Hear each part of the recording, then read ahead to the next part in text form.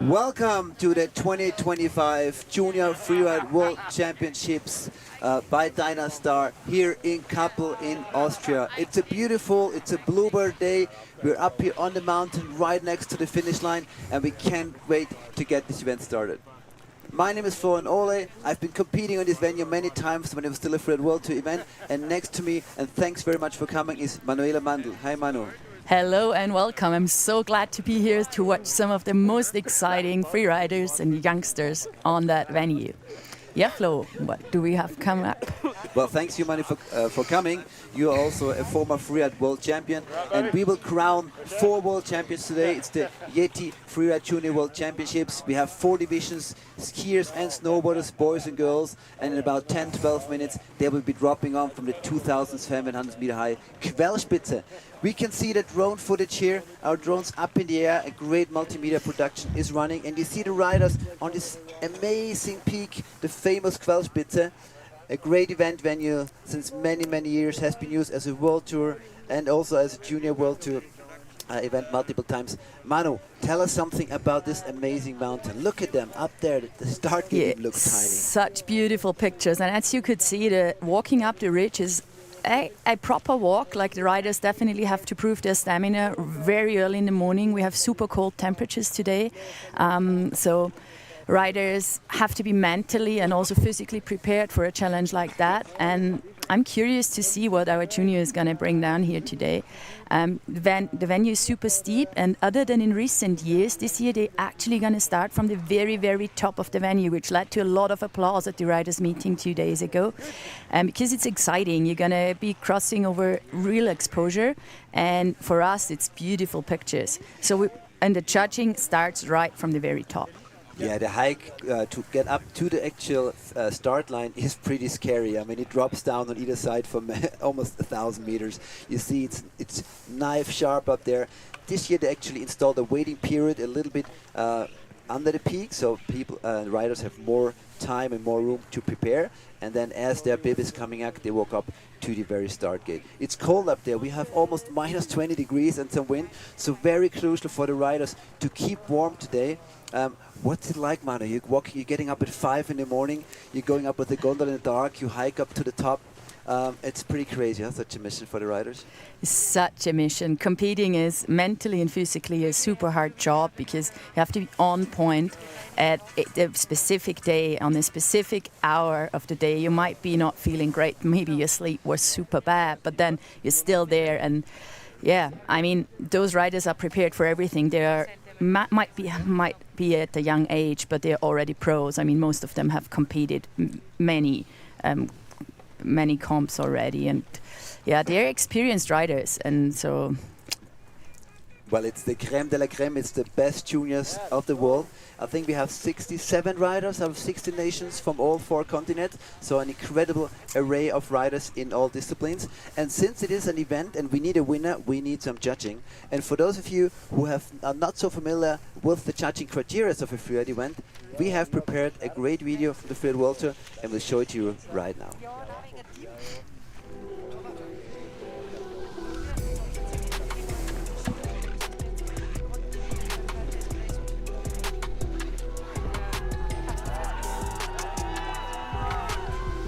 Hi, my name is Bertie Denevo. I'm one of the Freeride World Tour judges. We score riders from 0 to 100. When the rider leaves the gate, he has a score of 50, and then the score goes up or down depending on what we see. There are 5 judging criterion. The number 1 criterion is the choice of line. We'll judge whether the line was difficult or not and whether the athlete did the best out of his line choice. Then there's air and style. How big is the jump? How many are there? Were the tricks in the air? Was the rider in control in the air? How were the landings? The landings are part of the jump. Then there's fluidity. We judges are here to decide whether the athlete was really fast or kind of slow compared to how exposed or how difficult it is to ski. Then there's control.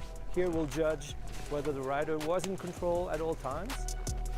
Then there's technique. For pros, we don't really judge their technique, but we might pick up some points if they side slip in a place where another rider was taking turns. The score, like a temperature, will go up and down so that we have a score in our heads when the rider crosses the finish line. Yeah, Manu, sometimes there are discussions about the judging, but I think now after about 25 years of development in the sport, it has reached a level, the judges have reached a level, and the judging system has reached a level where it's really trustworthy. It's super trustworthy, yeah, and it also accommodates every rider with their specific style. So on every given day, a more freestyle orientated line could win, but also a more free ride or more technical line can win, because we're fitting all those different criteria into that one score. Let's put this right onto the mountain of Quellspitze. The amazing thing about Quellspitze is that it has so many aspects, not only in difficulty and in the array of jumps that are up there, but in aspects going from southwest, southeast, to even east or northeast. How difficult is it for the riders to adapt their turns and their tricks to the different aspects of this phase? Yeah, Quellspitze is a super special phase in the sense that it's mostly having blind takeoffs. So the riders from the top can't really see where they are jumping to. Especially the shelf on the right is very hard to orientate because of that. But also, yeah, as you already mentioned, the snow conditions may vary. We also have a bit of cookies at the bottom, so gonna be crucial for the riders to really be very smart about their line choice and also take into account what starting number they have. And as we know, the Americans, all the riders from the United States of America, they are used in their competition to on-slope inspections. That means they can ride their venues the day before or the morning before the comp, check out the takeoffs, and then hit it with 100%. In Europe, we don't do that. There is no riding venue before the comp. Does it give a certain advantage to the European riders on this difficult venue compared to the American approach? I have a great trust in the American coaches that they prepare the riders really, really well for that event, as far as I heard the last couple of days. But yeah, it makes it very spicy for the riders, being up there in a kind of system which they might not be used to yet. And here we're at the starting list already. We're going to start with the Snowboard Men.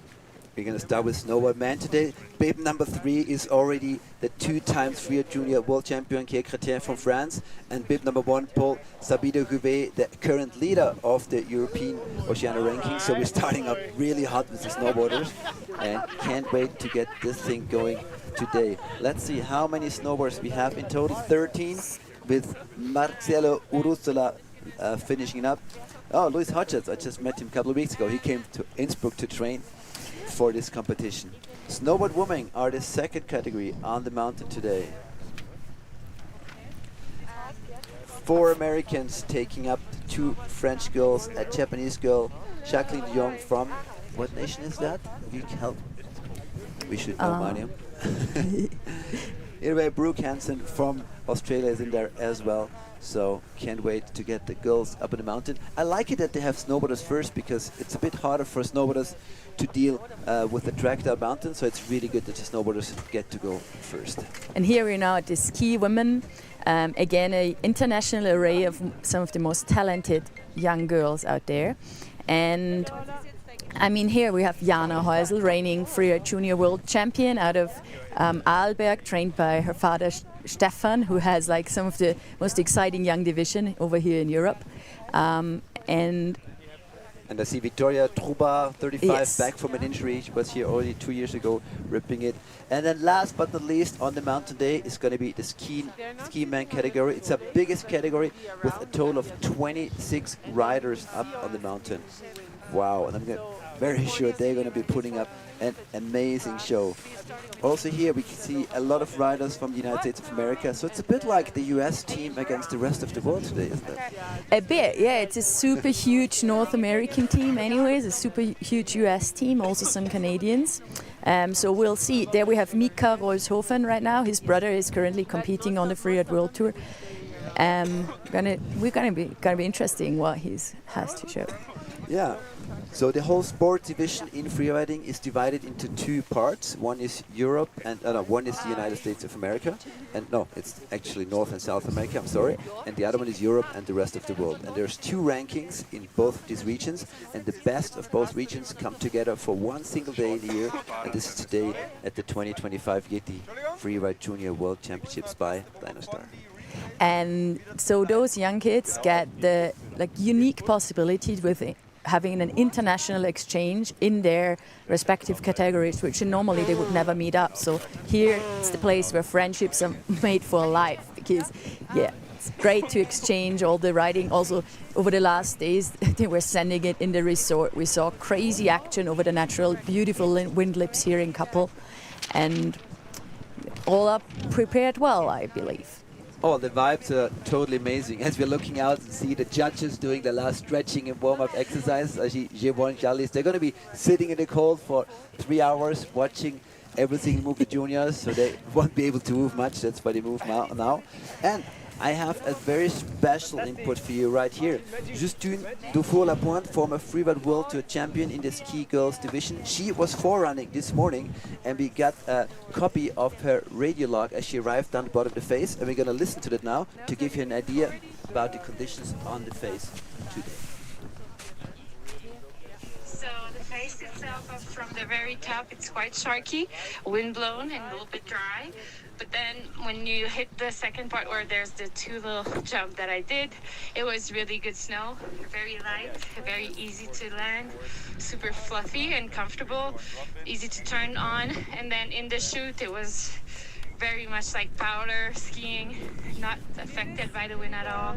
And it was few pockets where I'm more at the bottom, where I did my last couple turns on the face, where it was more like sun affected. You could feel the little crust. But overall, it's really easy, soft snow everywhere, easy to land, not compressing too much. It really holds you well, and overall, it's really good snow. So that's what we like, really good snow top to bottom, but it also showed that the different aspects and the different steepnesses in some parts make it difficult, so the riders definitely have to adapt from the very first turn, which is on the southwest facing aspect, till the lower steep part, which we call the Nar, which is almost due east facing, and I'm sure has very good powder in it today. Yeah, very good powder, although what we also heard, it's fluffy powder on top of a bit of a crust in places. So we might also see a change of the snow conditions from the first rider to the last. So it's going to be interesting as well how they are technically prepared to handle a bit more ridden out terrain as well. And what's really important, if you're watching the comp now and you wondering why you're not going to see any flips and spins, there is a rule in the juniors under 18 division that there is no freestyle moves allowed where the bindings are higher than the head. You want to explain us a little bit in detail why it's like that, Manu? Yeah, it's basically a decision made for the security of youngsters, because it can be very dangerous to get your head under your binding with multiple flips. Like most of the competitors up there are able to do backflips, but we've also seen triple backflips and double backflips during the trainings the last days. Still, for the safety of minors, it's forbidden to get their binding above their head. We're saving that up for when they're actually grown in the qualifiers and the World Tour. So just if you're wondering, but obviously they're allowed to do 7s and 360s and 540s and whatever they can think of, also off axis, as long as the binding is below their head.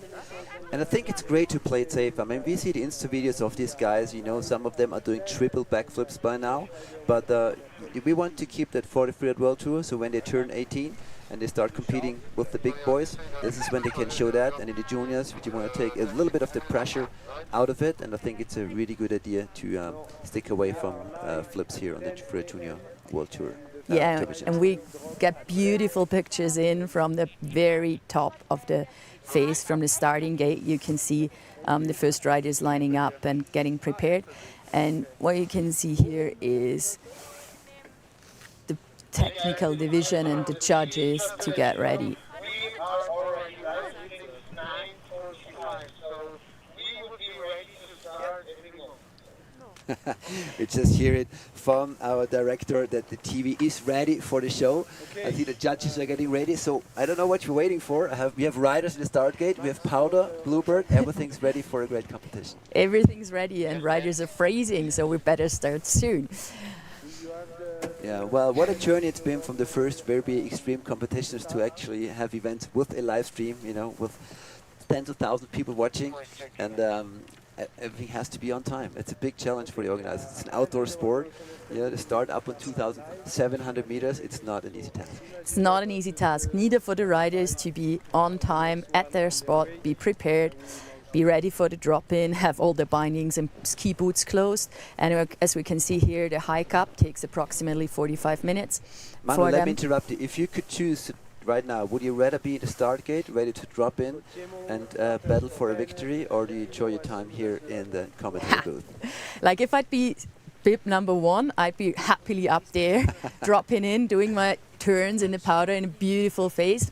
If I would be a later bib and still had to wait, I'd really prefer the commentary. Well, it's only 2 or 3 years since your last World Tour season, and you told me in the chairlift up this morning if the free riding would have been Olympic in 2026, you would have added those couple of extra years, but it looks like we're going to be Olympic 2030, so it's a bit too long, and there will be some other riders replacing you at these Olympics. Yeah, I'm hoping. I mean, I'm seeing the younger ones coming up, and it's just time for the next generation, and we have so much talent around, so I'm curious to see what they'll bring, and we already saw it in some, the riders were answering some questions before and to just tell us like what they are looking forward to, and we actually see them answering specifically that they very much look forward to be an Olympic athlete.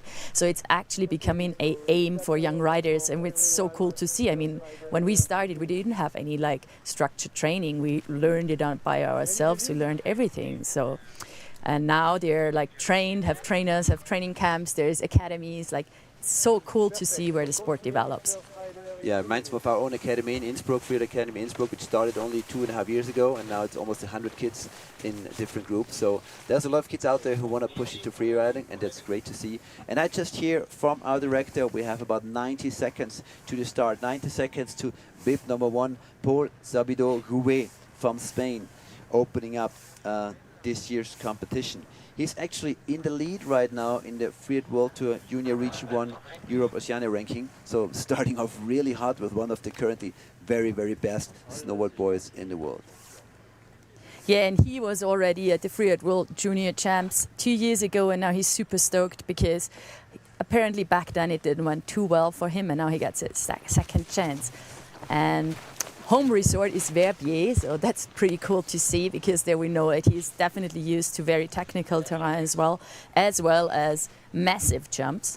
The Freeride Academy Verbier has a very long history and already developed some world champs, and now Hugo Serra has taken over the coaching of the snowboarders, and I saw a lot of great Insta footage. I think they're having good fun and they're really progressing very fast there. Which is very cool to see. Yeah, props out to Hugo Serra, former Freeride World Tour athlete, and one of the greatest coaches out there. Big man, almost 190, but still a super stylish rider. Yeah, and throwing some of the most beautiful backflips in the whole snowboarding world. So I was always impressive. jealous when I saw his backflips, yeah. So riders are up in the wind, on top, waiting to drop in.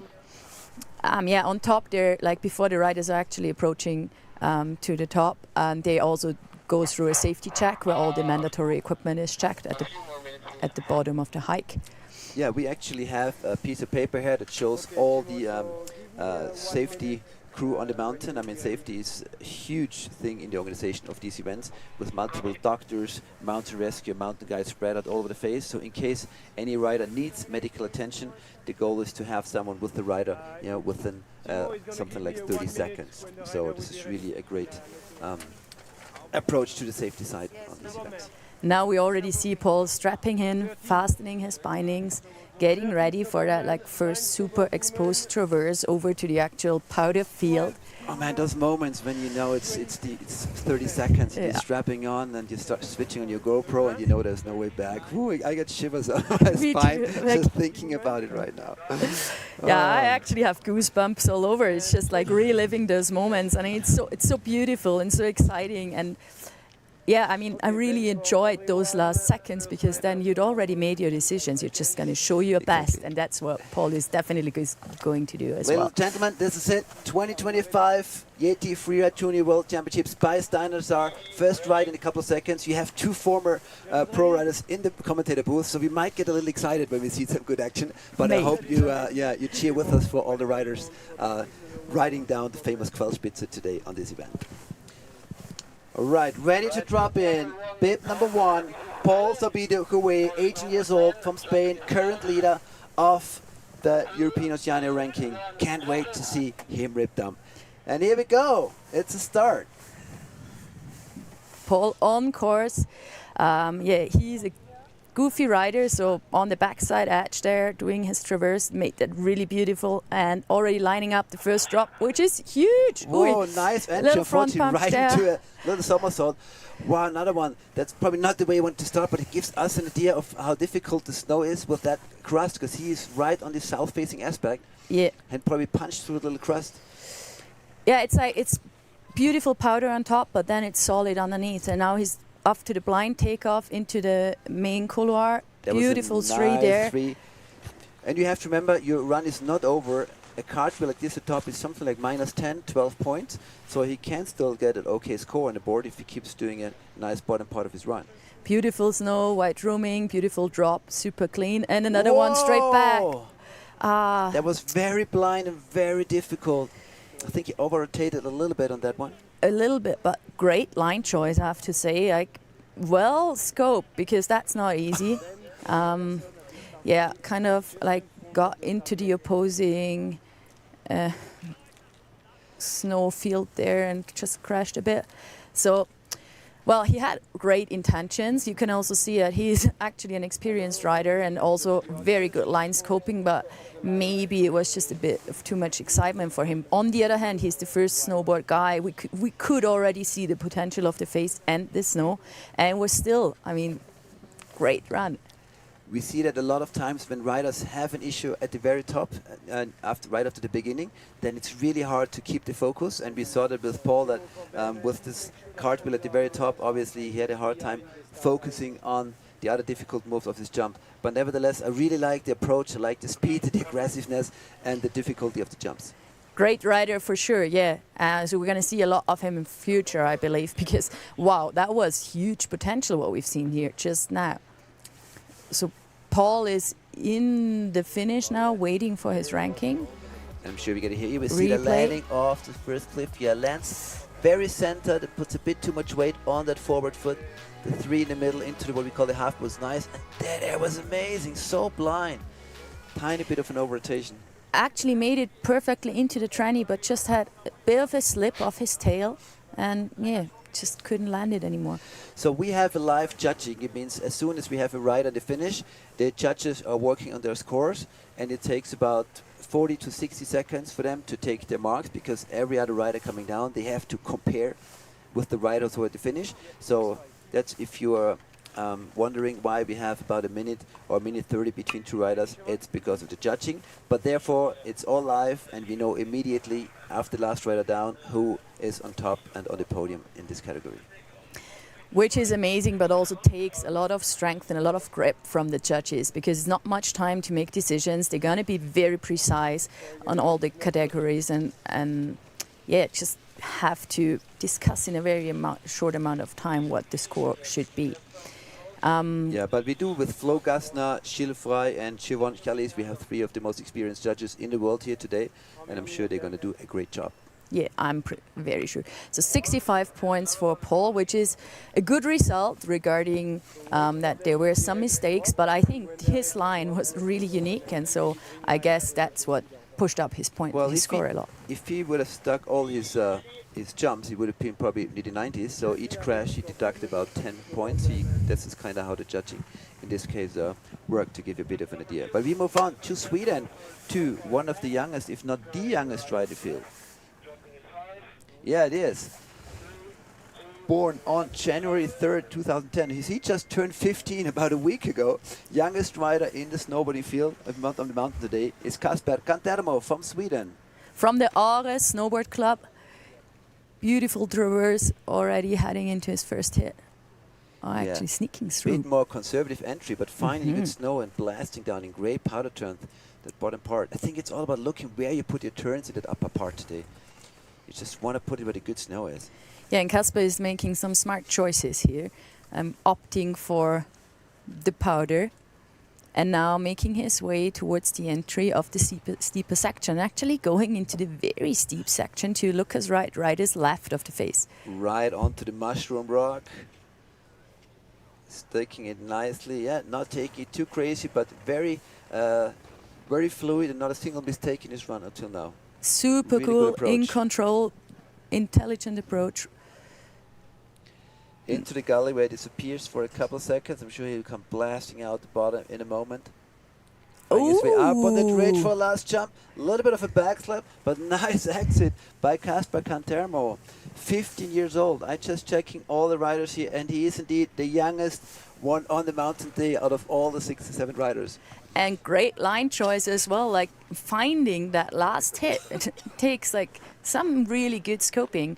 I'm amazed. I've hardly seen that before, like in the first 2 or 3 riders. Taking another little jump towards the finish line.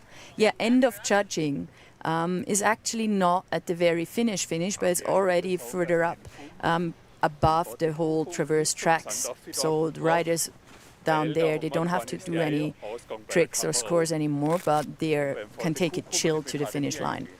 Yeah, the mountain patrol here in Kappl always does a great job in closing the actual mountain, but they can't really keep people from traversing under the face to those beautiful powder fields. It's just too tempting, and that's why the organization decided to not judge the last 200-300 meters towards the finish line. So as we are watching Kasper approach the finish line, the judges' heads are already smoking, looking for the right score for Kasper. So let's put this in perspective for the judging. For fluidity, he was really good. I think the line choice was fairly creative, if not too extreme.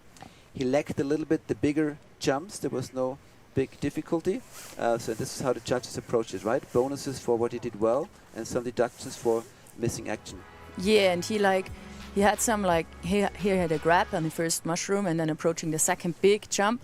It was actually solid in the air that then had a little back seat. So he gonna get some deductions for control, but still 71 points, beating his contestant by 1 point. And we are off to, We are off to bib number 3 up in the mountain in the start kit. We have Kea Chretien, a 2 times freeride junior world champion. Took the title last year, took it the year before. It's going to be his last time here before he'll be too old. Hoping to be competing on the freeride world tour with the big ones next year. But he has one more chance here to be the first ever triple freeride junior world champion in the world. Which is so amazing. Yeah. He has great ambitions as well, like going into mountaineering tour, aims to be a mountain guide actually. And is just full on into any outdoor sport. So I'm pretty sure we're going to see, however he's doing today, we're going to see some great things from him. Yeah, Kea comes from a great family, spending winters in Meribel and the summers in France with his family, a very nice family, very international crew. And yeah, we're stoked to see Kea ripping it up here on the Klauspitze. It's actually his 23rd freeride competition at his young age of 18 years, which is just showing how pro these young riders are already. It is, yeah. It's so amazing how they all train in the academies, in their clubs, and how they're being pushed by coaches. The sport is really on a great way, and we are on the way to be an Olympic sport. So yeah, that'll make it even more interesting in the years to come.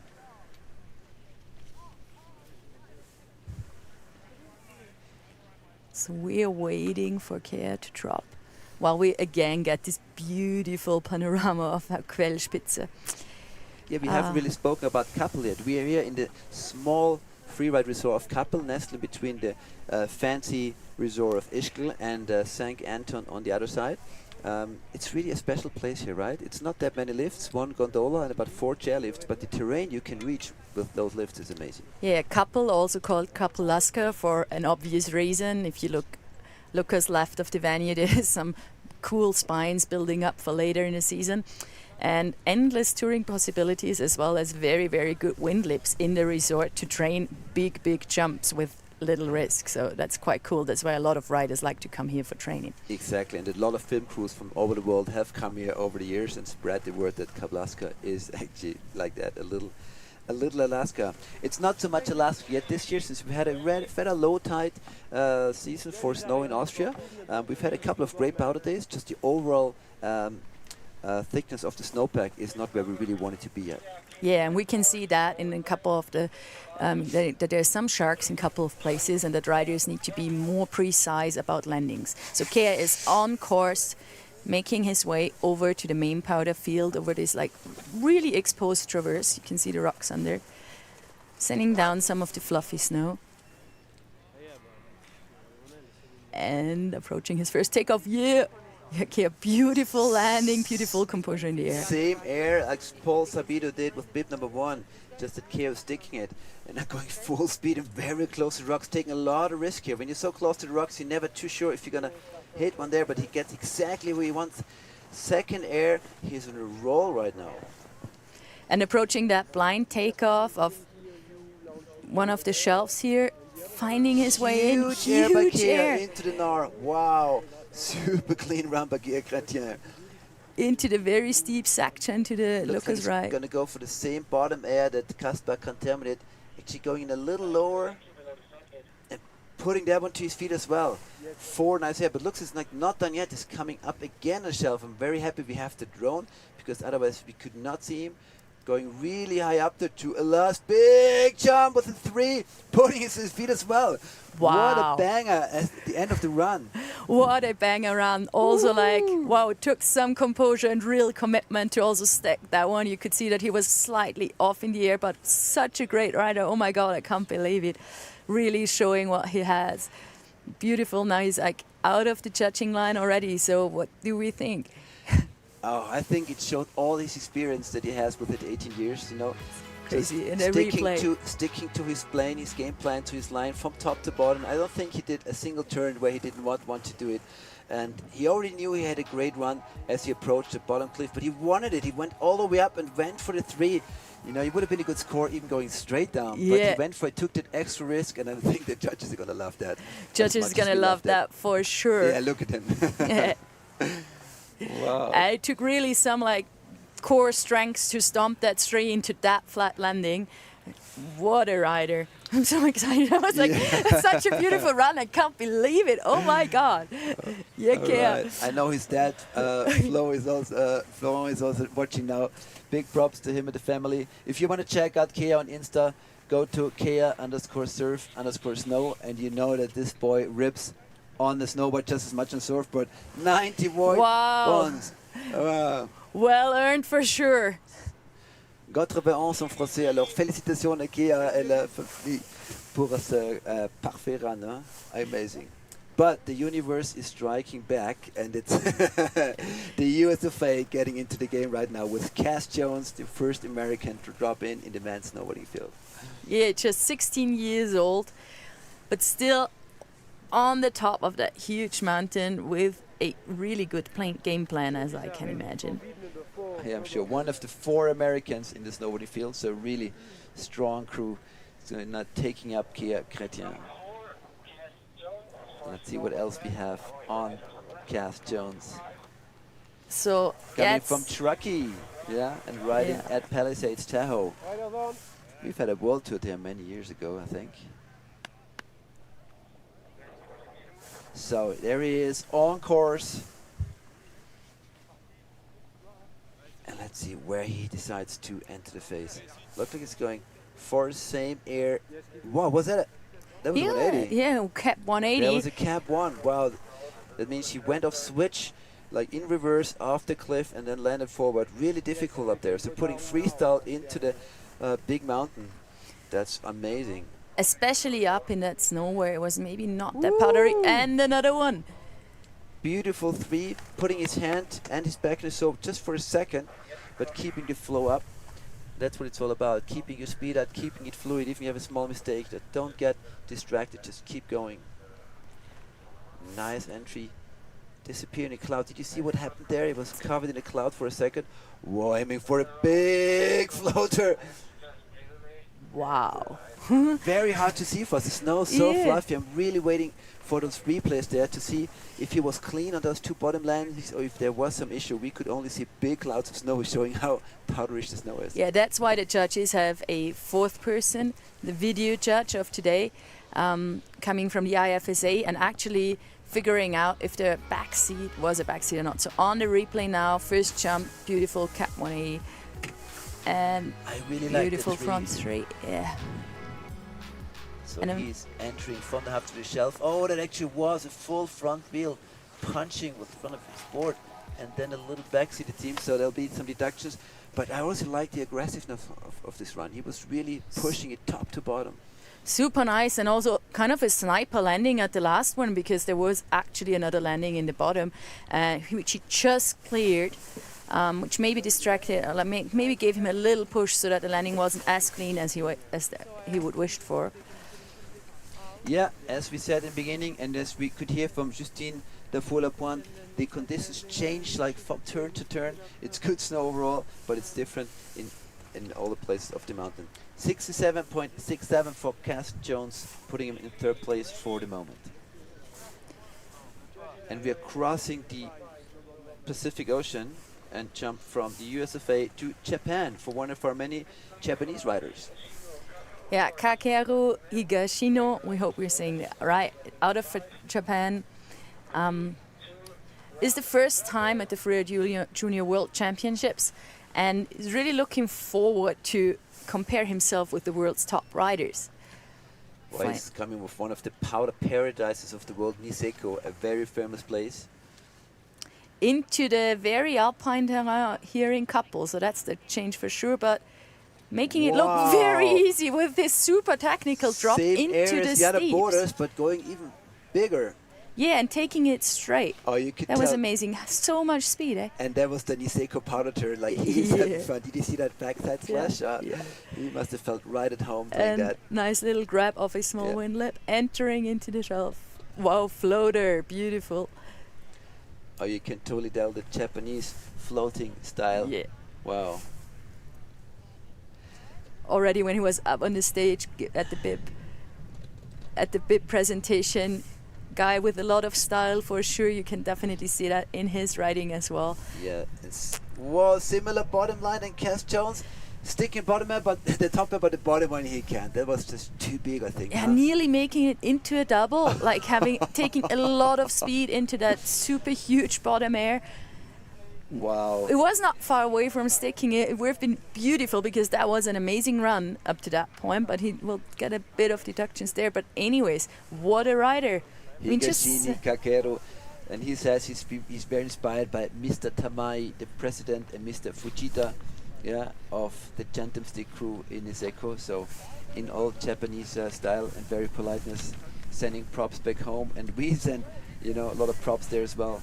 Awesome to send so great riders to the Junior Freeride World Championships. Wow, sticking that first turn nicely, and up to here everything was perfectly under control.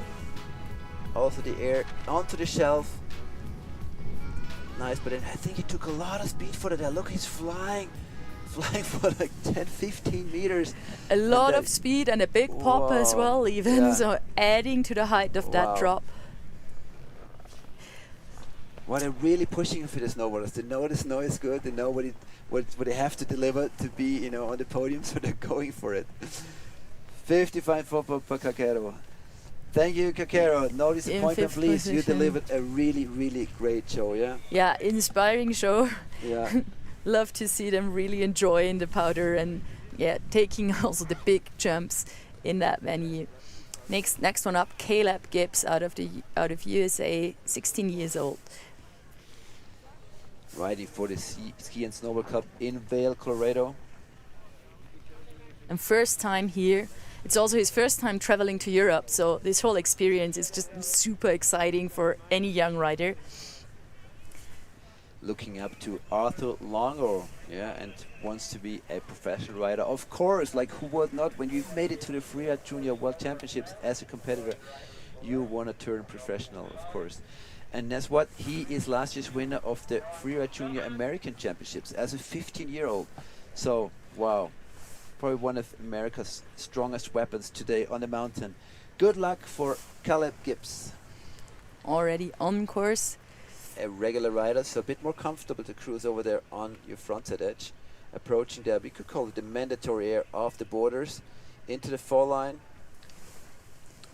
Took a little less speed, but anyway, stomped it really nicely. Yeah, the landing is obviously not getting better. So we got a new line. He's traversing over to the ridge. That's where Justine said, be careful. It might be a little crusty over there, but no problem for him. Collecting some extra points, avoiding some old avalanche debris, and now coming back over to the half pipe, where we're going to see some more amazing action. Really enjoying himself, taking all those speed in, already white-drummed himself as well. And with big, like, very quickly entering into that shelf couloir. I like it how they all enjoy their powder turn, especially on their backside. You know, you can tell that they're all comfortable when they're doing that. Finding the right takeoff for him. Smart speed control. Yeah, I think it's essential. The landing there is very short, so if you overshoot it, you're landing in the flat. Also going big! Whoa! Little bit too far. I think they know that there might be some rocks in the landing and trying to jump further out, but then they're landing in the flat and then it's super hard to actually stick it, despite having super strong legs. So same exit jump as Higashino Kakero before him, and also not quite able to stick it. But another great approach to the mountain as well. I'm amazed by the Snowboard Men's runs here right now. Let's watch the replays. Well done there. A little butt check stop, but then taking that one clean. I like that flow. That's probably the favorite moment for me of his run, showing all his confidence. And this is a big jump. We're going to see that a lot also hit by the skiers later on. It's a little easier for a skier to stick a jump that far because your feet are parallel compared to a snowboard, don't you reckon? Yeah, I mean, the snowboard is the luxury model of of winter sports equipment. We're always trying to somehow be in balance, while the board tries to keep us off, put us off balance, and our body rotation does that as well, because naturally you want to like move your upper body forward when you're scared, which is crucial to not do while you're on a snowboard, whereas skiers can just take it straight. But still, floating through the power with the snowboard is something I wouldn't want to miss. Caleb Gibbs getting into 5th place with 57.67 points.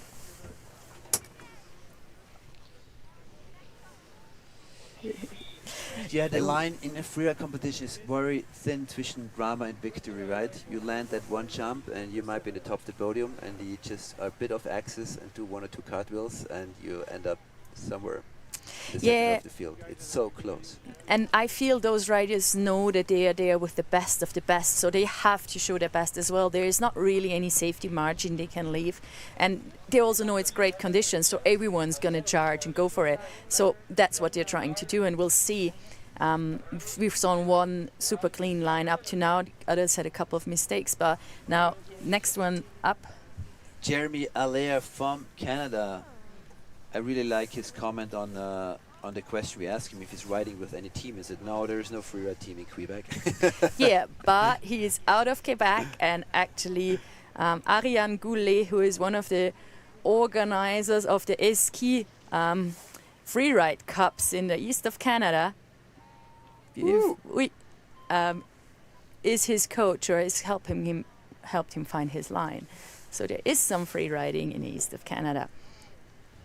Unfortunately, Jeremy had a bit of a butt check problem there at the landing, but making his way over, traversing to his entry into the steeps, where he's sure show more of his skills. He asked us to tell us that his heroes are Mark Cleveland, Mark McMorris, and Sébastien Touton. off the mushroom to low part of the face. Wow, look at the snow there. It's steep. It's not just steep, it's steep and deep. And on beautiful turns, and I feel that there might be some of the best snow from the whole valley venue for over sure. there. Actually, working his way through, even getting stuck in that deep pow over there, I feel like it might be just too much snow actually. Yeah, it looks like it's the day where you want to take one of your longer or larger snowboards with a bit of a powder nose. But then Yeah. all those kids, they're so well in freestyle, they almost ride twin tips, so they can just ride switch and land switch whenever they want to. That's true. So they kind of have to find a good compromise between a super long freeride snowboard, which might be very stiff and directional and not so easy to ride switch, and a freestyle snowboard.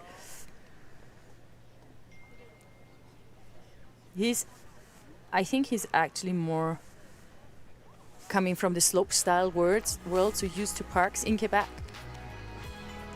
Looks like he maybe hit a little rock in the takeoff there. Yeah, he definitely was off axis right after takeoff, so that was That's definitely a unfortunate. problem at this first jump.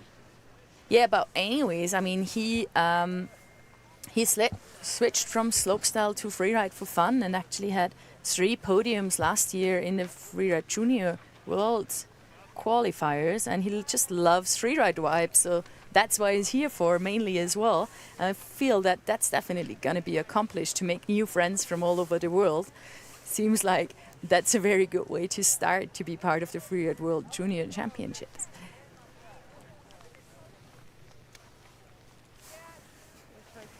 Curious what's his score going to be now.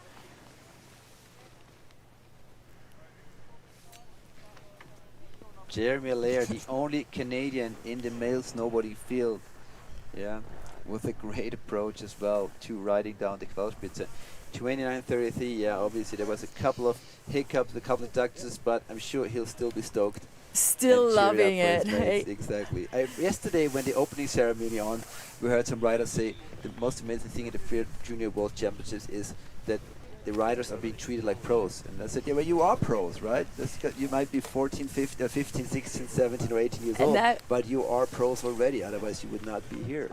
That's true. And now our first pro rider from New Zealand, which is always a very special, very loved crew of people, have him over here in Europe.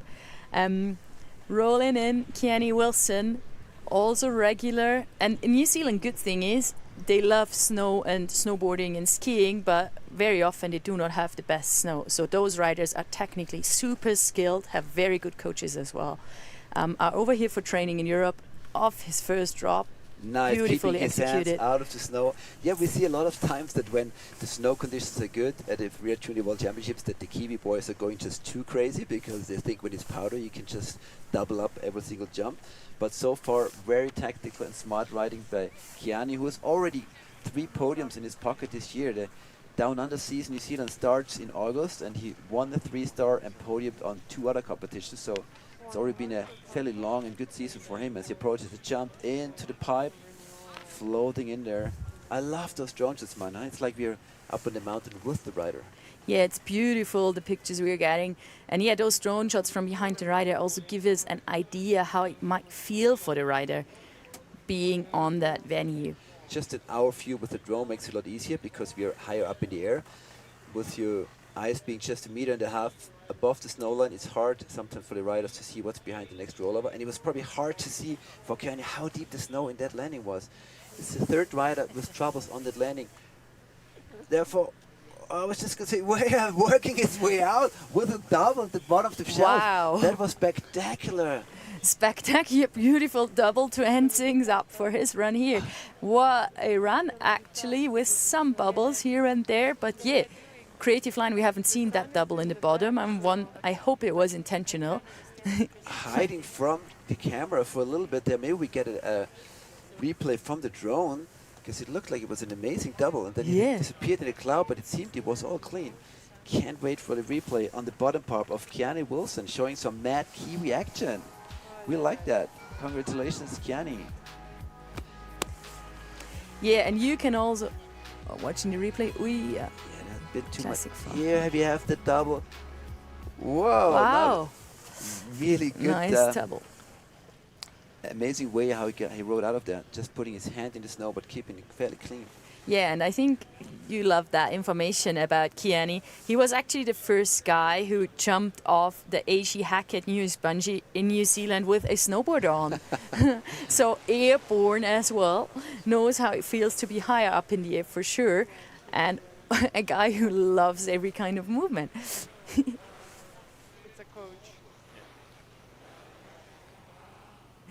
Yeah, Kea here waiting for his score. He's in good spirit. That's what we like to see also, yeah. New Zealand Junior Tour. It's always cool because I feel that the gang from New Zealand is coming over to Europe as an actual crew. They know each other very well. They are very well organized. They spent their seasons over here just for the conditions they actually have at home and for the infrastructure available in New Zealand. Is like an amazing amount of great riders coming out. The passion these riders have is really amazing, and you can thank Dion Newport enough, former Freeride World Tour judge, who's doing a lot for the development of the sport. He's here as a coach, and the team is, as you say, one of the tight-knit teams here in the mountain. But you have to say that to some extent for all nations. When you were here in Kappl the last days and you see all those groups of riders hitting jumps and doing lines, the Canadians here, the Americans there, the Kiwis there, everyone's cheering for everyone. It is truly amazing. Not just during these couple of hours of the competition, but the whole event week is probably one of the best weeks for them in the winter, if not in their life yet. Yeah, and that's how it's supposed to be. I mean, competing should be fun. It shouldn't be just about the run, but also about everything around. It should be around getting to know each other and just evolving as a person as well, and just getting part of a bit of a freeride world and bubble, which has connections all over the world. And judges really doing a great job and taking it very, very serious. Yeah, I think they have been spot on with the points they gave so far. That's a tricky one right now with Kea because he had a great one, but then he also had a full cartwheel at the landing of his second to last jump. So that's the hardest decisions for the judges, like how much do we have to deduct for that to make it fair compared to the others? That's what the toughest decisions come up for the judges. Which is why they just need a couple of seconds to make a proper decision. Yeah. Yeah, Kea looks nice. 61 for Kea for the first Kiwi on the face. Putting himself into the 5th position right now with the Snowboard Men category. Let's see what the next rider is gonna. The next rider is a very interesting one. Tyler Thompson from Reno in the US. He moved, he's 18 by now, but he was a surfer boy from Southern California and moved up to the mountains when he was 13 years old and just immediately fell in love with snowboarding. And now all he wants to do is run a snowboard career. He wants to make the Freeride World Tour, he wants to win the title in Freeride, and he wants to win the first gold medal for the USA in Freeride at the Winter Olympics in 2030. So very ambitious words. Wow, Tyler. That's ambitions, we like to hear that. Yeah. You can also find him on Instagram and the name Tyler Thompson with an underscore in between. Might be interesting to follow this guy. Look, it sounds like a very exciting life, actually. I mean, and he comes from the Lake Tahoe area, and I think some of the world's best freeriders, or many of the world's best freeriders, have emerged from there. Yeah, Tanner Hall, a legend by himself, one of them. See, Johnson was one of them, and many, many more. Yeah, and some snowboarders as well, like who else from up there? Ralph Buckstrom, Kevin Jones, you know. Jeremy Jones. Kevin Jones, I'm not sure where he's from. Jeremy, for sure, from that area. Just one of the most amazing breeding grounds for freeriders in the world. Babe number 9, Tyler Thompson, and he's waiting for this countdown. You know, the 3, 2, 1, go. Yeah. Strapped in. It's Got really, the last pats on it's the back. a really a new vibe up on the top of Bergspitze. I remember in the past years there were up to 20 riders up there. It was really tight and maybe even dangerous, so it's a bit more quiet. Maybe it's good for the riders who can get a bit more, you know, peacefulness and can focus on those last seconds before they drop in. Also a regular rider, so good for him being able to tackle that first traverse on his front edge. Taking a slightly different approach here at the first little jump, but taking a lot of speed along, while he just basically goes vertically down that face in a full line. Here comes the air into the pipe. Nice floaty air put into his feet. Oh, and then got stuck and puts in a cartwheel. A lot of those front rolls today by the snowboarders because of this deep snow, I suppose. Yeah, and also he had a bit of a different direction, jumping more riders right into the opposing angle of the slope, which made it a bit more difficult to land. But now finding his entry onto the second shelf with a little jump and whoa, with 3 and putting it into his feet. Wow! That was an amazing action Tyler, jump. oh my God. Congratulations, Tyler Thompson. What a sick air. One of the moments of the day so far for sure for in the sure. main snowboarding field. I'm not sure if that was in the judging line, what he did there. Was it white rooming himself on purpose, or was that a little caught? Did his nose get caught? But wow! Oh, now he's going to be really angry at himself for putting that cartwheel in the middle part, because that bottom air was amazing. Yeah, solid up there.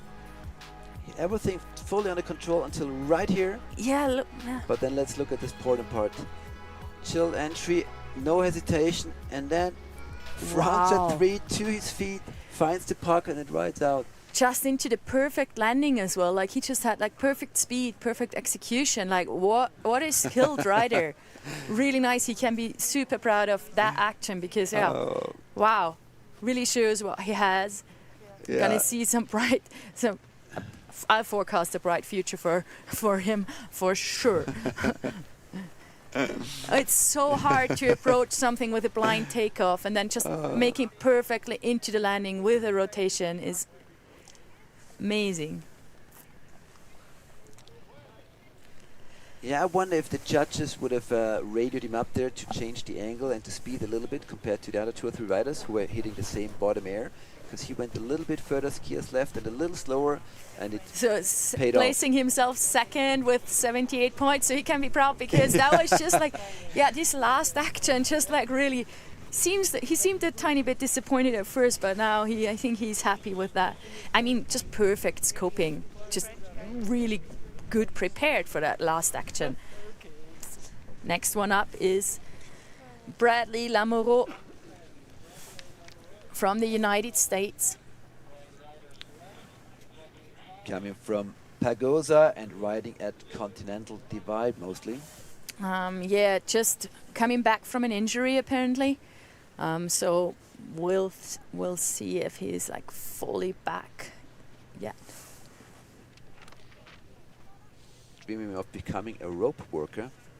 Wonder if that's the same as an industrial worker in Europe. Beautiful first air off that shelf. Really aggressive, putting a lot of turns at full speed into the top part. I'm sure the judge is going to give some extra reward. He's looking very comfortable. Sort of a little pop over the avalanche chunks.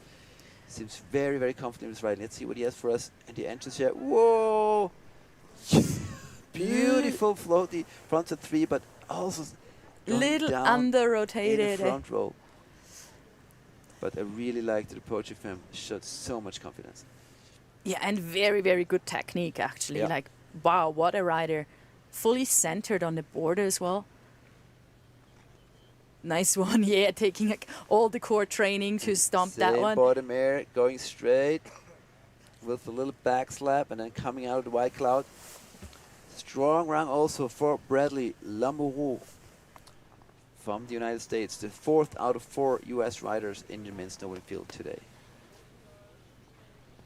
Yeah, seeing these beautiful pics. He's now enjoying the last powder turns of his run before, now he's already in the tracked part. Ladies and gentlemen, this is the 2025 YETI Freeride Junior World Championships by Dynastar.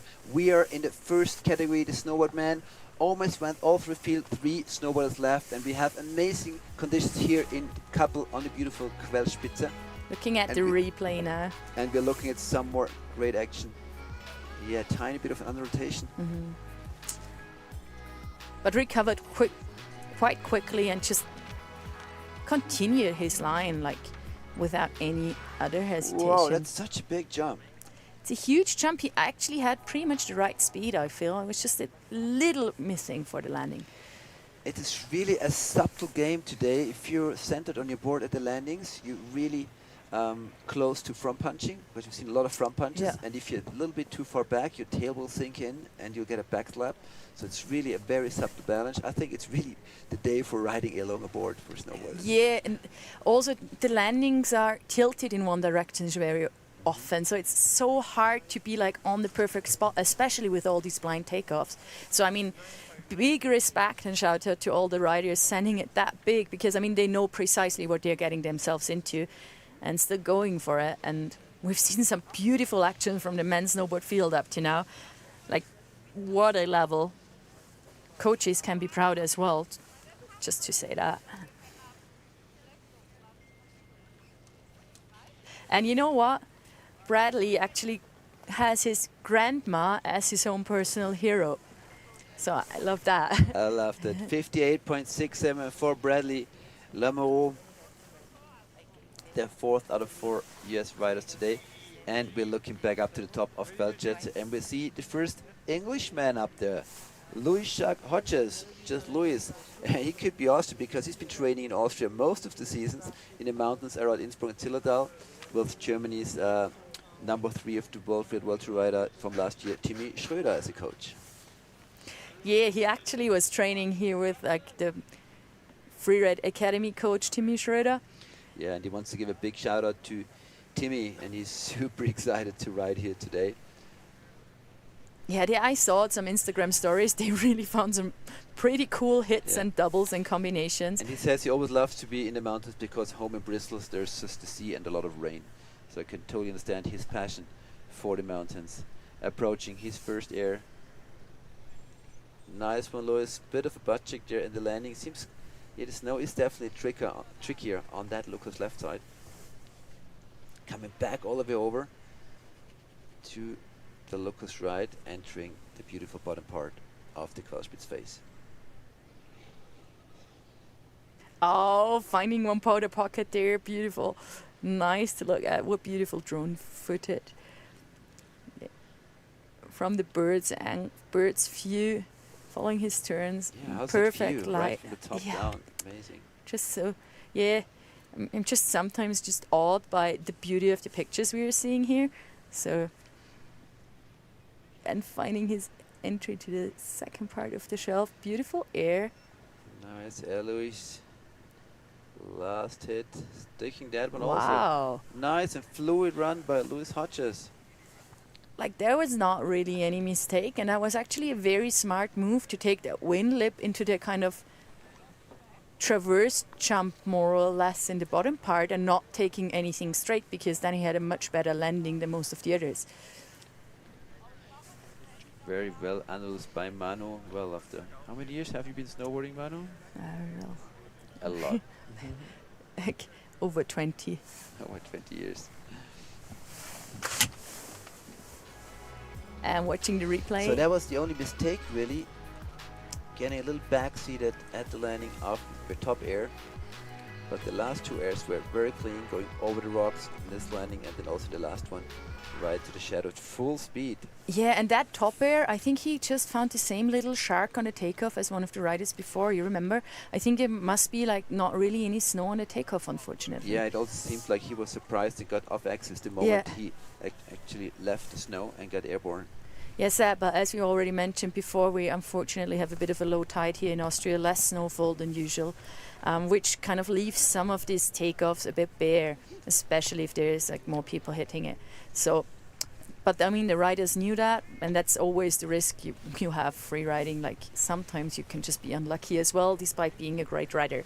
But anyway, the run was very well executed in the bottom part. And curious for the score now.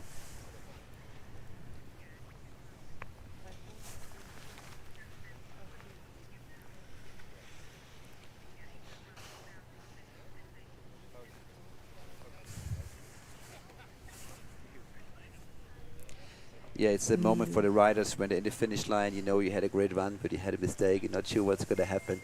You're still amped up. Your pulse is still up at 180, and you're waiting for the score. So many special moments in the riders' here in the kids' life from top to bottom.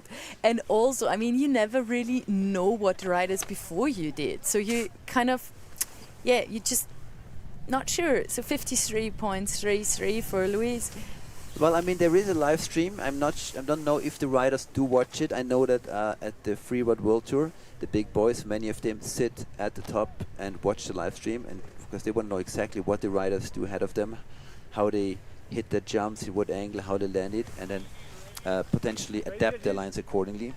But I don't think it's always a good idea. Sometimes you just want to focus on your thing, and I hope that's what Theodor Zalen is doing.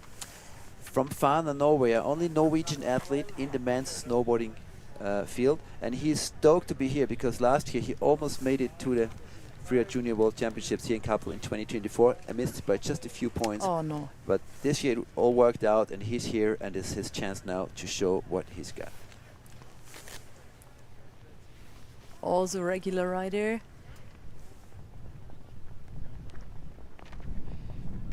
Doesn't have a particular snowboard team, but he goes to Foss Sports Gymnasium where he trains a lot with riders from with sportsmen from other disciplines. And you could just see that because that upper jump was really well done, like just the right speed.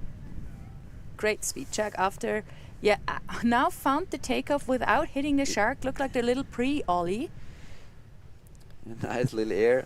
Giving up for Elna Zoviknes and Brimog Tinda, two of his heroes from back home who helped him to get where he is today. I really liked it when the riders, give us the names of their heroes, and we happily, give them the props which they deserve.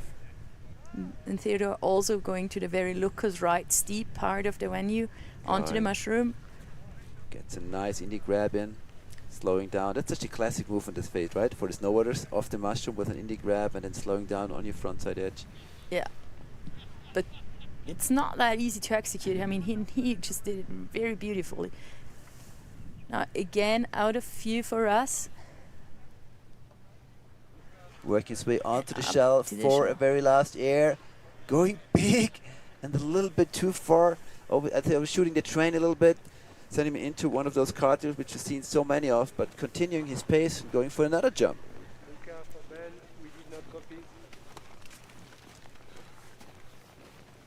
Wow, putting that one to his feet clean. Nice Without one. any speed, just landing it anyways. It's commitment now. He unfortunately caught the edge and he's still inside the judging. That definitely hurts. Line, yeah. It's always very, as a rider, like at the end of the run, it's so hard to still stay focused because you're kind of somehow done, but then you tend to lose some like strength in a way, and when you then do a mistake, it costs you a lot because if you have no action to actually like gain your bonus points, the mistake is just deducted from your points. So it's can be very painful. It can be very painful. Let's check out the highlights of Theodor's run. Really beautiful entry air. The second one we didn't see the mushroom. Everything was still perfectly fine to that point. And then this is where the trouble kind of starts. Gets big back seated and then the cartwheel, but makes up for it on this landing. Strong legs strong by legs. Theodor on the very first air. And again, beautiful drone pictures there, actually showing us what was going on. Yeah, giving it up for Norway. Also long drive here. I think I met his mom yesterday, and she said it's so beautiful to see her son like really charging, but it was a long drive coming here, so I hope she made her way up to today. In the background you can hear the voice of Kai Unterreiner. Has been commentator of the Austrian freeride competitions for, I don't know how long, 15 years, probably more. That's why they call him the voice of freeriding in Austria. Thank you, Kai, for so many years of passion. And spending so many hours in the cold, keeping the vibe in the Finnish and public areas up. And Theodor now waiting for the score for the judges. It gets harder and harder because there have been a lot of great runs with like some mistakes in though. And so you're like, now how you're going to place them? You have to like really weigh up like what was counting more, what was counting less. It's always easier if you have like super clean runs or very or runs where there's not really anything happening to take the field apart. But now True. we have seen a lot of very good runs with like some small mistakes, which makes it hard to put them in the right order. And we want to be accurate because it's a super important event. Also for the future of those riders. So we're waiting for the score before we're coming to our last Snowboard Man. In the Snowboard Men wasn't on the start list, but he's an invited rider. Just something went wrong with his payment. I don't know. I'm not able to check right now because I'm on the mountain. Just if you can check what the situation is, and then I told him if it's a waiting payment. Theodor Zdalan from Norway, our second to last rider. Yeah. Like next rider, number 13, will be our last Snowboard Man on the mountain. 73.67 for Theodor, puts him in third place on the podium. Wow, he's going to be anxiously looking now up the mountain to Marcelo Urusula, because that will be the only one who can push him off the podium. That'll be some of the most nerve-wracking moments now in the life of Theodor Zdalan coming up. Wow, I think he was really, really happy with his score. Actually made up for his mistakes during his run, so that was really cool to see. And now Marcelo. Bienvenido a toda la gente de España. Un rider más a la montaña de Quellspitze hoy en esta división der Snowboard Niños. Marcelo Urusula from Viella in Spain, training with the CIEI freestyle team, and he's also a border cross rider and even went to the Youth Olympic Games in Gangwon in 2024. So a very versatile rider, has the freestyle skill, has the border cross skills. It reminds me a bit of Xavier Delarue, who was similar. He would jump 720s and still be a border cross world champion. Yeah, border cross definitely good way to start, because you're getting very good technique and super strong turns, which are the base for everything else. And we can see he's not actually having any problem navigating that a bit tracked out upper section. Good turns there. No, took it a little easier than some other riders at the very top, but therefore without a single mistake. And we see the score. Kea Chretien, 2 times world champion winner here, is in the lead with 91 points. And to make the podium, it's 73.67. That's Theodor Zdalan. So Nice far, 50. he's on a good way. Marcelo, no mistakes in his run, keeping it very fluid and entering a new zone now. Going to the shelf in this little channel. Beautiful. We're gonna have a 2 minutes break. You can tell he has a game plan and sticking to it. I'm super excited to see what he's planned for us at bottom. Going for one of the most narrow channels in the face. Look at it. Has to make a decision there now soon. Yeah, a lot of slough. It's not easy. So he's not seeing any rocks or anything in front of him now. He's starting to point it and riding out of it. Riding out of it, also not making any mistakes. Beautiful powder turn at the bottom. Amazing line choice by Marcelo Urusula. This very tight channel. We've not seen a lot of people riding this over the years. That was really spectacular. He had to slow down a little bit, but I still really liked it, like true freeride spirit. Yeah, crazy that he dares to actually go into that much of a tight channel, knowing that there's such a rather small base of snow available right now, which is easily also being pushed out away from those and rocks. it looked like his snowboard did just fit in there. I think my snowboard would for sure have gotten stuck. Let's check that replay. So top part, he decides to play it a little smaller, but therefore puts it to his feet, keeps it super fluid in the middle part, nice floaty air with a bit of shifty. And then look at this, super gnarly, all the slough coming down, stealing his visibility, but he keeps it fluid, he never stops, and actually stomps his exit there. Wow, actually, that's gonna be a tough execution, one. Very, very smart execution, because I mean that takes a lot of discipline to be in a channel like that and not point your board straight, which maybe would have led to him bombing into that very flat landing. So, yeah, interesting. Great analysis, Manu, and I'm sure the judges are thinking kind of the same. Yeah, because it's hard to judge something like that, because you could also say, well, it's a bit too much hesitation, but maybe with that landing. You know, the line choice and speed choice is always according to where you are. If you're in the steepest part of the face or in a couloir like this, obviously you cannot ride as fast as on the open face. So it's really hard for the judges to compare what counts more today. Actually, his home resort is Peizerat, where we'll see the Freeride World Tour going down during the next week, I believe. Yeah, they made the riders go a little bit earlier to Peizerat, so I think we'll have an early start for the field welter. Might already happen in the next few days. And they had some great snow conditions down there this year, so and some really amazing terrain to train on. Actually, like super alpine and quite pointy takeoffs and everything. I really like the design of Marcelo's board there. Yeah. Those blue stars, really beautiful. So we have 3 riders on the podium now, but we had a great bump by Marcelo Urusula, who's definitely pushing for the podium. It was super interesting to see. Oh, actually, it's 12th place for Marcelo, not challenging the podium, and it means we do have a winner. And we do not just have a winner, we do have a triple World Freeride Junior World Champion. So Kea Chretien does it again. This is bit number Congrats. 13. It can't be pushed from the top of the podium anymore. And this is really amazing. The first time the world sees a triple Junior Freeride World Champion. Congratulations, Kea Chretien. How amazing was that? Tyler Thompson taking it for the US, second place with 78 points. And Theodor Salan for Scandinavia, for Norway on the third place. Really just a couple of points ahead, Kasper Kaltermo. And then another American, Cass Jones, on 5th place. Wow, what an event. yeah, and overall, really amazing riding. I'm a bit exhausted because it was so exciting to watch because all like the riders were pushing it hard, but then it was always very often a little mistake. But what a great podium. I'm so happy for those guys. Yeah, and Kea, shout out to you, man. Very much looking forward to what you're going to present the Congratulations, next big years. round of applause from us here in the commentators booth. It was awesome to watch, and wow, really great performance by the snowboarding boys here today. We realized the conditions are not as easy as they look, with a really punchy snow, deeper than thought at some parts. Not make it easy for the snowboarders, but these 3 boys made it look easy and put up an amazing show. It's definitely beautiful pictures we're gonna see. They're all so happy for them. Well earned, guys. Very much looking forward to see more.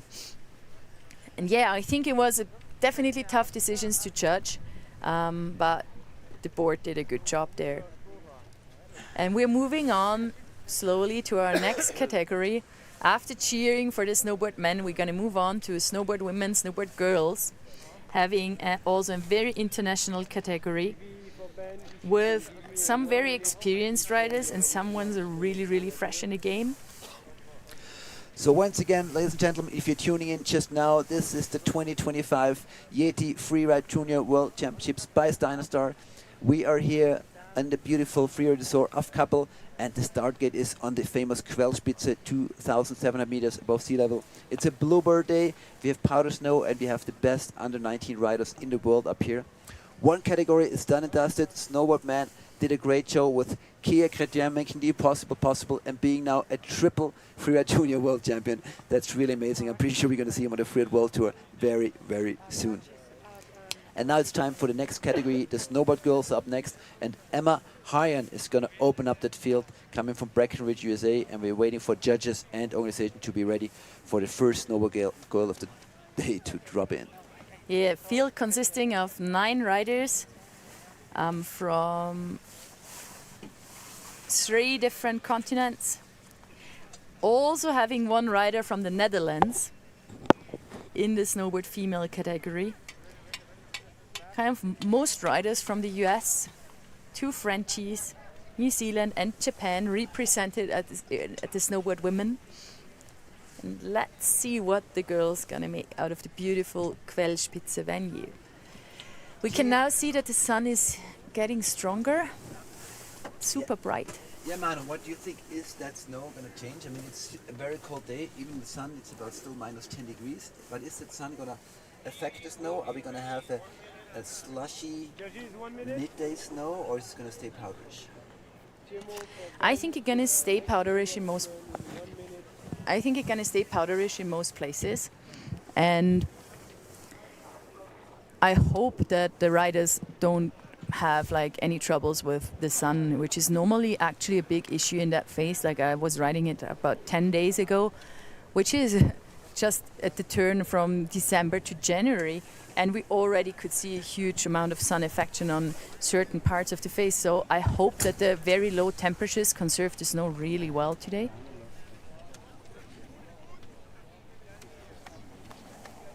And yeah, So looking at the start list of the snowboard women, we can see Eleonore Ancenet from France, who was second here last year, I believe. Yeah, and Tegan Ryler-Turner was bid number 3, is last year's winner. So some of the top girls came back still hungry for more, but we opened it up with a triple American package led by Emma Hyatt.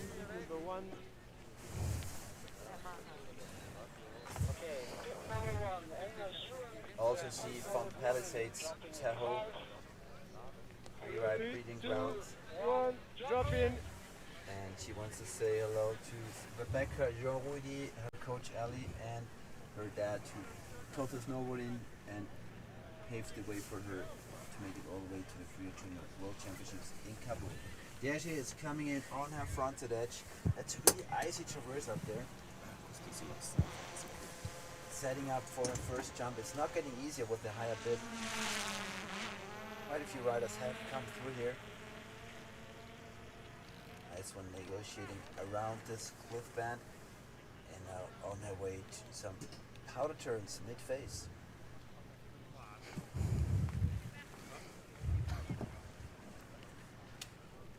Yeah, you can see that there's some tracks in the venue already, and you can also see that there's a bit of a harder layer below the pow. She's now on her backside edge trying to make beautiful turns, but it's not such an easy job. Now you really have to play it smarter. You have to look ahead as a snowboarder and put your turns where there's not a little tracks, because for skier it does not matter as much.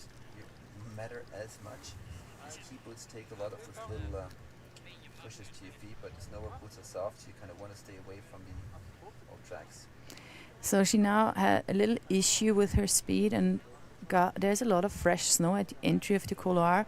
So now it's about the rider's flexibility. Will she change her line or stick to the originals?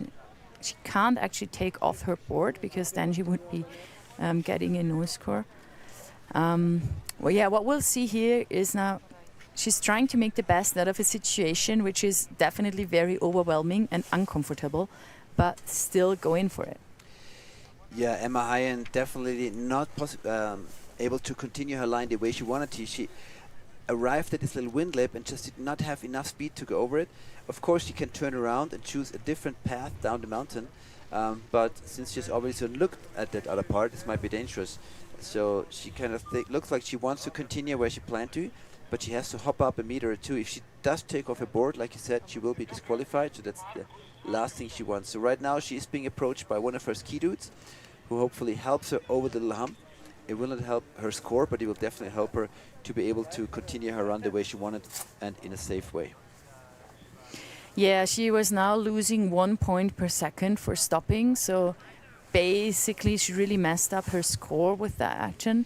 But that was also really, really unfortunate, and you can see that all the fresh snow is in that little bit of wind lip, and it's super soft. But I really like her decision, because she could have just turned around and said, well, I'm going down the other side of the mountain. But if you have not looked at that other side, there are some rock shelves that, you know, can be really dangerous. So I think it was a good decision by her deciding to stick to her initial plan. Yeah, a very professional and very profound decision, which she took to just stick to her line despite that little technical problem there. So Emma, now at least go down to and show us what you got. Some more beautiful turns in the beautiful snow.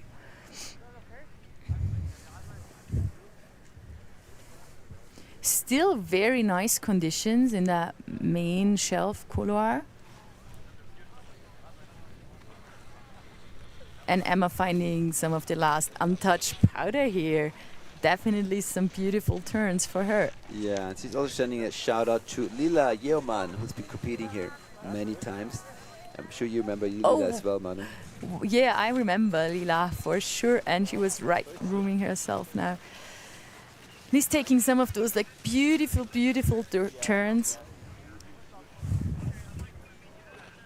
for approaching the traverse tracks.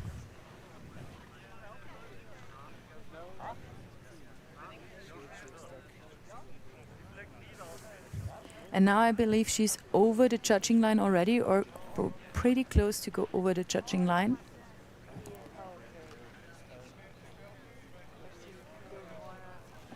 And now can relax to move to the finish line.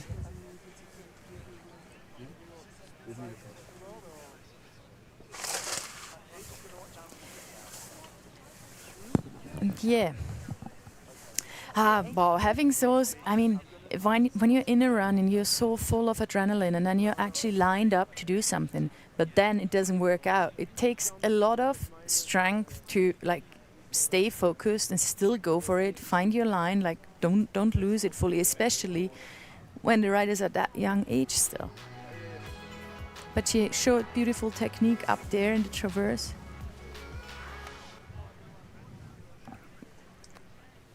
Going over the rocks with a little hesitation. And then some very beautiful turns at the bottom. Probably not how she imagined her run. But anyways, whatever you do is practice and gonna lead to better results in future. And most of it important is that she has a very good time here, enjoying herself. And I think that's what she did. Yeah, that is true. So we see the super low score affected by the second. She was actually stopping, which was a lot of seconds, and so yeah. So next rider up, Giulia Bolini or Bolini. Always hard to find the right pronunciation with so many young up-and-coming riders.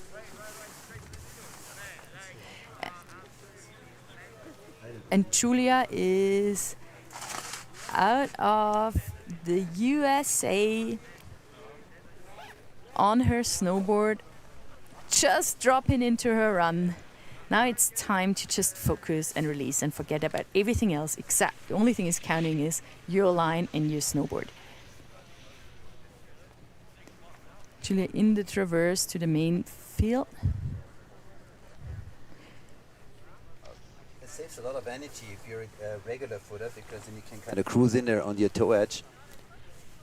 Yeah, it saves a lot of energy when you're a regular footer, because then you can cruise into your toe edge. And on a heel edge, that traverse is scary. Also, Giulia making her... She goes pretty far over to look at left side passing our safety team. That's where our doctor, 2 mountain rescue and some mountain guides are there in case there's any safety issues. She decided to do not take the drop. She might have seen some of the sharks on the takeoff. That's very interesting for the judges, because it's not a problem if you do a big traverse during your run, if it is for a reason, if you have a nice jump or a special feature coming up. But obviously if you do a long traverse and then just turn and traverse back and it was not really for anything special, then the judges might really do deduct some points. And it's her first time at the Freeride World Junior Championships, and now getting herself into the very steep zone, riders left, lookers right. It's such a change. You're in the sun up there, like in a 15-20 degrees slope, and then all of a sudden it drops down to 40 plus. The snow changes, it gets a lot darker, all that shadow on the side. Big change in the ride during the run. She makes some smart choices there, just sticking to what she feels comfortable with. Finding this very nice couloir down actually, with beautiful snow. And now in between the sharks over some rock exposure. Looks like she's not 100% sure which exit she should take, if she should go over the rock or out through the open field. Figuring out things on the run. It looks like she made it out.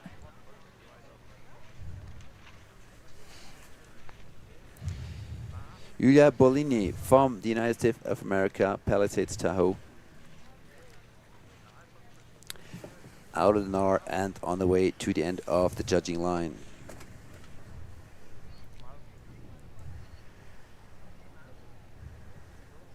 How many times have you competed on this venue, Manu? I'm sure you've done a couple of events there. Nah, I've never competed on this venue. No.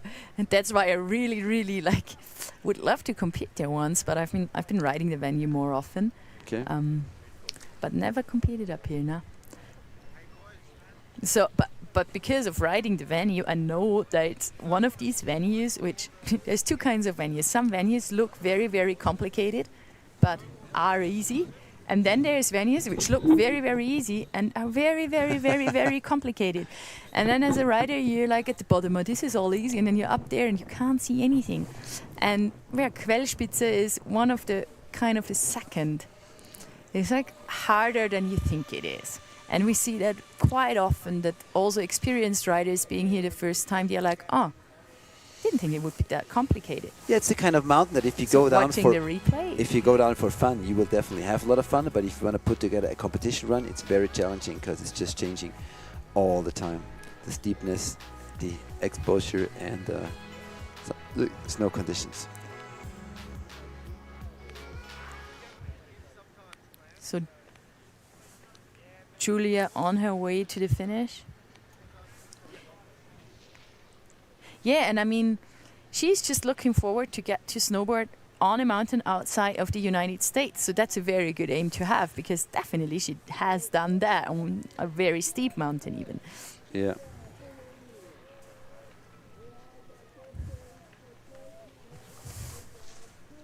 Yay, made it to finish line, perfect. She's relieved and she can be proud of her because she found her way down like she imagined. 55-33 the score for Giulia Bellini, the second of 3 Americans in the girls snowboarding field. And the third American is already up in the start gate, and that's a special one, Manu. Yeah, it's Tegan Riley Turner, and she's the winner of last year's YETI Freeride World Junior Championships, a reigning junior world champion, age 17. And gonna show us her skills here. She's getting ready.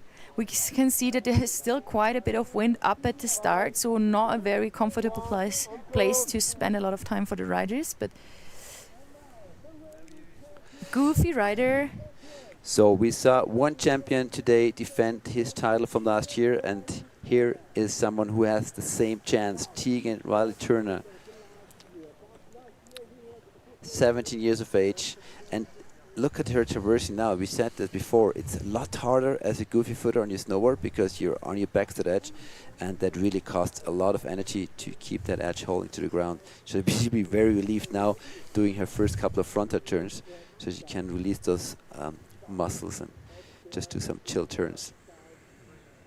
Yeah, we see that on the upper part of the venue. The powder is kind of being pushed away, and there's this hard layer below to ride on.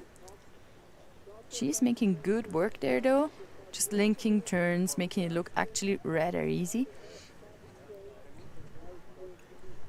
And enjoying some deeper power pockets when she finds them. Yeah, I like the style of hers when she goes for those backside turns. She puts a lot of weight on the back foot, you know, sinking in, putting sprayer, putting her hands in the air. Looks really surfer. Actually, looks a lot like when Kea Chretien is riding that surf style on your backside turns.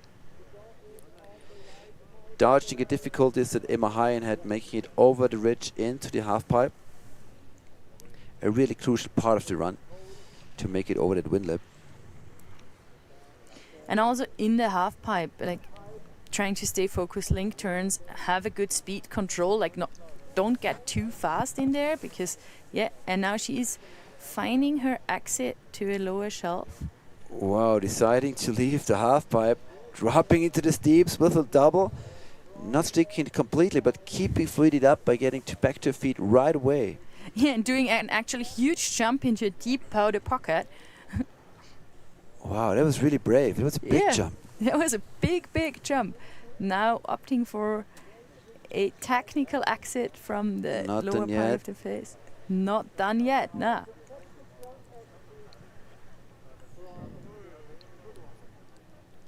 It's clean there, some more beautiful turns. Tegan Riley Turner, last year's Freeride Junior World Champion, with a strong run. Big jump in the middle, leaving the half pipe. Not a super clean landing, but keeping fluidity up. And that will definitely be a battle for the first place so far. For sure, Tegan is for sure a strong contender for the two riders we just saw before. Gonna be interesting. Yeah, because I mean, she intentionally took that very big drop into that powder pocket. A lot of bravery for sure. Yeah, look at it. That was solid, solid 4 or 5 meter jump. Unfortunately, it looks like she landed right in the track of one of the boys from early on. Does make it really hard to ride out of the clean.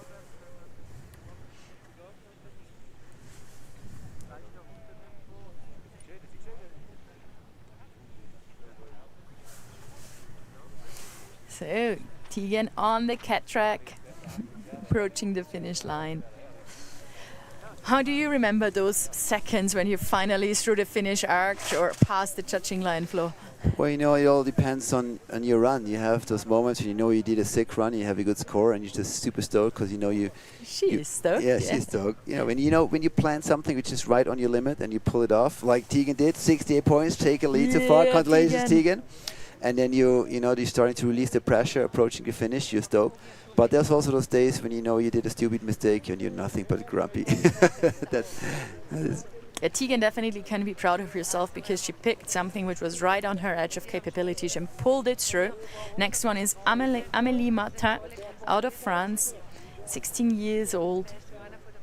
And alors bonjour à France, bonjour à tous les papas, les mamas, les coaches qui sont avec nous, qui regardent les Freeride Junior World Championships sur les écrans maintenant. Et bonne chance à Amelie Martin. Out of La Clusaz from the club sports de La Clusaz. La Clusaz, crazy good resort. Oh yeah, Seb Mijo, one of the greatest backflip riders of all times, is there, trains the freeride team. Big up for Seb and the crew there. You do a great job training all those kids.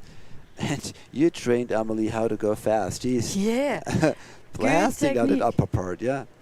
Definitely the fastest run of the snowboard women we've seen so far. She's just making short work of that upper part of the venue. Shows some strong legs and a lot of speed, just dodging those tracks. Looked like it's Kea plowing just right through them. She's also writing that she's doing a lot of physical training, kite surfing. Oh, that definitely paid off. You can tell it's in her turns. And jumping on airbags. Nice. Also jumping right into the halfpipe now.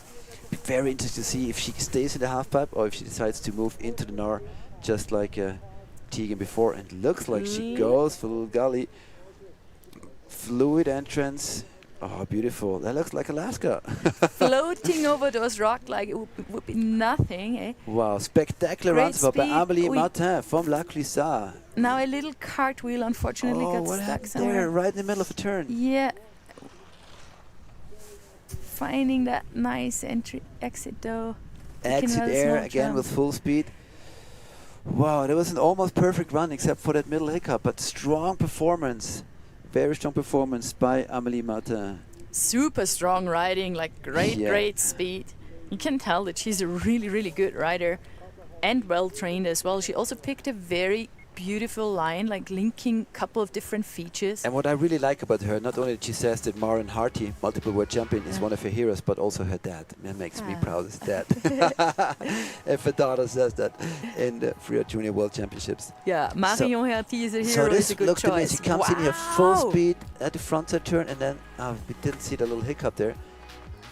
But she showed some super confident riding with a lot of speed and strong legs. Looks like she had another hiccup there in the outrun, but this might have been after the judging line. It's definitely after the judging, yeah. So, well, we saw some really, really good sections and some very technical takes, technical action she showed. And really cool to see. Man, those turns, lady. Amazing. Yeah, Amelie, we're cheering for you for sure. And yeah, she can be proud of herself because also finding that line is not so super easy. Like she really had to memorize quite a lot of different things. Yeah, and I was really impressed by by her power, the strength of her legs, like the speed she showed in those turns and how she defied the tracks and the difficult snow conditions in the upper part was really spectacular. And she's only 16 years old, so a lot more time to learn some more. And with those pace technique she already has, her coaches will be quite happy about her. Oh, I'm sure, yeah. There's no winning competitions anymore these days without spending a lot of time in the gym and training those muscles to have them when you need them.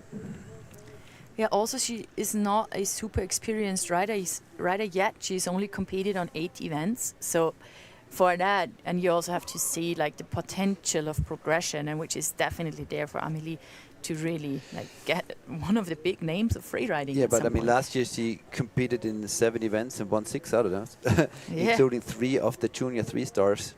So she is really a very strong rider, and we can't wait to get the score. She's also looking at the scoreboard. We see the smoke going up over the judge's head right next to us here.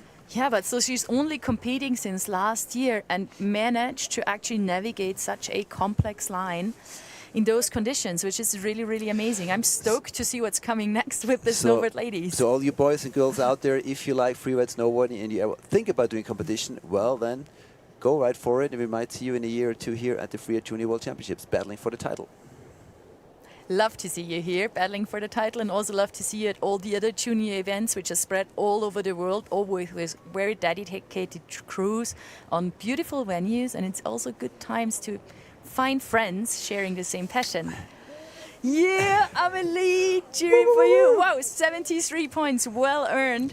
We're proud of that.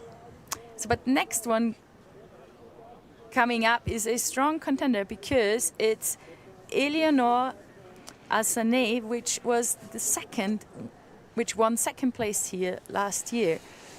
So there's one thing we know, we will have a new Freeride Junior World Champion in the women's snowboarding category, with Amelie Martin from France being in the lead right now. And Eleonore Asane, Alex on course right now.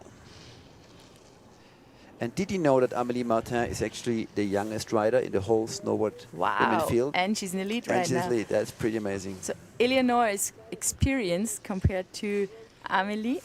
I've seen her riding a couple of times already, also judged her at some juniors a couple of years back. Super nice human, very, very dedicated to learn and improve as well, like training a lot, trying to make, like, finding those details, fine-tuning her technique over the last years. And you can see that now. It's like very good riding up top. And she's been here before. It's her 3rd time at the World Championships here in Kappl, and she was 2nd in 2023, 2 years ago. So she'd obviously love to top that up with a 1st place. And also she's training with the snowboard cross team. I think what you can see in her turns. Oh yeah, like we said before, training border cross is a great base for free riding, because you need to be quick on your legs, you need to be strong, have to take a lot of quick decisions. Quite similar demands in many ways. Finding her way into the couloir here. Let's see what she has planned for us.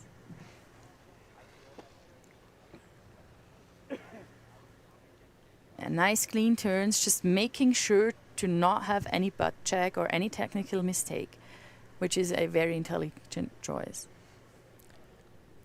Whoa, also approaching a ramp, thinking about an entry onto the right shelf. Big jump by Eleonore Asane, Alex. Also jumping into that powder pocket, actually clearing that other rock, or is it a shadow? Hard to see on the pictures, but we'll see in the replay. I think it is really hard to stick the landings on those rocks because it's so deep. I mean, it looks like they're sinking into a meter of fresh powder snow. And that's probably the reason why many of the riders do have troubles riding out of those landings clean. Yeah, but also for her, I mean, she went bold into what she chose, which is a very, very good thing to do. Yeah. And which is definitely like the thing you want to achieve. It's a big achievement to actually execute what you were planning for. And I think Eleonore did that, and so I'm proud now seeing her ride, because yeah, it's not easy. It's not easy to commit to a drop like that and having that blind takeoff and still going for it. So it's really cool to see that the ladies are pushing hard to get that air into the runs. More air time, yeah, it can be sometimes very hard. Now I think Eleonore is past the judging line. Let's watch the replay. Beautiful turns up there, and then on that shelf. No stopping, right into the wall. It's a gnarly entrance. Whew. Just cleared it. Actually, she might have clipped the rock with her tail, just sending her into this forward movement. Just so a tiny bit more speed would have probably solved the problem, but yeah, it's easy to say from here. Hard to execute when you're up there, right? Easy to say, hard to do when you're actually approaching a super blind takeoff. Yeah. Totally wrong. Totally right. It's always very easy to comment from the bottom compared to being in the middle of the Nar up on a face like that. So, yeah, we're having great respect here for all the riders just pushing themselves to just ride and compete. Big determination by Eleanor Ancea Legs, bib number 5 in the women's snowboarding field here at the YETI Freeride Junior World Championships by Dynastar in 2025. It was an amazing jump. Unfortunately, not super clean, therefore she's in 4th place right now with 48 points, not challenging Amelie Martin, who's still in lead with 78 points, as we have 4 more girls to go in the women's snowboard category today. But she seems happy, yeah. It's a good feeling when you push yourself every now and then. So next one is Jacqueline DeLong. Well, I'm sorry for that, Jacqueline. Owe you a hot chocolate here for pronouncing your name wrong. Jacqueline de Jong. And guess where she's from? So she is from the Netherlands. She's from Saint Martin. I'm not sure if it's Saint Martin in the Netherlands or if it's actual island, because her profile picture is a skydiving picture where there's over some islands in the Caribbean. So it might be the Caribbean Saint Martin, but we do know that she likes to ride in Gstaad on Glacier 3000. And she looks up to Terje Haakensen, which is a good choice to have as a hero as well. And you know what her dream is? She wants to do a skydive run with a snowboard and then land and keep on snowboarding. Wow. And there we see in the live stream Kai, the commentator on site with Max, one of the organizers. Am I right? Or is it? Yeah. These guys have been organizing free competitions in Austria for a decade and a half. And putting up that beautiful Finnish choral with all the sponsors, but also everyone up here is able to walk there and watch and cheer for the riders, and they cheer each other as well a lot. Yeah, as we look up to the famous Quellspitze, once again, 2,700 meters. It looks like unrideable from here, right? It looks like you need a base jumping equipment to come down the mountain, but then obviously you can hike up to the top from the right and ski down on the left to the competition phase. And you know what? The backside is actually really nice to ride as well. It's very steep, very prone to avalanches, but later in the season, as the snow settles down, there's some amazing runs to be had, and you end up on the other side, actually near St. Anton. So it's adds up to the freeride paradise that Kappl is. Or you can split board back up into Kappl. That's the stuff we're doing after you the know it because you're a split boarding maniac. Like, I think you do more vertical meters up than many do vertical meters down in a whole snowboarding season. Well, that's a bit overestimated, but no, I'm doing definitely more meters down. I'm also walking up for going down only. So yeah, still a free rider at heart, although a lot of split boarding is part of the game nowadays, because we have so many people free riding, which is amazing, but for fresh tracks you then maybe need a split board. And you have a film project going where you do a lot of split boarding as well, right? Together with POW, Protect Our Winters? Yeah, I'm with Protect Our Winters. I'm an athlete there, but also helping with the coordination of some of the alliances, like Athletes and Creatives of Protect Our Winters Austria. And we are a climate NGO for outdoor sports people trying to protect what we love. So it would be cool to see some of you hitting the webpage of Protect Our Winters. Is an international organization founded by Jeremy Jones.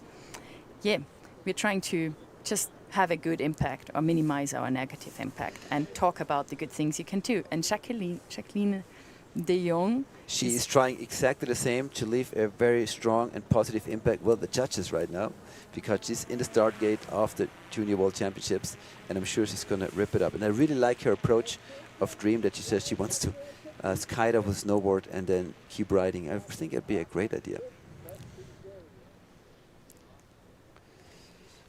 Also goofy rider. Meaning you have to defy the gruesome traverse on your backside, but seems not a problem for her at all. Yeah, looks super confident. I'm just saying, I mean, like with the goofy riders, at least after like 10 meters, we can already see if they have a good technique or not. And she has a great technique. You can really tell if a snowboarder does have a good technique if his arms are waving a lot in a traverse like this, and her upper body and her arms were super stable, just her legs doing all the work. So that shows how strong those legs are. Nice first jump. Right into the second one. Nice one, linking them up. Experienced coach talking here. That's what we try and teach our kids at the Freeride Academy Innsbruck as well. Train hard, stay stable, know where your arms are, be central on the board, and she's definitely doing all of that. Exactly. And she knows exactly where she's going, no Wow. hesitation. And she just goes into the Nar over a huge rock. Wow. Definitely having some control issues at the landing, but the determination there at another level for Jacqueline de Jong. Well, she's used to skydiving. She's obviously not afraid of heights at all. There's no problem for her to jump those big cliffs. Wow, I was not expecting that. Like, no hesitation whatsoever, just go in for it. She was flashing at face even too fast for a drone who couldn't even catch up, and she was going over the ledge and into the Nar without hesitating. That was amazing. I hope we get another angle of that top jump. Congratulations, Jacqueline de Jong. Yeah, congrats for pulling that off with that much determination. Really cool to see that that most of the snowboard girls actually going for some big air today. Yeah. Really pushing the limits at this event, and it's just great to see. Let's Yeah. see if we Wow, get a now I'm replay, curious. because you can't worship that enough. How she approached, but that was already very nice, double at the top.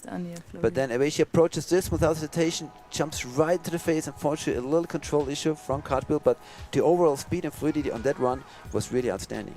Yeah, and she just found an entry we haven't seen at all, and she just found the perfect nose for the takeoff. So actually, it was very well planned out. Yeah, I'm pretty sure that would have put her in the lead had she landed that one air like this. It's going to be a big challenge for the judges. Well, we'll see what they come up with in a minute. As Jacqueline de Jong enters the finish, I'm sure she's stoked because she did what she wanted. She is happy. Very yeah. brave effort. Wow. And relieved as well. Yeah. So cool. Yeah, I mean, she's gonna show more of that. She is like obviously used to big jumps, otherwise she would not have chosen that. So I'm pretty sure we'll see more of her in future doing some crazy air action. Oh yeah, she is the oldest one in the field here of the snowboard girls. It'll be her last chance to compete here at the Freeride Junior World Championships. But if she keeps riding like that, we'll see her with the big girls soon on the Freeride World Tour, I'm sure. 61.67, putting her in third place. But there's another three riders up there. We still have Brooke Hansen from New Zealand, Kizuna Takahashi from Hokkaido, and Maya Wetzel from the United States. And they're all eager to land on the podium as well. First of those three contenders, Brooke Hansen from Queenstown in New Zealand, riding for the Peak One Surf Team and the Cadrona Park Squad. So obviously she is a surfer and a park rider and a free rider all in one.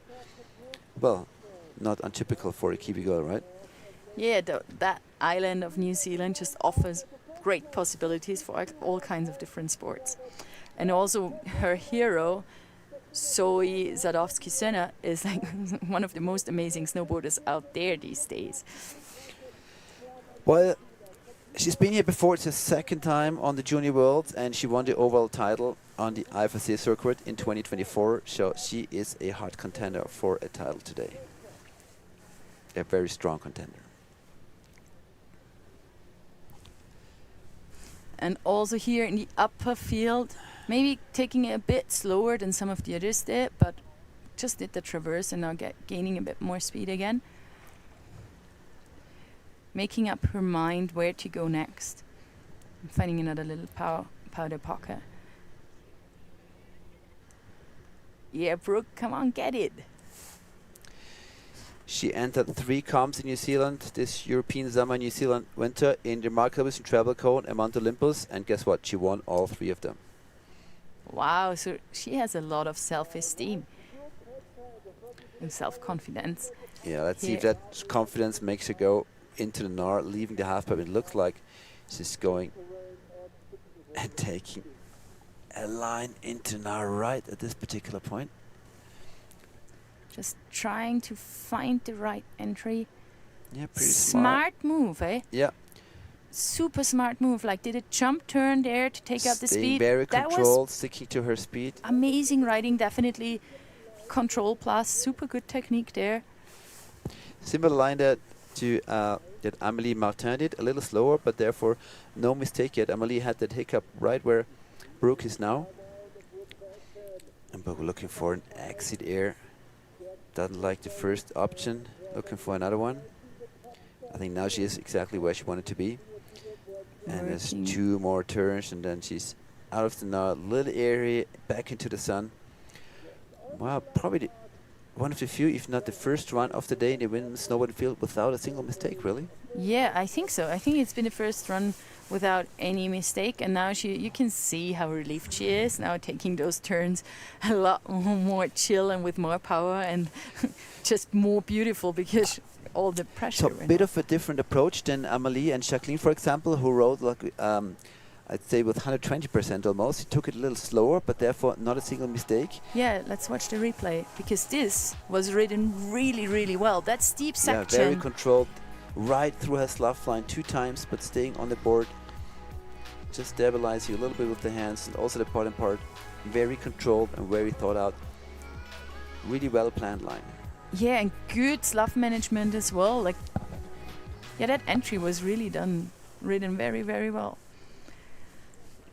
I'm curious where the judges will put her, hey? Yeah, well, you and me, we've both done a lot of judging, but it is really a hard job, right? Especially when you have very different lines or approaches on the mountain to compare. It is really tough, and you are so focused for hours and hours, but big props for our judges out there in the cold who are really giving it all they have to come up with the correct ranking in the end, which they always do. Brooke also happy to be down the mountain. And it's really cool to see those girls evolving and getting better and better, and also sending. What a small snowboard. This is amazing. Look at the snowboard. It doesn't even go up to her chest strap. That is really small. So she actually, but she says she rides for the Cadrona freestyle squad, so she obviously loves freestyle. And then you can handle that board in powder as well. Yeah, I guess so. I mean, she's probably having a freestyle background and therefore just brought this board along, which is definitely maybe making it a bit harder to stick something in those conditions. I remember riding the Verbi Extreme with a 182 board. It's only like 5 cm or 2 inches shorter than my overall body size. So I love those long boards, but that is a very short board. Well, she knows how to handle it. She showed how it's supposed to be handled, and the judges are gonna tell us. Or maybe we are just doing a total score. mistake, because we just see maybe she's just holding it in an angle, and that's why it seems rather short. You never know. We'll ask her. We'll ask her after, yeah.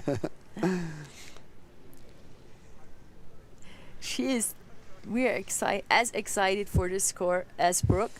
Oh yeah, touch is taking a long time there. It means they're having a little discussion probably.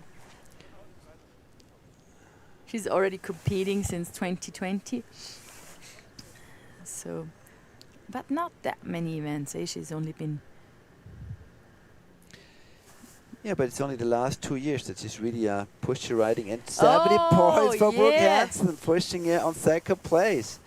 Nice one. Not sure if she has seen it, because she still looks a little lost there, but yeah, congrats. I don't think she has. You would be stoked knowing that you're in 2nd now place. Now she got it. But now you see her board is actually bigger. Sorry, Brooke, for misjudging the length of your board. Yeah. It's very hard to see the screen here in the commentator booth. We have the sun in here and the screen. They don't go so well together in all this glimmery powder snow around us. And our second Japanese rider, Kisuna Takahashi, is in the starting gate, 17 years old, already competing since 2019. She was here 2 years ago, has come back, and still hungry for more. And if you meet her, please go and talk to her, because one of the things she looks forward to the most being here in Europe is learning and practicing her English.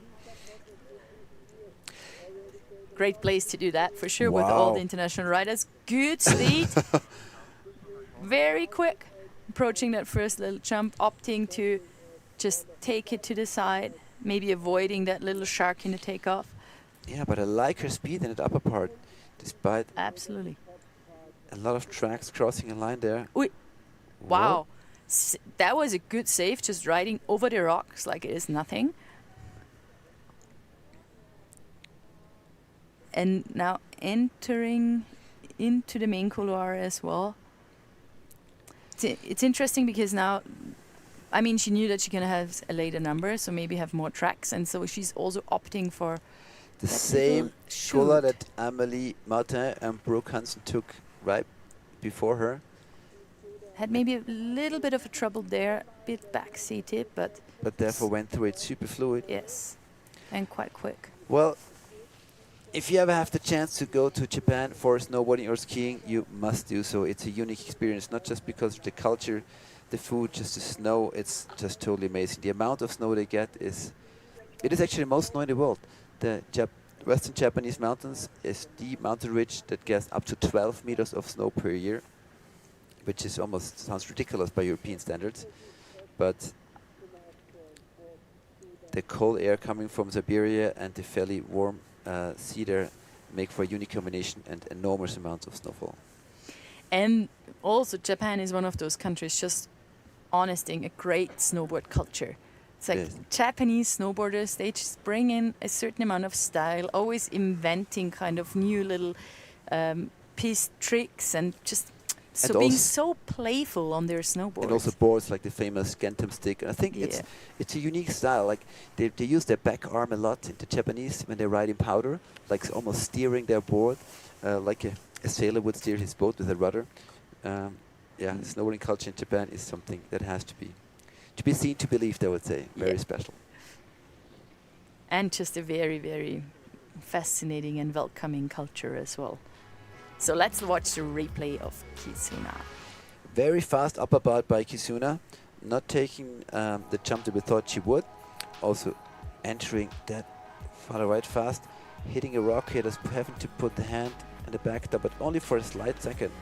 The rest was really fluid actually. I think that's a stick cut for the girls today. The speed many of the girls are showing today, especially or even in the difficult parts of the face, is really outstanding. Yeah, and it's definitely like the level has improved a lot in recent years. We also saw some big airs from the snowboard women today, like many great ideas and approaches. Sometimes the execution was maybe not perfect, but anyways, great to see that there is such an improvement happening in that category. That category which is almost done. We're waiting for the score of Kitsune Takahashi before the last women's snowboard girl, last girl in the women's snowboard category is up in the start gate.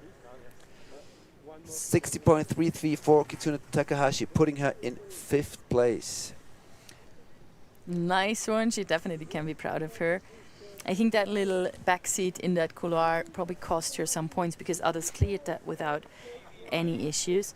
And now next one is Maya Wetzel from the United States of America. And it's her first time here at the Freeride Junior World Championships and out of Seattle. Training with the Alpental Freeride team in Alpental. And it's also her first time in Europe, so very warm welcome to you. Oh man, Glad to have you here. Yeah, I remember my first time as on a student exchange program in the United States at the age of 16, half a century ago, almost. It's just amazing. The culture flash, as we call it, if you translate it from German, is just incredible, right? All those million details that are different in the United States of America and Europe. They're just amazing. Yeah, and it's just cool to see the world when you're such a young age and also experience all the other styles in riding and in free riding you find here. And what's more beautiful than your passion enabling you to travel the world and meeting new friends? She's going for an totally new approach, a line we haven't seen so far. There's not a single track over in the Lucas left of the venue yet. The ridge is on divides the Quellspitz venue into 2 parts, Lucas left and Lucas right. We typically see the most traffic in the Lucas right because it seems a bit more spectacular, easier to collect big points, but we have seen winning runs on the left side as well. And she rode that dividing ridge a while and is now coming back to the middle part. But she's not going to go into the half pipe and into the lower right part, which you saw before. She will definitely stick to the left side, which I think is a smart decision because look at it, hardly any tracks, big wide open powder fields, and she can just enjoy her turns and get face shots. Yeah, beautiful pictures from the drone we see here. Very nice. Now it's going to get interesting because there's some cool stuff still in the exit, I think. Not easy to navigate that area because where she's now, there's a big rollover coming up and she wants to be sure to enter that rollover at the right spot, because there's not an exit for every single part of the face there. Ah, well, she's at least standing in the right spot, I think, already spotting her way through that little chute there. So that was very good navigation. Oh, how often do you see a freeride competition where someone rides a totally untracked part of the mountain? Yeah, now she got Beautiful. herself into some gnar, lining up a mandatory. Yeah, there's a mandatory air right below her. All right size though, she should be able to do that. Sliding down to the takeoff. Yeah. Ooh. Wanting to do a double there, but caught her nose in between the rocks.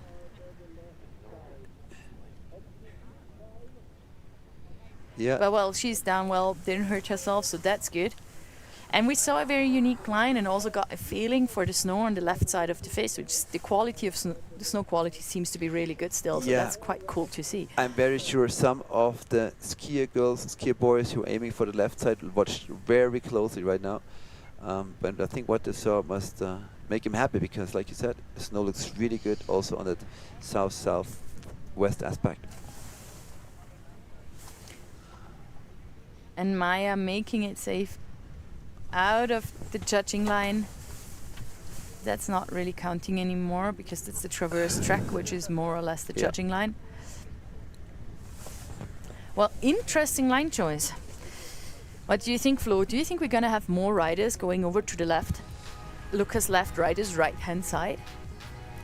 Replay now, beautiful pictures. Wow, it's spectacular. Huh? It's always spectacular for a rider. It's above mandatory air. And there was She caught her nose in the takeoff. Looks like there was a sketchy spot she got herself into with the mandatory air and those rocks below. But luckily in that area there's not many rocks sticking out. Yeah, it is black rock, but you can roll right over it. And she might have one or two blue bruises, but I'm sure she'll be fine other than that. Well, we have seen, I don't think we've seen podium finishes on the Lucas left side, but we've seen 4th, 5th and 6th places in past events. So I could well think that some riders, you know, say, well, I'd rather go for untracked powder fields with a bit smaller jumps on the Lucas left side than for the crazy stuff on the right side, which is going to be pretty bumpy later on. And I totally believe that the whole potential of the Lucas left side on Quellspitze has not even been unlocked yet. No, absolutely not, because it's also so hard to scope the left part because you can't get that close. And so people have like this, Lucas right is very present. And now we have a score for Maya placing herself 8th. Exactly, 25.33 for Maya, so we can't wait to see the final ranking. 2025 YETI Freeride Junior World Championships by Dynastar and Kappl. This is Women's Snowboarding final ranking, and your new world champion comes from France. It is called Amelie Martin. Congratulations! Second from New Zealand, Brooke Hansen keeping the Kiwi flag up, and United States have someone on the podium just like in the men's snowboarding field with Tegan Riley Turner. Former champ this year on 3rd place. Wow, a great competition. Thank you, girl, for great runs, fluid runs, a lot of determination with some really big and blind jumps.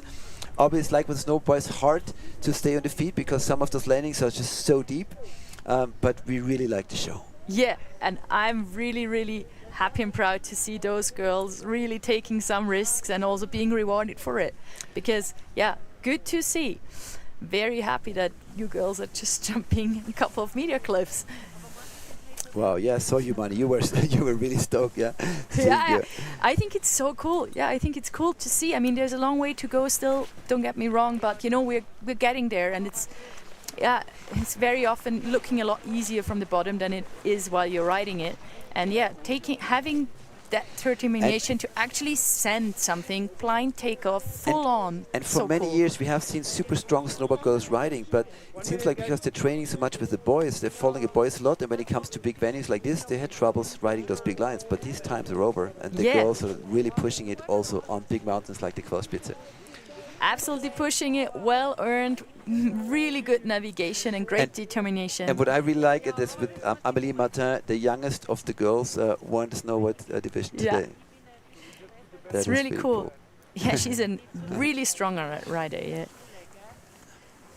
Wow, we now know how strong the wind is at the top because the start gate just got blown over. Actually, good timing because we're having a 2 or 3 minutes break between the snowboard women category and the next category, which is the ski women. We take the chance for a 1 minute break, and we'll be back with you in a second.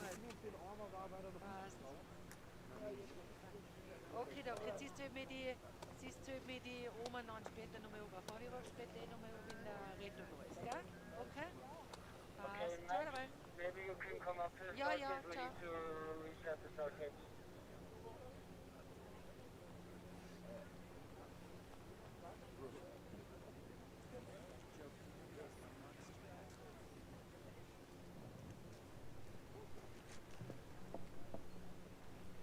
Remember, we have the same one, Snowboard Men. Ski woman. You got 15 ski women. 15 ski women. I said 12 before, but I did a mistake. Yeah.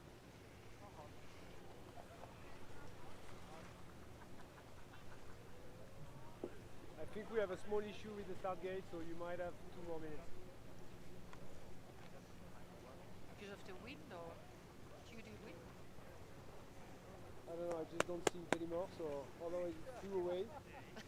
Otherwise they put it down for a reason. Okay.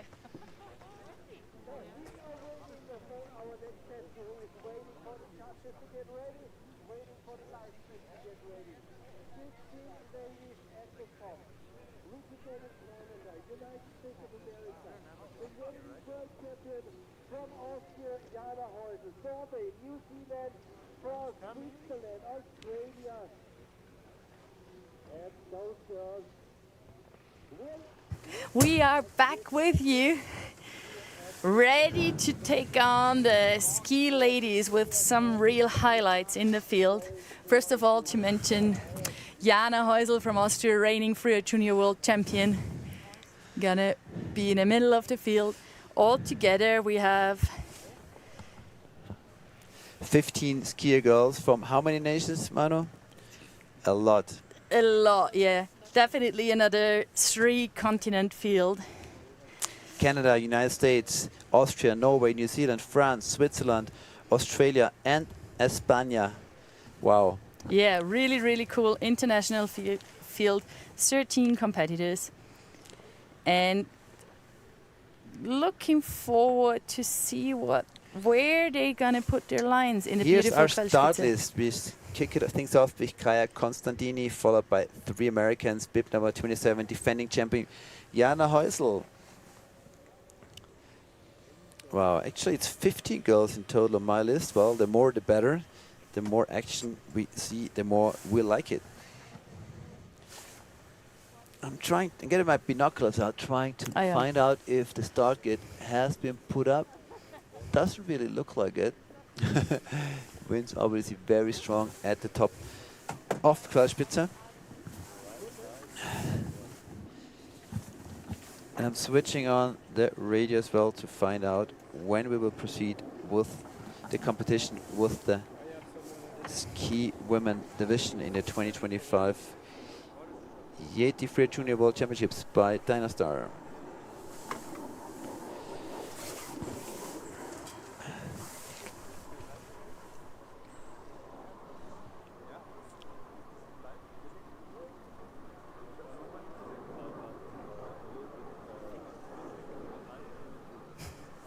Amazing pictures. Now seeing all the mountain guides up top trying to fix that starting gate, or at least secure all the parts flying around up there so that nobody gets hurt.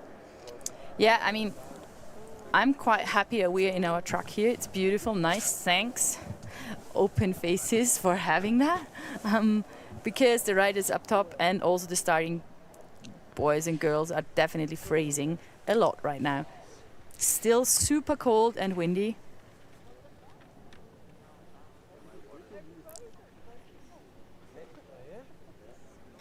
And we can see the ski girls are getting ready. All right. While we're waiting for the start gate to be set up, maybe we can have a little clip about the history of competitive freeriding. What do you think, Manu? I think we should have one for moments like this. Yeah, we're now like, what is competitive freeriding actually made of? And how did it all get to go where we are now?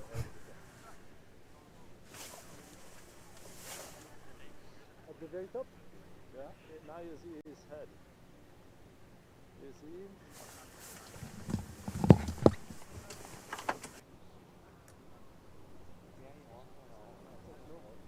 The track from upside down, and where the track ends, you see his head. At this rock.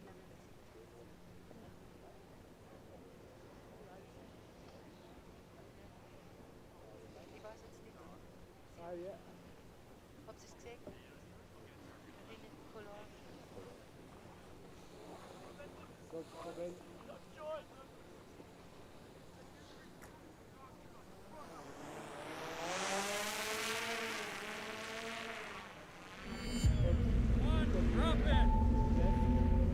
What is competitive freeriding? Well, after years of having fun, people began to wonder who was best. And so it began. A crew of skiers held a competition in Alaska.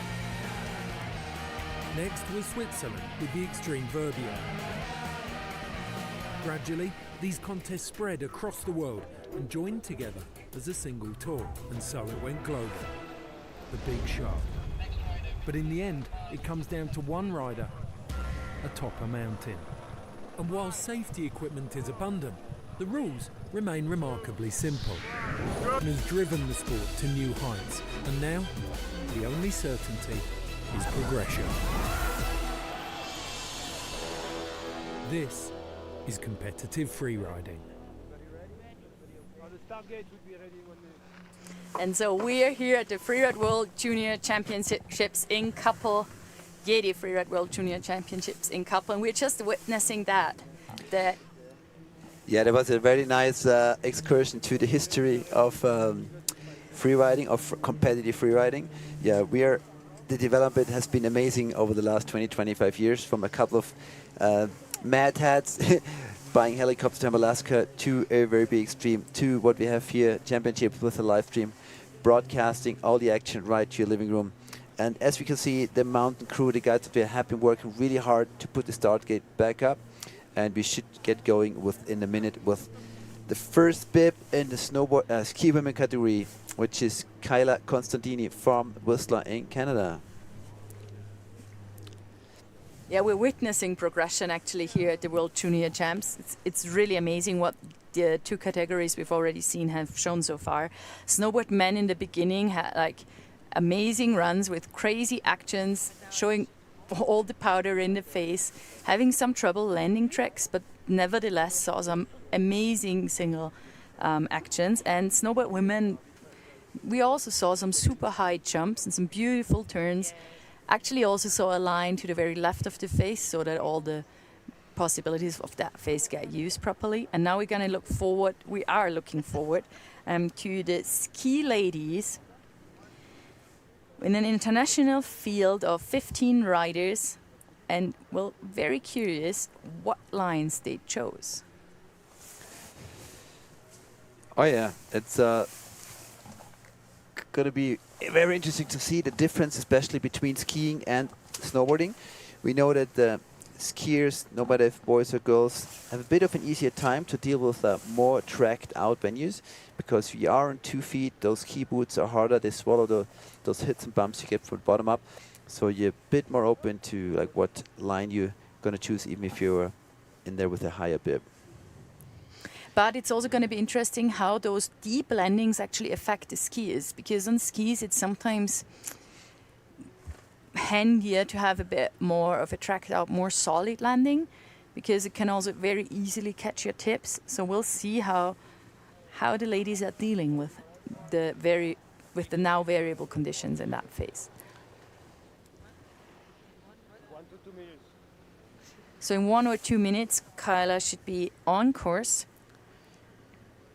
It's always so interesting to watch all the preparations up close. So there's the last checks up on the top, and everyone, sometimes it's interesting, sometimes it's very loud around the starting gate, sometimes it's super focused and quiet, sometimes riders cheer each other on.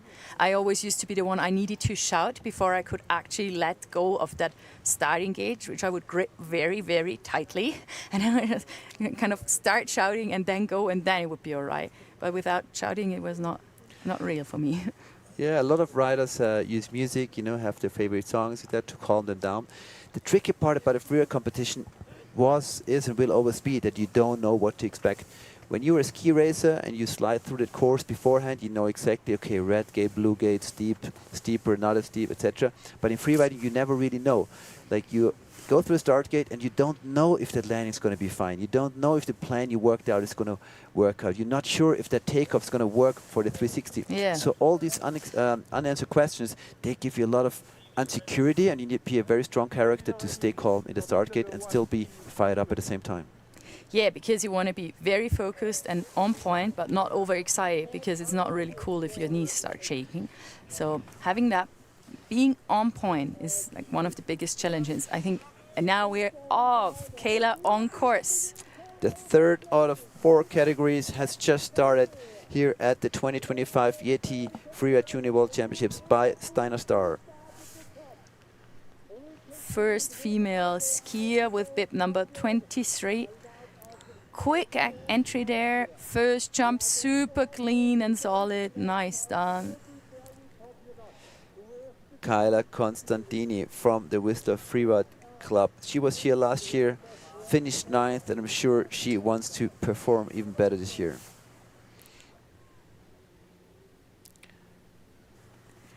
And going for the central couloir with a big jump in. Wow, that was huge. I didn't expect that. Wow, super nice. Super fluid and very controlled with some big jumps so far. Pretty much everything she wanted to do seems to have worked out so far. But now as she's slowing down, she's looking for her entrance into that right part of the face. Yeah, we've seen 2 or 3 snowboarders hitting this cliff as well. Sticking it.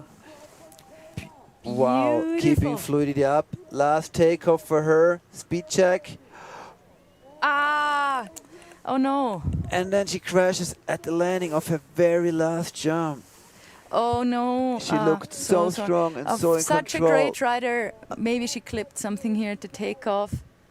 She's moving and seems to be rather all right for now. Or maybe not. Like, riders are instructed to wave their arms if they are cool and stay still if they need help. But she's actually getting up. She's probably just very, very disappointed, because this actually could have been a podium run for sure if she would have like executed that last drop. Yeah, I totally agree with you, Manu. She was so fluid. She knew where she was. She had a great game plan. But we have seen this in many years here in Kappl, that it comes down to the landing of that very last jump. It is like the dot on the E, right? Even if you had a great run, to pull off that landing. And we have seen dreams, you know, getting trashed right there, but we have also seen dreams come true. Kea can anyway be super proud of herself, because that was an amazing line up to that point. And so that's something for her to take away for future. Well, you can do this, and you will do that in future. And thanks for showing that determination and that cool action to watch. Yeah, a true pity, because I very much like that run. Yeah. All of it, you know. It's exactly what a freeride run should look like. Let's look at it again. Wow, a big blind roll, and that first there was nice, and gee, she just hardly shuts down her speed. She does one turn only, points it, and it seems like she's fine the landing. It looked like she landed on like a little shelf that popped her into the air again, and then one ski just came off and sent her into a tumble. So sad, but really, really sick run up to that point. She's getting a no score. No scores are also ranked according to the points she had up to the action, which led to losing the missed ski. Exactly. So she's going to be able to see where she was at before that mistake happened, which is really cool. So next one up is Ingrid Gertz, sorry, out of USA, 17 years old. She seems ready and determined. Last breath to focus. Training with the ski and snowboard club in Vale. Yeah, danke. That's what? There's one pole missing, no? Oh, and she's apparently also a competitive skater. So let's see how she puts that into place. Definitely strong legs there.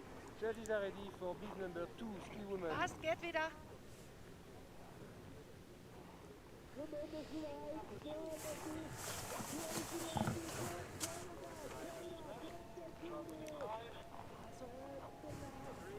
Heute kannst du noch mal herschauen, bitte. And 3, 2, 1, go! Yeah!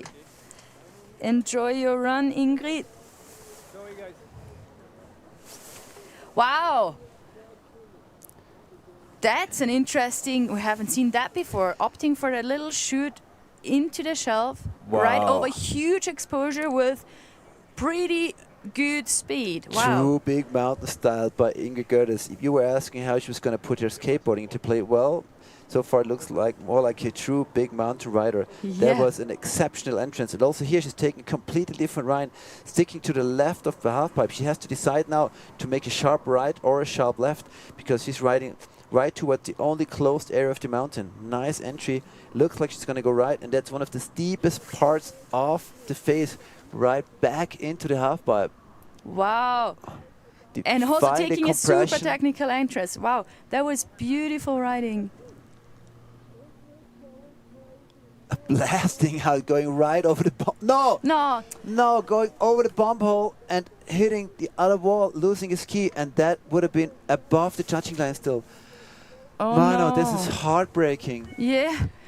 Oh, that's so sad. Oh, such a great run, and also so much speed and so much like determination and really, really, really, really cool wayfinding and orientation skills.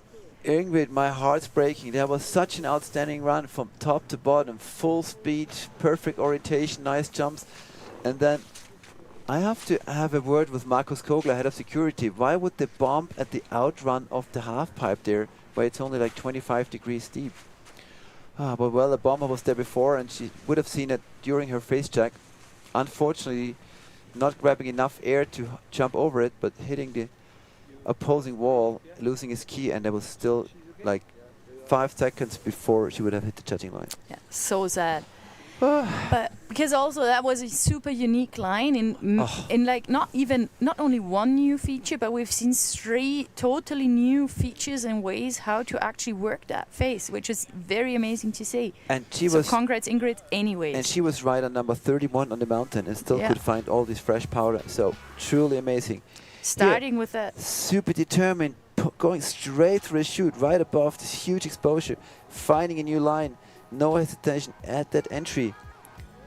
Super steep down here, defying the compression, and then just lining up her exit and hitting the bomb hole. Oh. Whew. Ingrid, what are you doing? Yeah, she definitely gave her best, but that was Yeah. really, really, really, really sad. I mean, we're happy that she's not hurt at all. That's the most important thing. But yeah, it would have been really cool to see see her finish that run. Kyla clean. Constantini from Canada and Ingrid Gertz from the United States of America, Pips number 1 and 2 in the girls skiing field, both with amazing actions, big jumps and lots of determination. Unfortunately also both with no scores since they both lost a ski. And especially Ingrid is going to be super bummed because she basically had, it was all done as she arrived at the bottom part. But she's smiling. Yeah. It's the Junior World Championships. It's also about the culture experience, meeting friends and riding powder, right, Manu?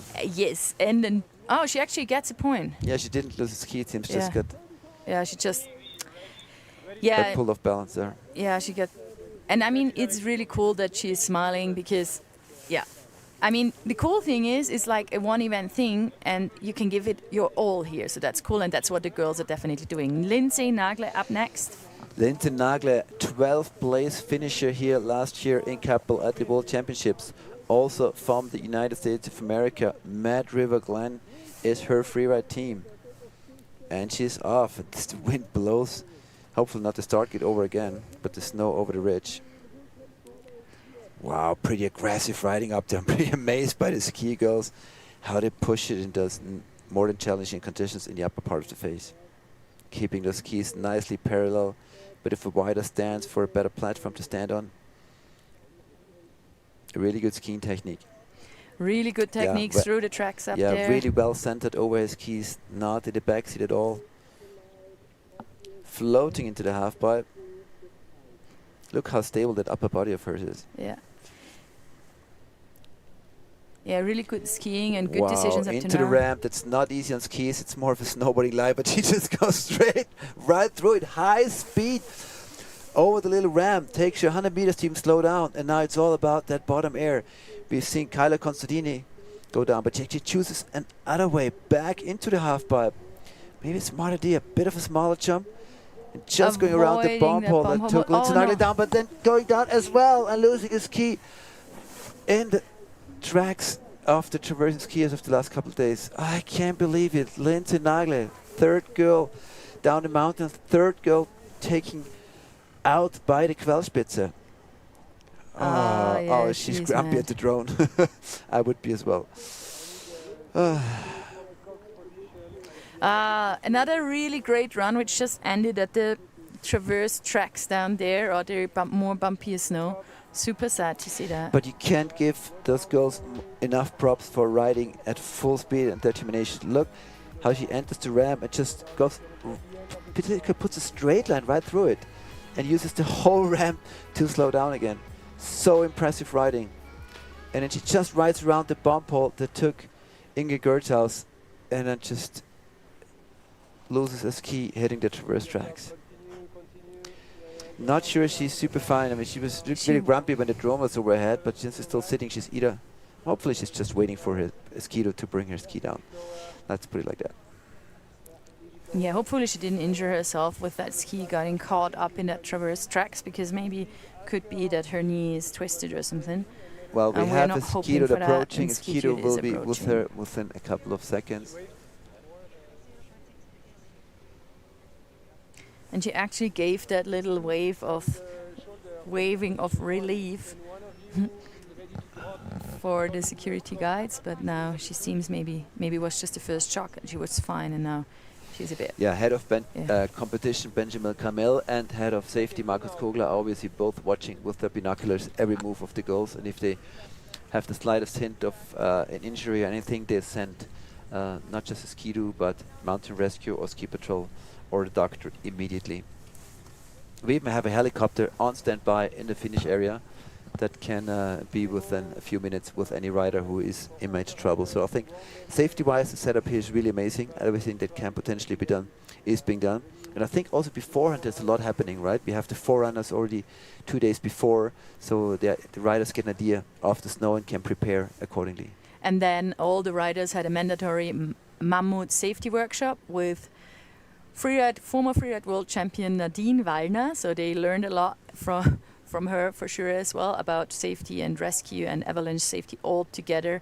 Every rider was attending that yesterday, so they're also well prepared for their training. Nadine Wallner, multiple freeride world tour champion, and meanwhile a mountain guide as well, living around St. Anton, skiing still 150 days a year, I think.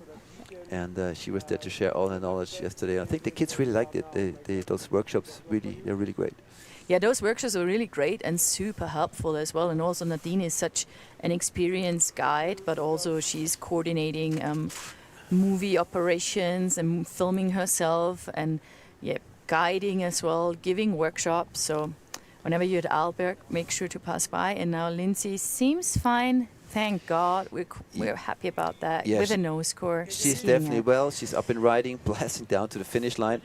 And we'll look up to bib number 4 in the women's skiing field, Hannah Baldwin from the United States. And we really wish her all the best and hope her skis stay on all the way to the finish line. We have seen 3 amazing runs, but we've also seen 3 girls going down. Bib number 4, Hannah Baldwin against Quellspitze. From the Altabird Freeride SBSEF Snowboard Utah team. She's also a climber, so obviously not scared of the rocks up there at Quellspitze.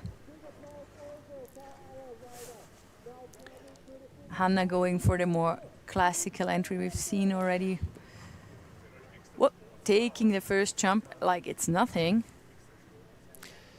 Sticking to the ridge, collecting some points over there. It really looks like nice when riders go over there from rock to rock. It's really Yeah, and she just Great part of the mountain. found 2 features for her to warm up and still able to enter the main couloir without any problem. Taking a lot of speed into there, now doing some turns to control her speed. Nice and floaty air into the half pipe. And now excited to see which line she chooses at the bottom of the pipe. Definitely in full control, very Yeah. cool technique as well. That was super nice. Right off the turn into the air, almost going over the handlebars. Super nice combo at the bottom. Wow! Wow! Hannah Baldwin Hannah.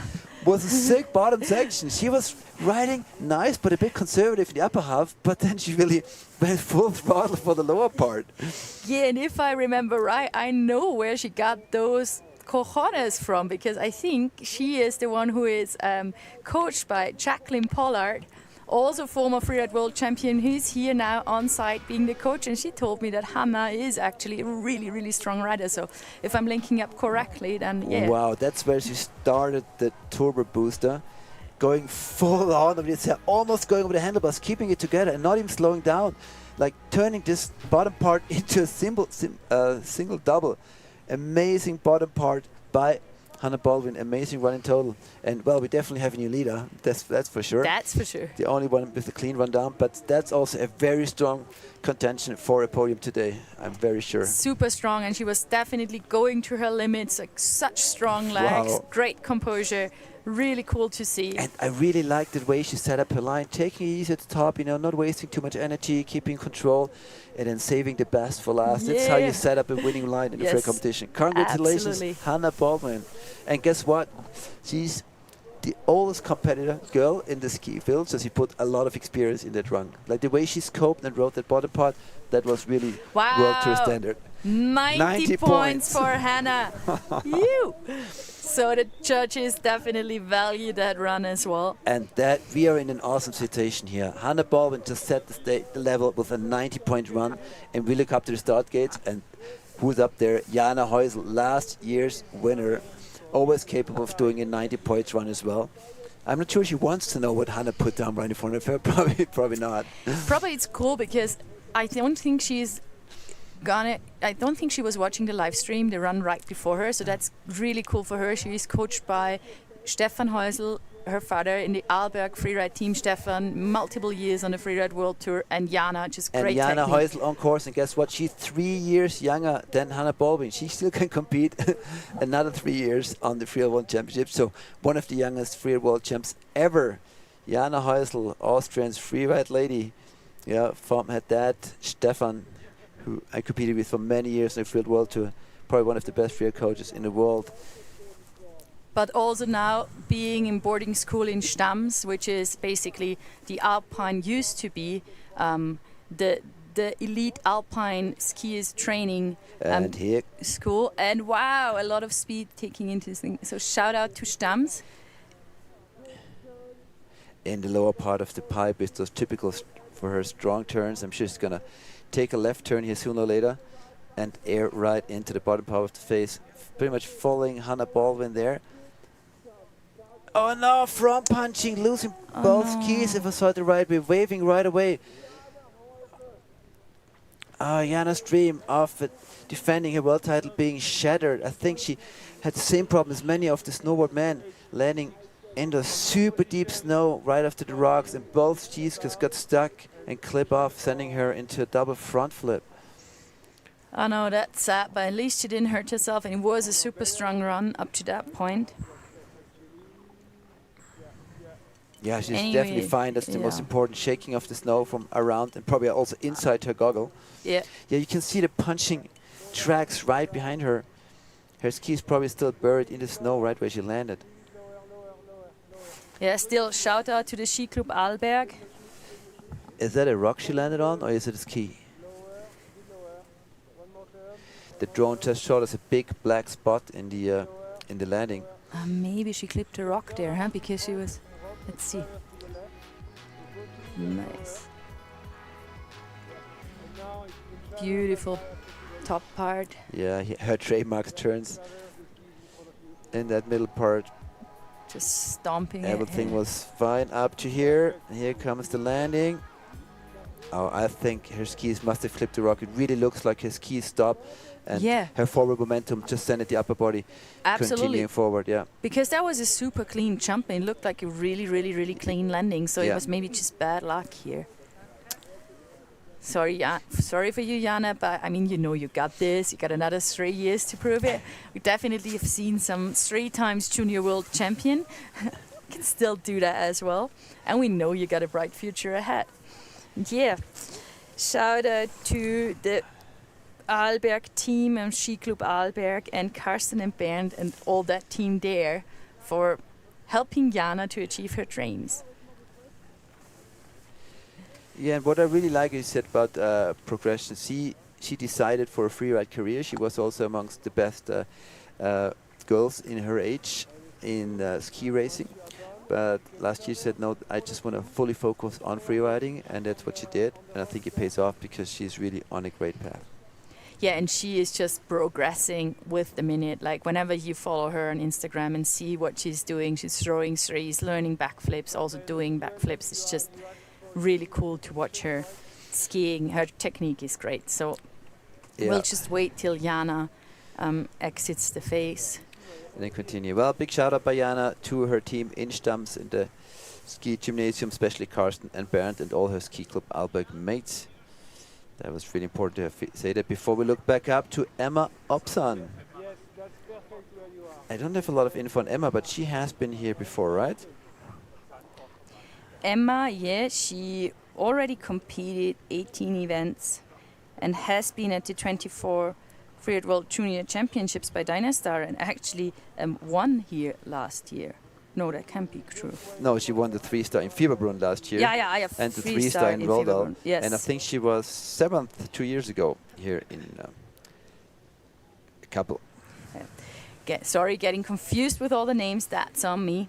Another hot chocolate I need to spare for the rider. Really looking forward to see what Emma will show us. And Norway is always such a great training ground as well. They have all these super gnarly, steep faces, but also big, big jumps and a great community in freeriding. Very determined. And they have a great crew behind them. As I don't think there's any other European country with as many 3-star junior competitions as in Norway. So giving the juniors the platform they need to perform and to progress. And comp has started for Emma Opsan.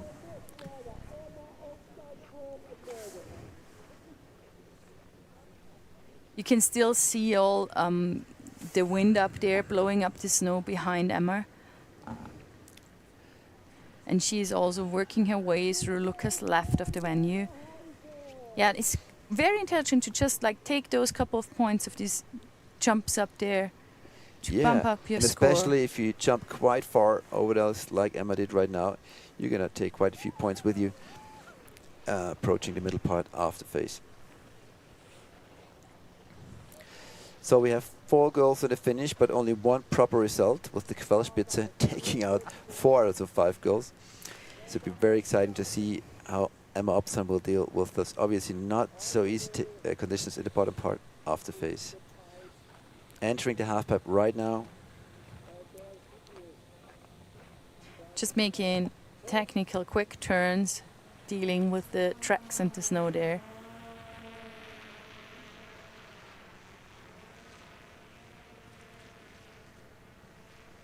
And now probably making up her mind to where she's supposed to go, while still trying to keep that fluidity, because that's a crucial thing while you're in your competition run. Your head has to be at the same time at your planned future action, but also at where you are right now. And she just found her exit. Huge jump. Unfortunately, front punch in the landing. Front punching, but keeping both of her skis on her feet. So she will get some deductions in the console section for this landing, but she can keep on riding, which is crucial. Oh, as she goes back into the half pipe, the light changes from sun to shadow quickly, and she clips another track and goes down one more time. Yeah, it can be very, very like, you're a bit shaken after one of those crashes normally, and then it can be very hard to find back to composure. But she now kind of found her composure again, making it over the judging line. it can actually be dangerous, especially if you have a mistake higher up and then keep riding, trying to push and make up for that. It's just not in the same focusness anymore if you're having a clean run. Emma Opsan, bib number 6 in the girls field. Another not perfect run, so that means we have seen so far only one proper run brought down, or 6 girls. But that doesn't show that the girls don't ride well. No, it shows how determined they are and how much they push it right to the limit, right? Absolutely. It's the girl, like ladies are just pushing hard. That's why we also see some mistakes. Mistakes can happen. I feel they are still in control of what they're doing. It's not headless or, yeah, they're thinking. No, not at all. Yeah. Nice there, yeah. Maybe a bit too fast, right? The transition, the training is really short at that rock. You always want to like drop off with 0 speed. Yeah, and very hard to judge in that phase how much speed you're actually supposed to take to hit that tranny perfectly, so that you're having a smooth landing. Emma Opsen from Norway. Woo, there's a lot of snow. Yeah, it's a lot of snow. That helmet after multiple cartwheels. Still sitting in 3rd place despite the crash, and she is smiling, so that's cool. We're happy to see that. Definitely gave her best, and that's cool to see. All right, almost halfway through the girls' field in this Ski Women category at the 2025 YETI Freeride Junior World Championships by Dynastar here in Kappl. We're going back up to the start to watch our next rider, which is Amy Benson from Wanaka, New Zealand. So give it up for the Kiwi crowd. Always going crazy when someone's in the start gate. 17 years old. Actually, home resort is Treble Cone. Beautiful place to train, beautiful place to ride. Still dreaming of the Matapuki chutes, I think they're called, in the back of the resort. I think it's my favorite slope. You can like link so many features there. Amazing. Yeah, and it's a really good scene, a really good big freeride and freestyle crew that skis every day. Yeah, very supportive crew down there, yeah. And Amy, solid on her skis, quick, making it quick, going over to the Lucas left of the venue. Also aiming for those first little hits. Nice way to hit it there without any hesitation. Yeah, makes it look super easy. I think it's actually really smart to go all the way over there and maybe actually hit 2 rocks there. Then you can come back over in more of a traverse and spend less energy doing the turns in the track, that part of the face. Yeah, and also you have like better control of your speed getting into the main couloir. Mm-hmm. Yeah, that's everything. Like, yeah, Flo, I mean, we used to call you line doctor and everyone was consulting you. Where should I ride? Like, is this a good idea? Still every now and then you get phone calls from all the kids from the Freeride Academy if that's a good idea or not if they had comps. So, yeah, for a reason, very well. Yeah, I'll be on the phone later this week with Timmy Schröder. We could talk sometimes for a couple of hours about his line. My problem sometimes was that I knew what was the winning line would be. I was maybe just not strong enough to ride it. All right, Amy Benson approaching the entry to the ramp, as we call it. Take it a bit more conservative, but staying on her feet. I think it was a smart decision, and you can now focus on an exit air.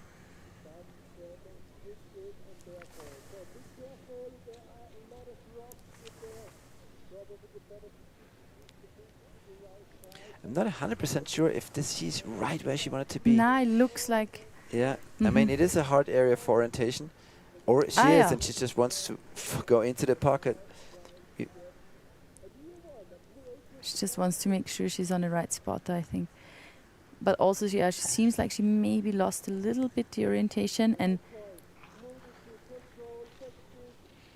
but found her little chute now where she actually wanted to go, so that's cool. And doing a clean run. Also cool to not have too much speed coming into those traverse tracks just before the judging line. We've seen these painful crashes right there. Yeah, I think it was a very smart run by Amy. Just making sure she was riding within her limits and staying on her feet. I'm sure her coaches played a bit of a role in that as well. And one of few riders in the ski women category who makes it down to the finish line without losing his ski or a major crash, which is something that really counts today. Yes. So her first little jump. That was actually super nicely done, getting to that ramp, and then we now have the full bird view of her beautiful turns.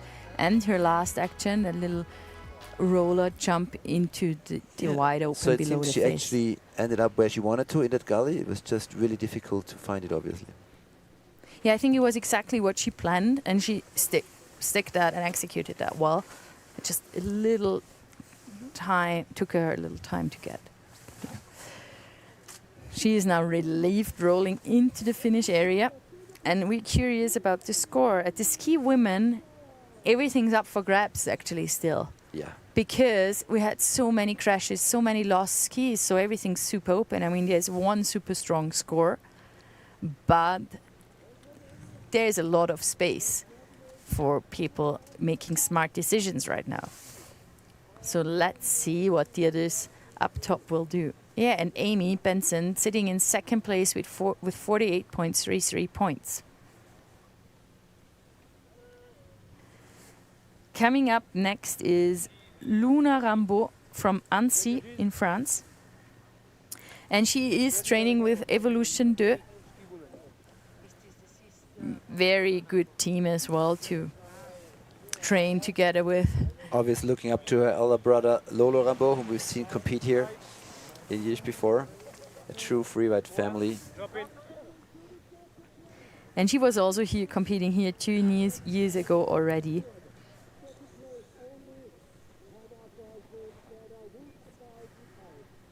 Out of La Clusaz. Some very steep mountains in La Clusaz.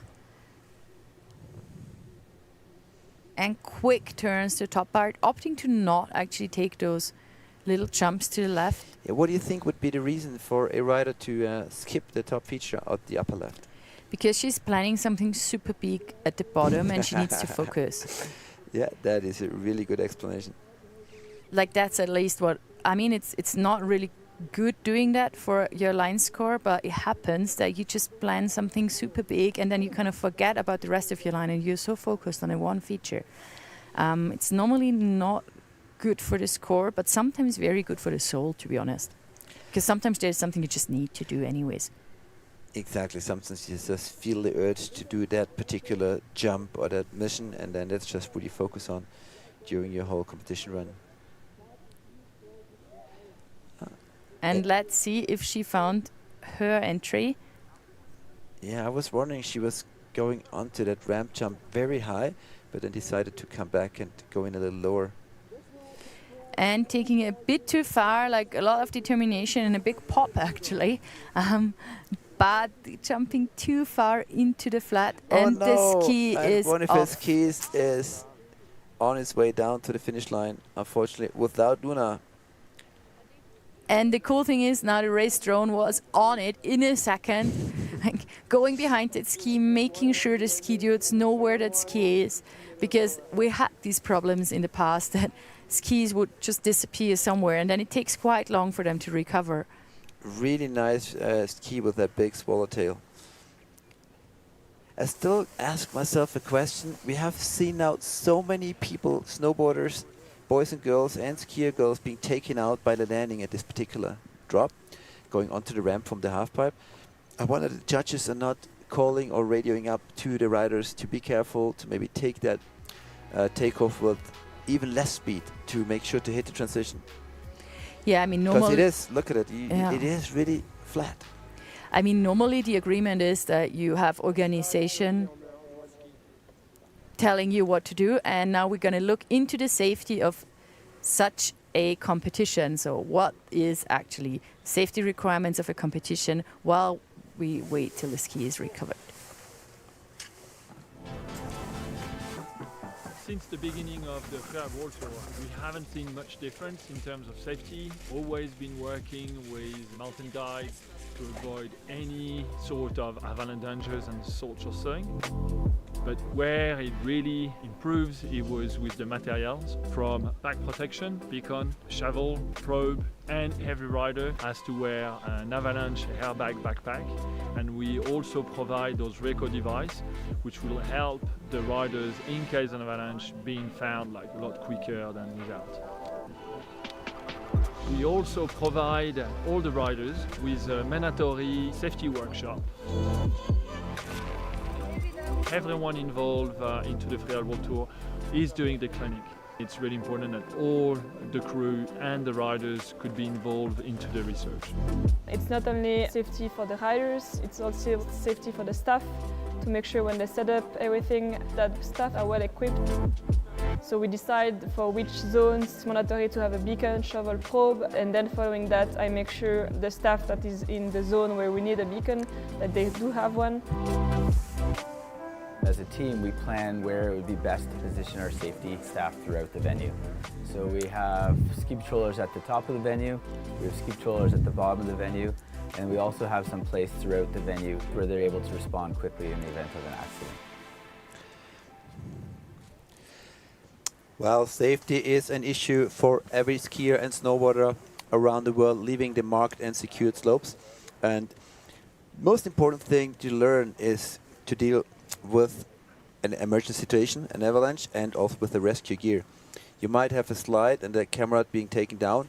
You might only be buried 10 centimeters or 4 inches below the snow, but if a person is not visible and you have no avalanche transceiver, that person is probably not being found in time before he dies from suffocation. So super important to have your buddies well trained, the buddies you're riding with, and to know what you're up to and what you need to prepare for while you're out there. So that's why we're doing all this training regularly, actually updating our training, like repeating all the things we need to know with the best crews around, and like Nadine Wallner did with the kids yesterday. And obviously the best thing you can do is avoid being caught by an avalanche, learn about it, do courses, go with guides, but as you progress as a freerider and you go with your friends, the equipment really plays a crucial role, because accidents do happen, but if you can rescue your comrades, I mean, that's when it counts. That's when it counts, and it needs to be done quickly, so it needs to be trained often. Yeah. So never leave the marked slopes unless you have the knowledge to do so, and then bring your gear. It's a transceiver, it's a shovel with a backpack and a probe. It's always good to have a helmet and a pack protection, and ideally you bring in avalanche airbag as well, and then you set off for your next backcountry adventure. Yeah, talking about it's such an important part of our sport, and you see the result here of all the training, but you hardly ever talk about what it takes to actually get there. I mean, it's a process. I mean, you don't just decide, okay, I'm a freerider. No, even you're a good skier, right? There's so much to learn about the backcountry, about the wind, about the temperature changes, about aspects of the slope, even to like properly read and understand an avalanche forecast. It just takes quite a bit of experience. Yeah, it takes a lot of experience, and also you just have to slowly ease into things. And snow layer buildup is super complicated, and even after many years of learning about it and digging profiles and everything, sometimes you're just also wrong or unsure, and then it's the time to just draw back and not do something.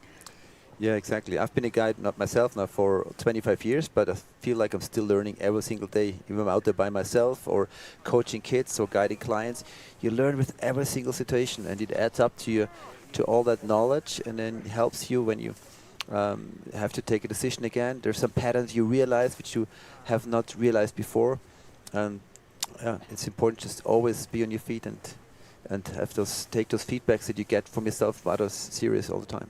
Yeah, and it's also a lot about group dynamics, very important too. So we're trying, in all the coachings and also all the different academies and all the freeride coaches, is not just about techniques and doing the great jumps, but it's also about how do you behave correctly, how do you do the sports of freeriding in a safe and intelligent way so that you can enjoy it for your whole life. And she's at least happy with her one ski now in the middle of the face over rock exposure. But not hurt, just this ski kind of took his own way down. Maybe you should, take this to the next level and have the drones pick up the lost skis and transport them to the riders. That would potentially save some time and bring the skis back up to them? Pretty sure that's not too far away. I mean, if you think back, some years ago, we only had a helicopter for bird view at all, and that was not always working. And then we had to be refilled, and it took a lot of energy and a lot of fossil fuels. And now we're with drones, super small, super quick. Now, first it was normal drones. Now it's the FPV drones. People here are with their smart glasses. Yeah, I really liked it when you watch the freeride movies the last couple of years. You know, the importance of helicopters really goes down a lot. It's about, you know, back to nature. It's about earn your turns, bring that split board, put those skins on your skis, and work your way up. And if it's far, then well, sleep for a night or two. Yeah, if it takes that time, and then ride all those meters down that you earned yourself. Yeah, and I feel that earning your turns is also a much more profound experience for your personality. Because going up with a helicopter can be very quick, it's very hard to follow up, and it's also, you feel maybe less of the snow and everything. And when you earned it, you know, it's about the whole thing, not about only the way down. So our riders actually earned that run pretty much, because they had to hike up that really exciting bridge, and could also see some of the possibilities in the other valleys. Definitely a full-on day for all of the competitors up top, being in the cold for such a long time, having that rather long hike, doing the face check in the morning, getting up early, seeing the forerunner. Yeah, going through a lot of emotions. We have almost 70 riders up there, so it means bib number 70 counts on 3 to 4 minutes per rider. So you know you're up there about 3 to 4 hours in the start gate after bib number 1, but every little delay like now obviously stretches the time, so it can mean that you have your time, but you're an hour off. So, and then you have to hang out in the cold. You have to bring a lot of extra clothes, which you then have to store again. It's a challenge. It's a big challenge. Yeah, it's also a logistical challenge for every rider personally, because I remember these questions, you know, emptying all the water bottles before going down to just have less weight in your backpack, and then, you know, but then, I mean, you can't really bring a puffy jacket and just leave it up there. You have to bring your gear down again, but you want to have as little weight in your backpack as possible, because it's easier to land with less weight. So all these things add up, and it's a lot of thinking, and a lot of planning to be done as well. We see the snow is still in amazing condition, at least. There doesn't seem to be any crust, because skiing down on one ski is a really hard thing to do in the deep pow at the bottom and exit of the main couloir. Oh, it's super hard. It almost looks like it'd be easier to walk down, because it's always a bit dangerous always to ride in powder with one ski on your feet only. It's so easy to twist that knee. But then it's actually nice of her to try and ski it down, because if she does walking tracks in there, it might be harder for the next people. That is true. And as we see on the venue, I'm taking my binoculars, one of the ski routes has actually picked up her ski and traverses over, and he's only about 10 to 50 meters below Luna.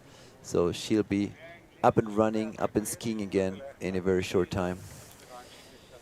Tough one for Elfie Rouillet from Martigny. Our only Swiss girl in the competitors field. She's next one up there, and she obviously had her timing to drop out through the start gate for about 15 minutes ago, so she'll be up there. And if she had a puffy jacket, she probably already took it off and was stored in the backpack, so it's not easy to stay warm and focused right now. Yeah, and she's probably there standing in the start gate, wondering what happened, not really knowing what happened either, because that's also a bad feeling. Maybe she sees though Elfie then rolling out with the ski dude being all right. I remember standing in the start gate at the very big extreme at the finals of the Freeride World Tour, going there as a leader into the finals, and then having to wait about 35 minutes in the start gate, being called to start 3 times and then call off again because it was an injury before me, and then the helicopter had no more fuel, etc. And by the time I got to ride, my brain was burned. I was just not focused enough anymore, and then did a big mistake. Took off at the wrong angle, and that title was gone. So I really know how hard it is to be up there for such a long time. But Elfie Rouillet, our next rider, she was second here 2 years ago, so I'm sure she's a very strong-minded girl, able to focus on keep that competition mode up for an extended amount of time, which she will need today. But it looks like Luna will be ready to put the skis back on in a couple of seconds.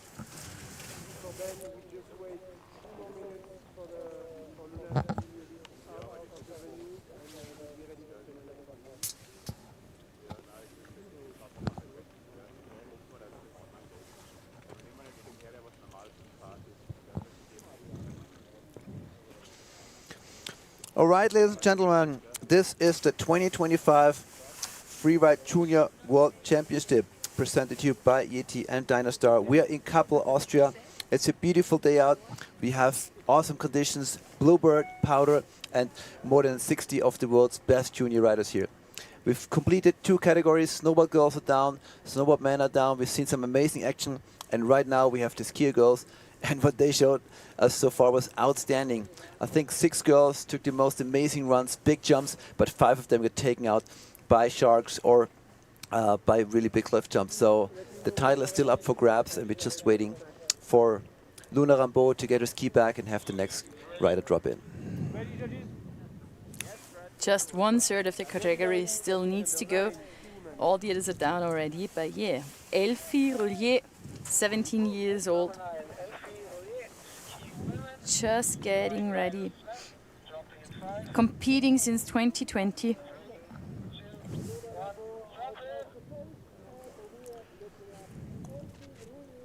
And out of Switzerland, from the Freeride Academy, Verbier as well, is a really, really good background too, with some of the strongest coaches and skiing buddies around. First skier to hit, let's call it the snowboarder's cliff, right below the start gate. Not easy to shut down the speed there, and very creative line, crosses right over to another cliff. Wow. So, amazing game plan. Only halfway down the mountain and 2 major airs already in her pocket. So she really shows some experience. Yeah, and she also knows how the choice of her line. How it is to be in a podium here in Kappl, because she was the 2nd in the Freeride Junior World Championship in 20 straight. In the main couloir now, let's see what she's up to. Flo is already taking out his binoculars to get a more precise view. In the main couloir, she's also trying to find her entry. So take a bit of an alternative entry onto the ramp, which I think is smart. It's not as high, and the landing is not as flat. I'm sure we're going to see one major exit air as she approaches the bottom part of the ramp. Disappearing out of our view for a second. Manu, could you see her on the screen? She was, yeah, it was all fine. She was just behind that thing, behind the rock, going down super quick with straight lines through the technical section. And now I believe she's approaching. We can see the flag where the judging line is. First, cool that we see that. So she's now below the judging line. And replay, beautiful first cliff. That upper part was so strong, and I believe that she, put the handbrake on a little bit in the lower part, knowing that so many other girls went down in the part. Smart riding up. Yeah, and just rode it out smart. Yeah, nice. She just took the wind lip, also kind of traversing the landing, which is super intelligent, because then you don't have to deal with the compression at the bottom that much. And now on her way into the finish line. Elfie Rollier showing all her experience there in line choice and in tactics. I remember Stefan Heusel having an amazing run here, Jana Heusel's dad, during the World Tour, and then he approached the lower part, had a big jump, landed it, and then decided to just quickly cancel the very last one and to take that result down to the finish line, which sometimes is a very smart thing to do, just not risk it all until the very end and still go home with a good score. Yeah, and it's very smart. I mean, I believe that the girls up there know what's kind of roughly at least going on with the riders before, so that's super intelligent to do that. And she seems happy with her runs, and we are quite happy too. Elfie already has a victory under her belt from this year at the Peak Performance Junior.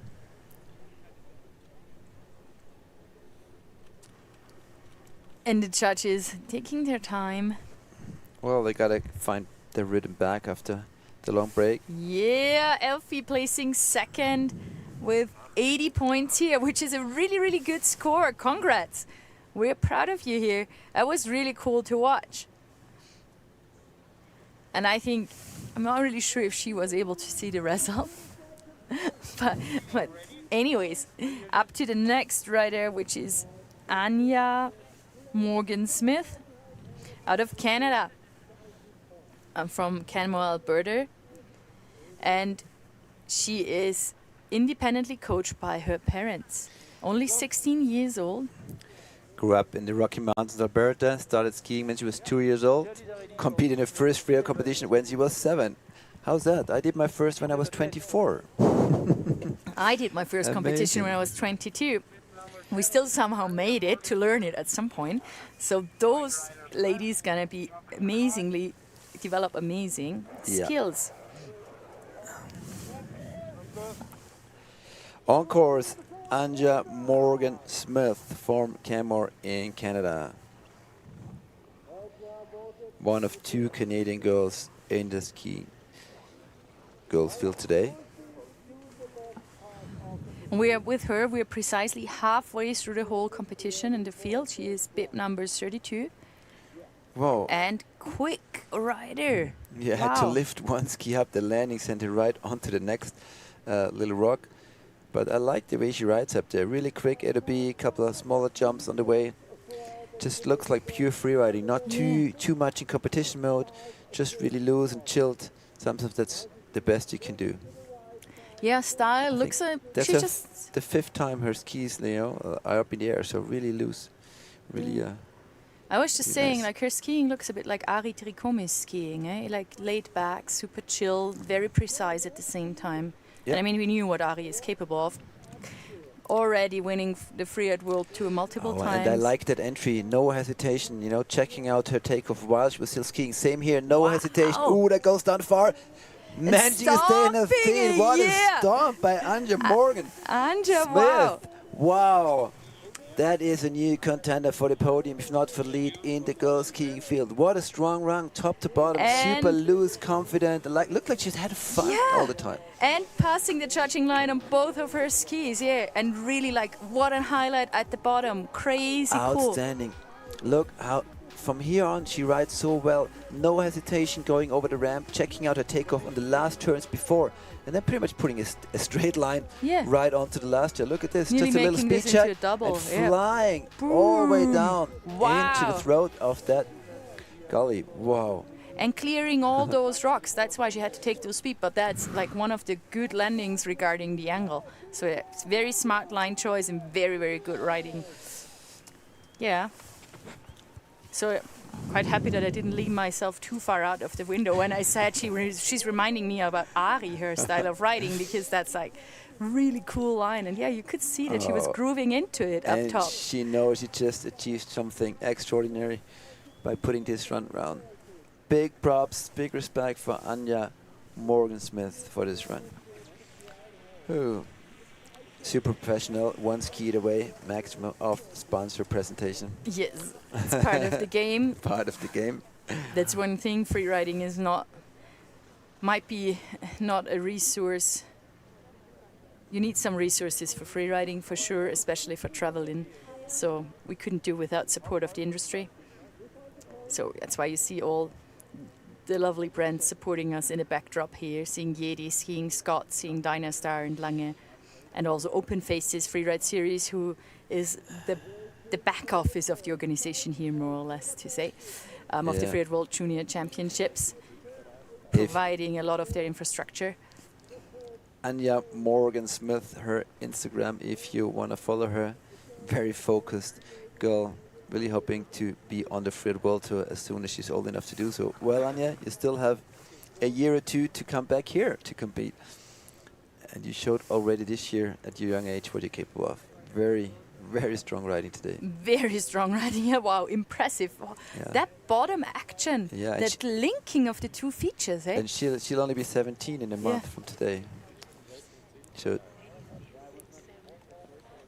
I'm sure judges are comparing this run to Hannah Baldwin's run, right? I'm pretty sure about that, yeah.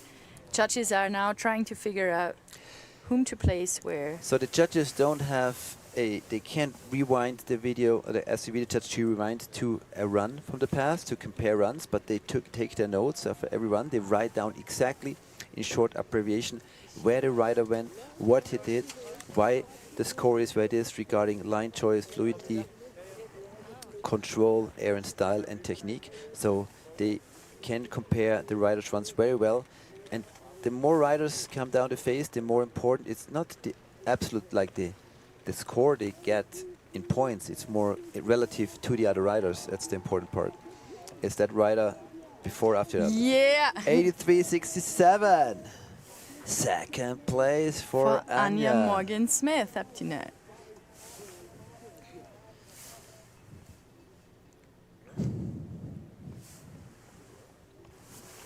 And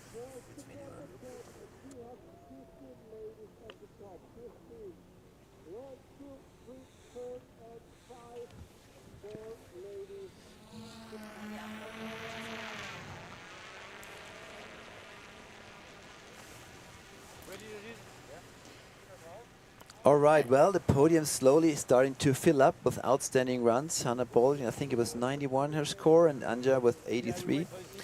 And as we have 5 more girls up in the start gate. And our next one comes from down under, Lou Laird from Australia. There's a surprising amount of Australian pushing into the freeriding world, Manu, more and more every year. yeah, and about Lou, I know that because I've been talking to some fellow Australian riders yesterday, and she's actually full-on freestyle background and just starting to get into the world of freeride, also getting some support with Team Hot Time and Turn and Burn, and it's her first time here. And she's really looking up to Andrew Pollard and Chess Hotter, so that's cool to learn about her. And also Australia, I mean, for me it's unimaginable how you can become a freerider out of Australia, but we did have some Australian riders on the Freeride World Tour, also have some competing in the challenges. Shout out to Prioni, now on her way, is in the snowboard field, fellow Australian. So it's really cool to see that they somehow make it work. Obviously with a lot of seasons abroad as well, but also at home there's some training possibilities. Yeah, ma'am, we just had an Australian family staying near Innsbruck for a couple of weeks, and we were coaching their 3 kids in freeriding, and they said they come back each year to do that. So it's a bit of an effort, obviously, coming from Australia, but if you take that, you're in the game. Now, Australian Lucinda up on the top of beautiful Quellspitze, starting her run with a lot of speed and determination. Just quickly doing the traverse.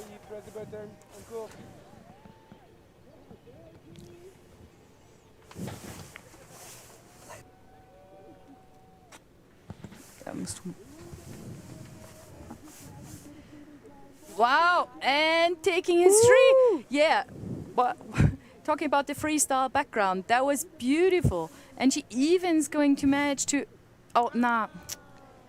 Now she really wanted to like traverse as high as she could to find her entry and got a little, but well, that three was amazing. Back Lou on Laird track from Australia, Lou. plodding the freestyle onto the Quellspitze with a beautiful 3. We haven't seen one today at all yet in the girls skiing field, and it was not an easy takeoff. Unfortunately, then getting stuck in the traverse, but no hesitation as he races onto the ramp with a lot of speed, maybe a tiny bit too much as he puts to the backseat, but she keeps on riding again. Nothing is putting Lou down from what she wants to do, obviously. Racing at the bottom at full speed. Definitely a lot of courage and determination in her skiing. I mean, that three up top was beautifully executed. And also the jumps lower down definitely showed her skill and that she's totally up for it. Yeah, replay. Wow. So nice. Really cool how she scoped that. And then, yeah. Just somehow her ski got stuck there in the traverse. Is she now above the judging line or beyond the judging line? Not really sure. Hard to say because we're in so close. No, definitely below. Oh, yeah. Yeah, so that wouldn't have affected air judging anymore. But obviously those 2 other control issues further up would have. But once again, so much determination. That 3 at the top was beautiful. And no hesitation entering onto the lower ramp as well.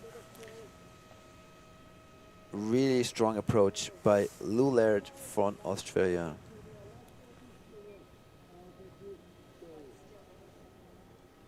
Here, the ski girls, they're definitely coming in hot, eh?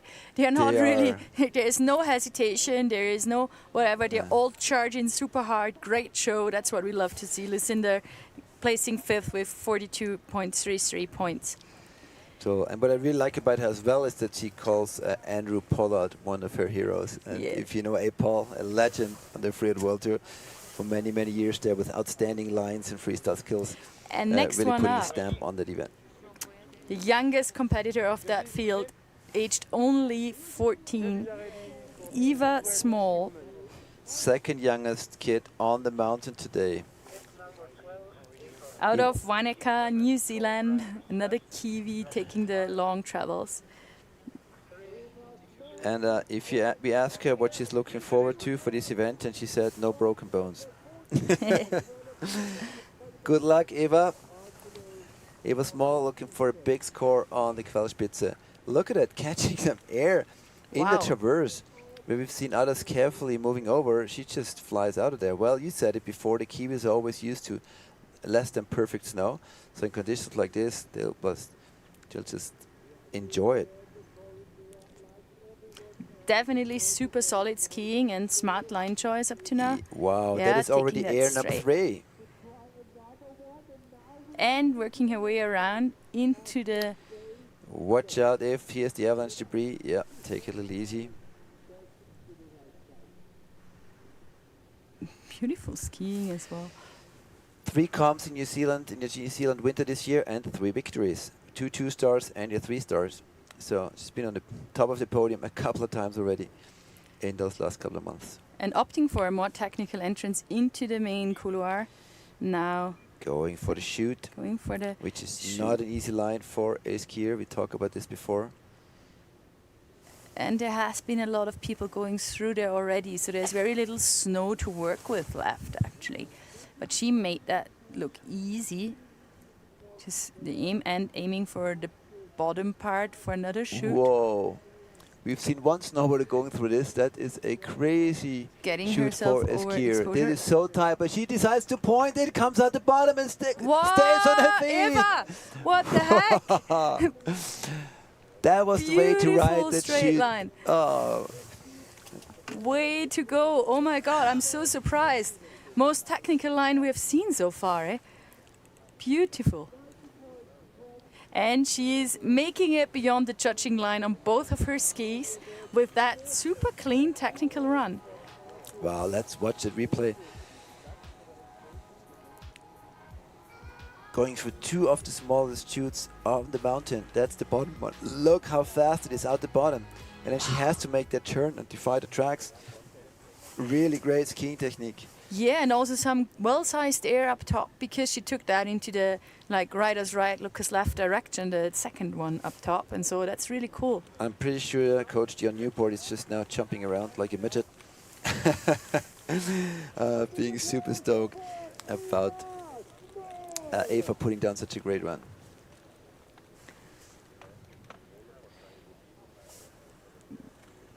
Great action by the Kiwi girls and boys and today. so young still. I mean, you can also see that how young she still is compared to some of the other girls and how she's pushing it. So cool to see. Yeah, and she has all the reasons to be happy here. 14 years old, I can't believe it. And she goes for the biggest challenges on the mountain. Yeah, she just took on Quellspitze, full blast. 70 points for Eva, that's 4th place. Wow, congratulations, Eva. Congrats. Yeah. Really, really damn cool.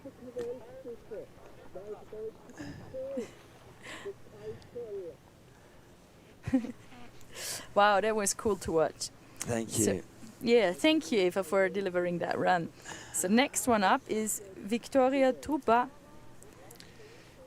Victoria from Freeski Les Arcs. Well, she was injured last year and is back stronger than ever. The daughter of Xavier Trouba, who created actually the Freeski Academy. It's an interesting story. It's one of the oldest freeski academies in Europe. Started 10 years ago already, and now in Val d'Isère they have a spin-off, and in Bruxelles. And yeah, they invite our resorts to join as well, join forces, join the know-how, go to competitions together, and build a platform that the kids need to stand on the way to a big freeride career. Yeah, it takes a lot of determination as a coach as well to pull that through for many decades, basically. Oh yeah, it does. And yeah, you know that very well, Flo. And yeah, it's cool to see the outcome though, because they're sending the freeride. The club is sending 3 riders, or has 2 to 3 riders here today from different divisions. So obviously the concept works. Vic_Truba is her Insta if you want to check her out. She was so sad last year, you know, injuring herself just a few weeks before the event. Had pushed a lot to qualify again for this year, and now she's here and on course on the Qualispitze.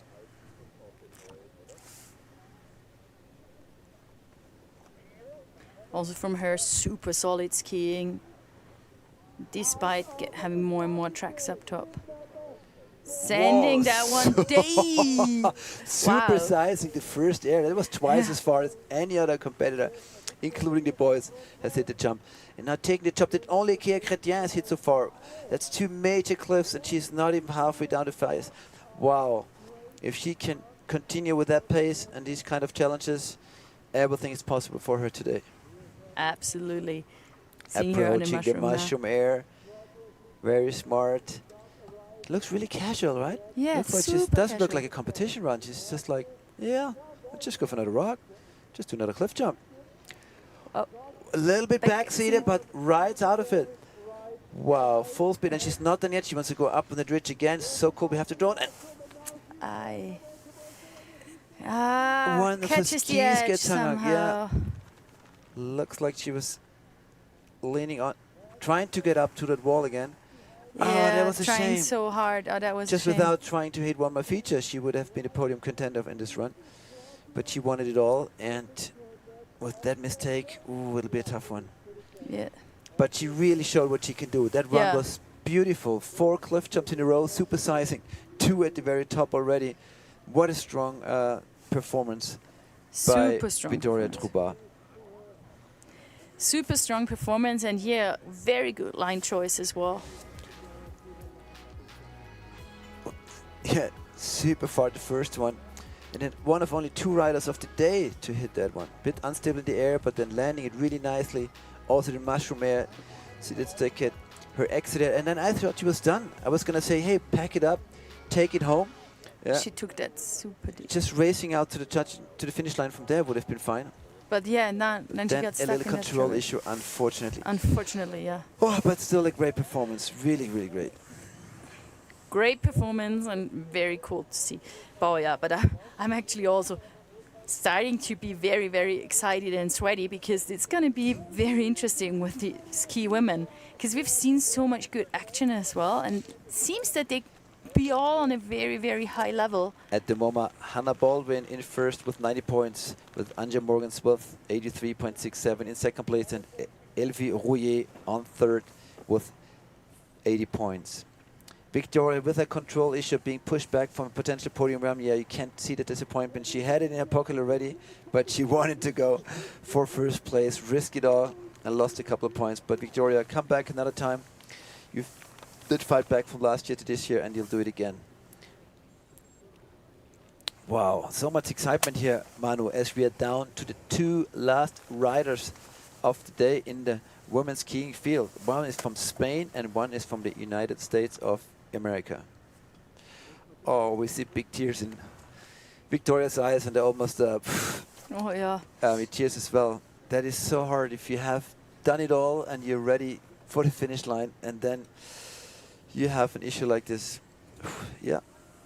But the most important is that she knows what she's capable of. And if she keeps riding like that, you know, victories will fall into place. Yes, and she's going to have a really bright future if she's just continuing doing her thing and enjoying it and just loving to ride, which she does. And I think she has a super strong support network as well, super important too. Oh yeah. And so, yeah, we're big looking props forward to to Xavier Truba and the Free Ski Academy. Yeah, you guys doing a great job, and keep doing it, and good luck for Victoria's next run.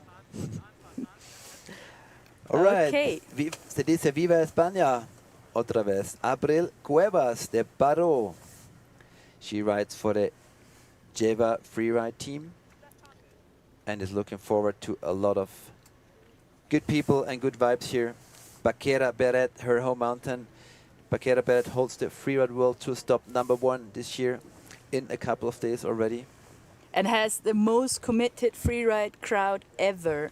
It's like such cool vibes at the competition. There's a couple of thousand people at the bottom cheering, going crazy. It's like, I think there's only few more places in the world who have such a committed crowd. One of them is definitely Verbier, and then there's Roldal. True, maybe it's the most committed crowd, but not a surprise with guys like Abel Moga and help me, Aima Navarro. They showman on their skis. They give the crowd a lot to cheer for as well. And also Spanish rider Nuria Castan-Baron in the snowboard women she also training there, not solemnly, but also definitely also Spanish. Nice. Also always a good Spanish, like strong Spanish contenders. Yeah, for sure. I think Abel Moga got a wild card for the event in Peizerat, so we're looking for some amazing action by him. And Abril is on course. Buena suerte, Abril Cuevas. Oh, she does a turn the other way, deciding for the gully as well. Wow. Fresh tracks for If you her. look at that exposure, it really takes a big heart to go there. But she did that really nicely, like controlling her speed, not risking too much anymore, just taking the entry, safe. Following Victoria Tubas and Kea Chrétien's track to the far Lucas right side, but eventually deciding to keep the fluidity high rather than going for another jump there.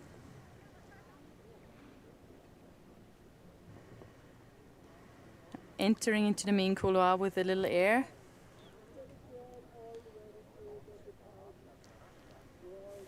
And changing back and forth between the shadow side and the sunny side inside the couloir. Now it makes it a bit harder for the riders to navigate in there, because now slowly the shadow is creeping in as the sun moves through the day. And Abril in the main couloir, making her turns down and searching for the right entry. Found it. And nice fluid entry. Wow, she's going to go pretty far. She's going to take all the speed into her last air. Getting back seated and caught up. Yep, but luckily managing to stop before going over the first rock, the second rock. Position herself in an okay situation to move on, and she's waving her arms, telling us she is fine and she can continue run. Both keys are still on. That means she will also get a score, obviously with some deductions for control and stopping. yeah, definitely. That's like when the heart of the judge stops beating for a second, because you're like, oh, please don't. Also ours, we were falling quiet because it's not cool if people fall over rocks. But she managed to actually really stop herself right at the takeoff. And I think she found actually the line she wanted to ride, but just had a bit of an issue with the speed check before the takeoff. And now we watch her after the line of judging to making her way to the finish.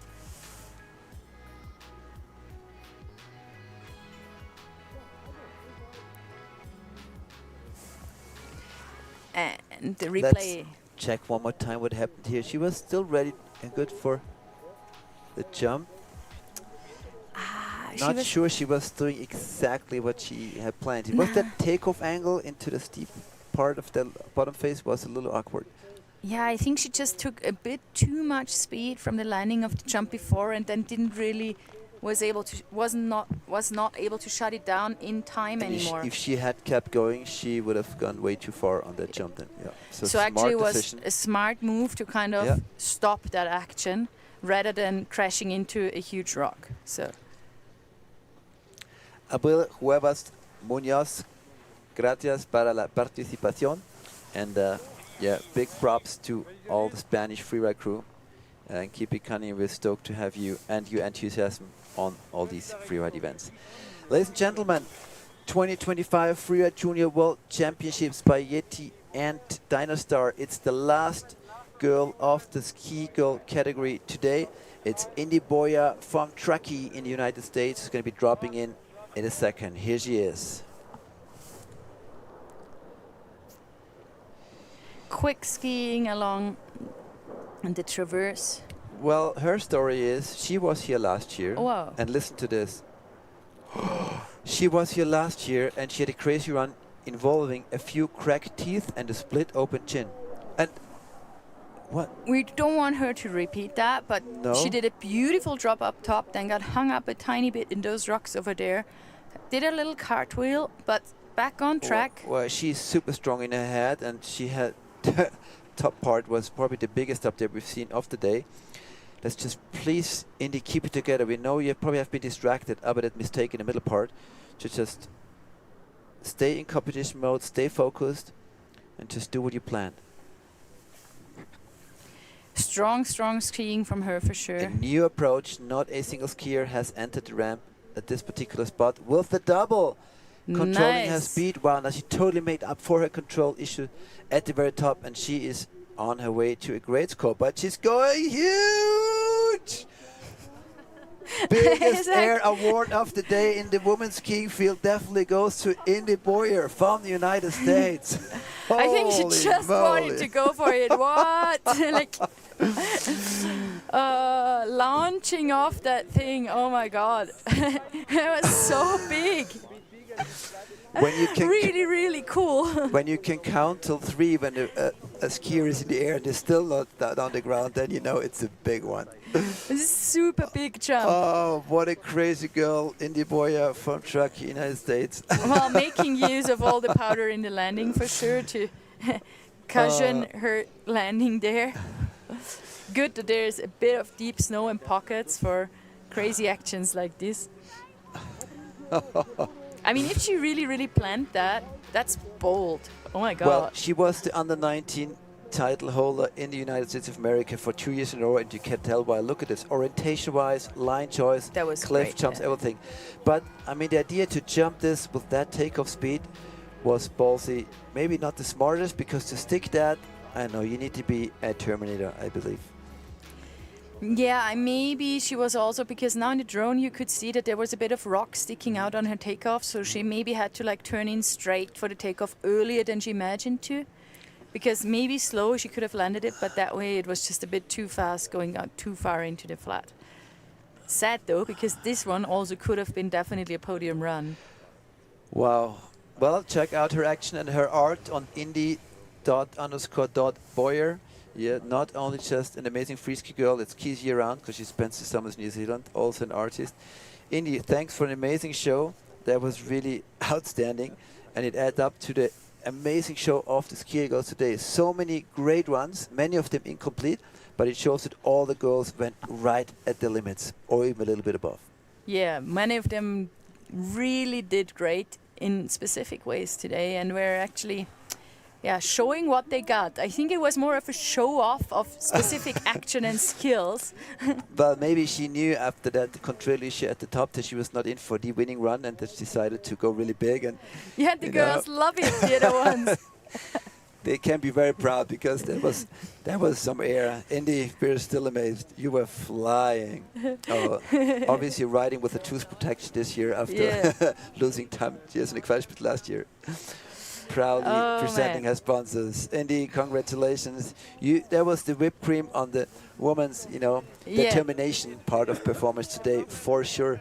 The last rider with the biggest jumps of the day would have also deserved a victory, which it is not, but really, all the props for the girls today. Yeah, and seems to be a really loving, great crew they are having all together.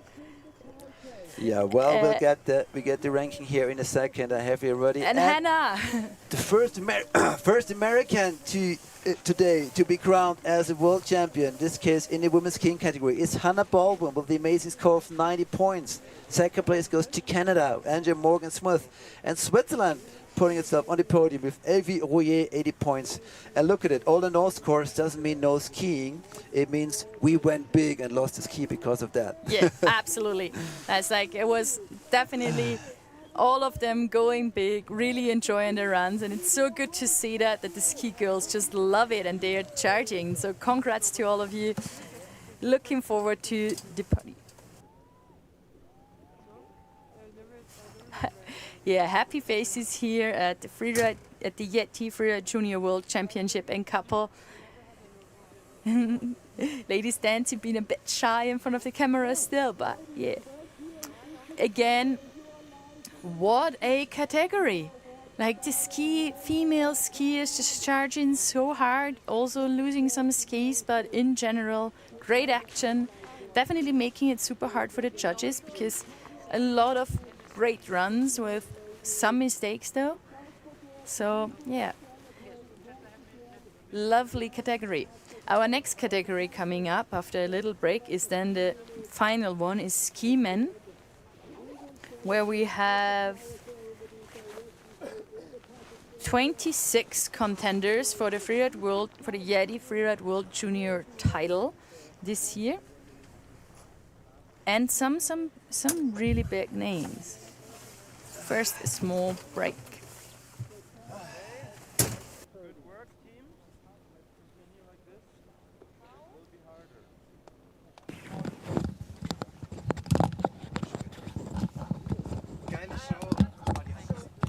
And the starting list of the ski men, starting with CBD Schreiber from the USFA, having only Austrian ski men, Julian Unterbrunner in the middle of the field, kind of having, and a lot of nationalities, and also Kiwis. And then also having Mika Rolshofen, the younger brother of Timo, who just won the Invitational in Nonda, the backcountry freestyle Invitational in Nonda this Sunday. Exactly, we get to that, back to that again. Congrats. One more time later on. But before we have bib number 1 dropping in, we want to give a big shout out to Tannen de Brisset from Canada. He was ready to compete here and started to have a big stomachache and actually had his appendix taken out about 48 hours ago.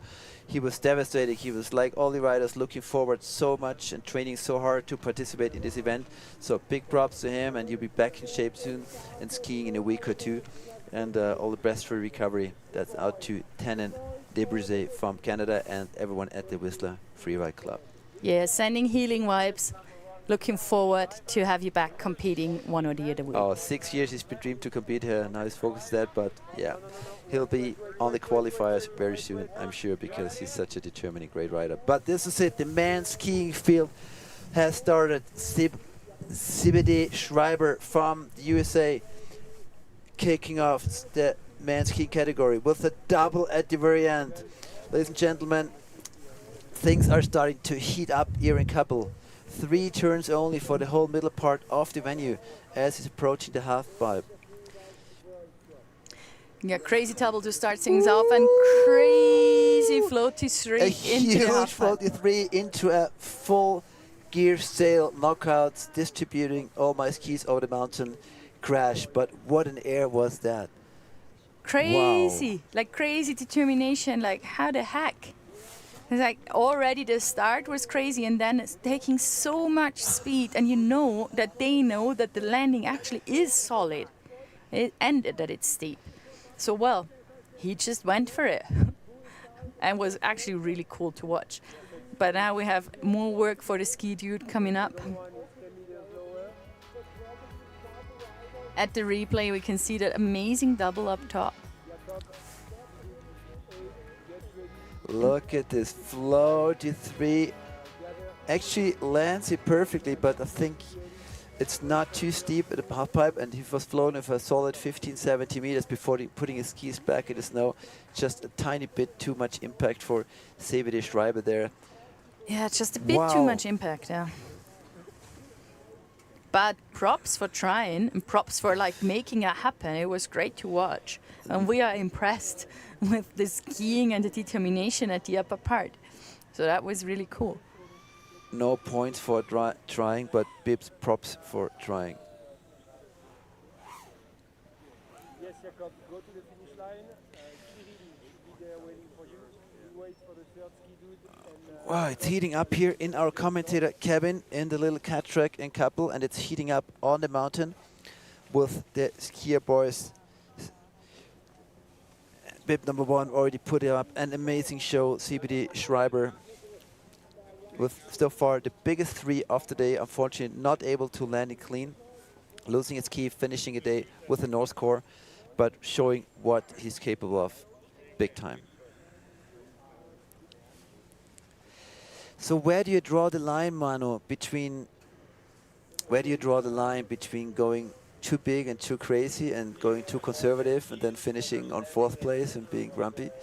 Where's the right line? Yeah, obviously here, I mean, the riders are told that they please should make smart decisions and don't hurt themselves. But obviously it's like a one event thing here. So they want to show what they have, and they are. And so they're rather on the risky side today. All the skiers, I would say, all the ski men for sure. And ski women, we've seen it already as well. Actually, in every category, people are more on the risky side, because other than in the series of the Freeride Junior series, they do not collect points anyways. So it's a one-time thing. So I feel that that's why they are riding with a bit more risk than they maybe would normally do. Which is going to be interesting to experience in future development of freeriding, because we're going to have world championships at the top level as well. And then let's see if people will dial it up for that even more. You're totally right. This is not the Freeride World Tour. This is a one-event thing. On the tour, you can play some tactics, but here it's hop or drop, as we would say in German. It's either or. So that's why a lot of the riders today obviously decide to go all in. The Quellspitze is delivering well. We haven't had the chance to ride here last year because of high winds and actually too much snow this year. Almost perfect conditions. And so far, an amazing performance and show by all riders. And the next one is from Argentina, Thomas Terzano, the most experienced by age. He's the oldest skier in the skiers field. Yeah, very proud, like all Argentinians are. Viva Argentina! Buena suerte, Terzano. Thomas Terzano. Yeah, our only South American rider today. Super cool to have him making his trip over to the Euro Winter. And let's see what he got. Whoa, so aiming for the big cliff at the top. Stomping that clean. But well, yeah, looking at it, we both have like our... It's a lot of exposure underneath there. It is, and a lot of speed. You have to shut down right afterwards in that fairly tracked out middle part of the face, defying some avalanche debris and harder parts. And now it's time to refocus, you know, think like, where is my entry? How much speed do I need for it? He seems very focused and knows precisely where he's going. Just sneaking around the safety crew up on that nose. And in the deep and steep shadow side now, where it's very hard to navigate on skis, honestly, because it's just so much snow. Yeah, new line, come in above the mushroom and traversing out the ramp, and I'm pretty sure he's looking for a big finishing move. There he goes, finding his takeoff, launching right into the pocket, tiny bit of backseat, but rides out clean. With both skis on, really cool.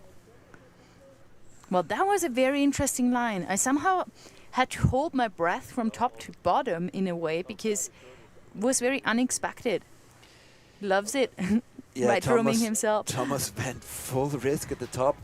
This is a big jump, and if you fall there, you go down a long way. And finding a new way here, almost a drone pilot could follow him. It's very spectacular. Wow. How he managed to sneak through that like little opening in between the rocks, eh? And then also the last drop was actually very well executed. I mean, he took it deep and had a bit of a very well executed, but you could realize that all his airs, he kind of checked them out as he was riding, coming a bit from the side and then knowing exactly where he was going to land. So really well laid out plan and well executed line.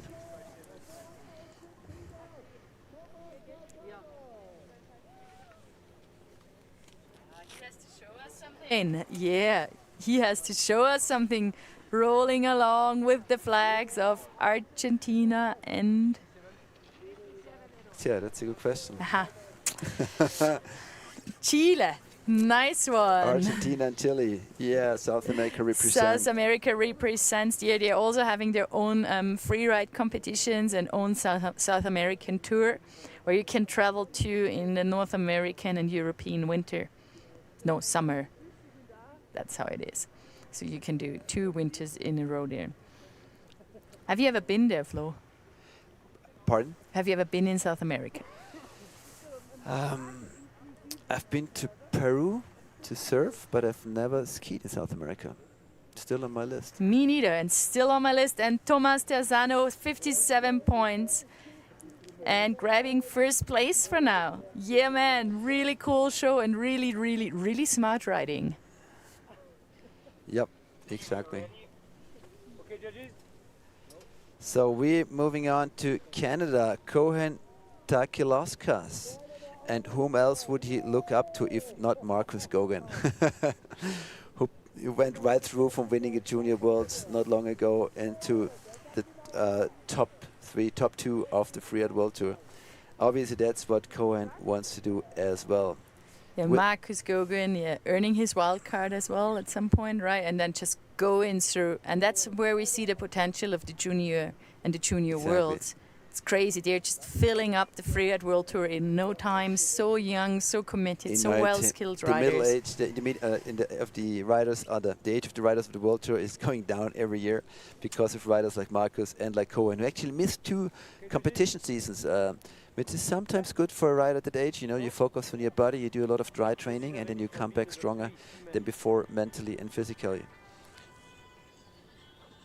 Cohen, good luck for your competition run today.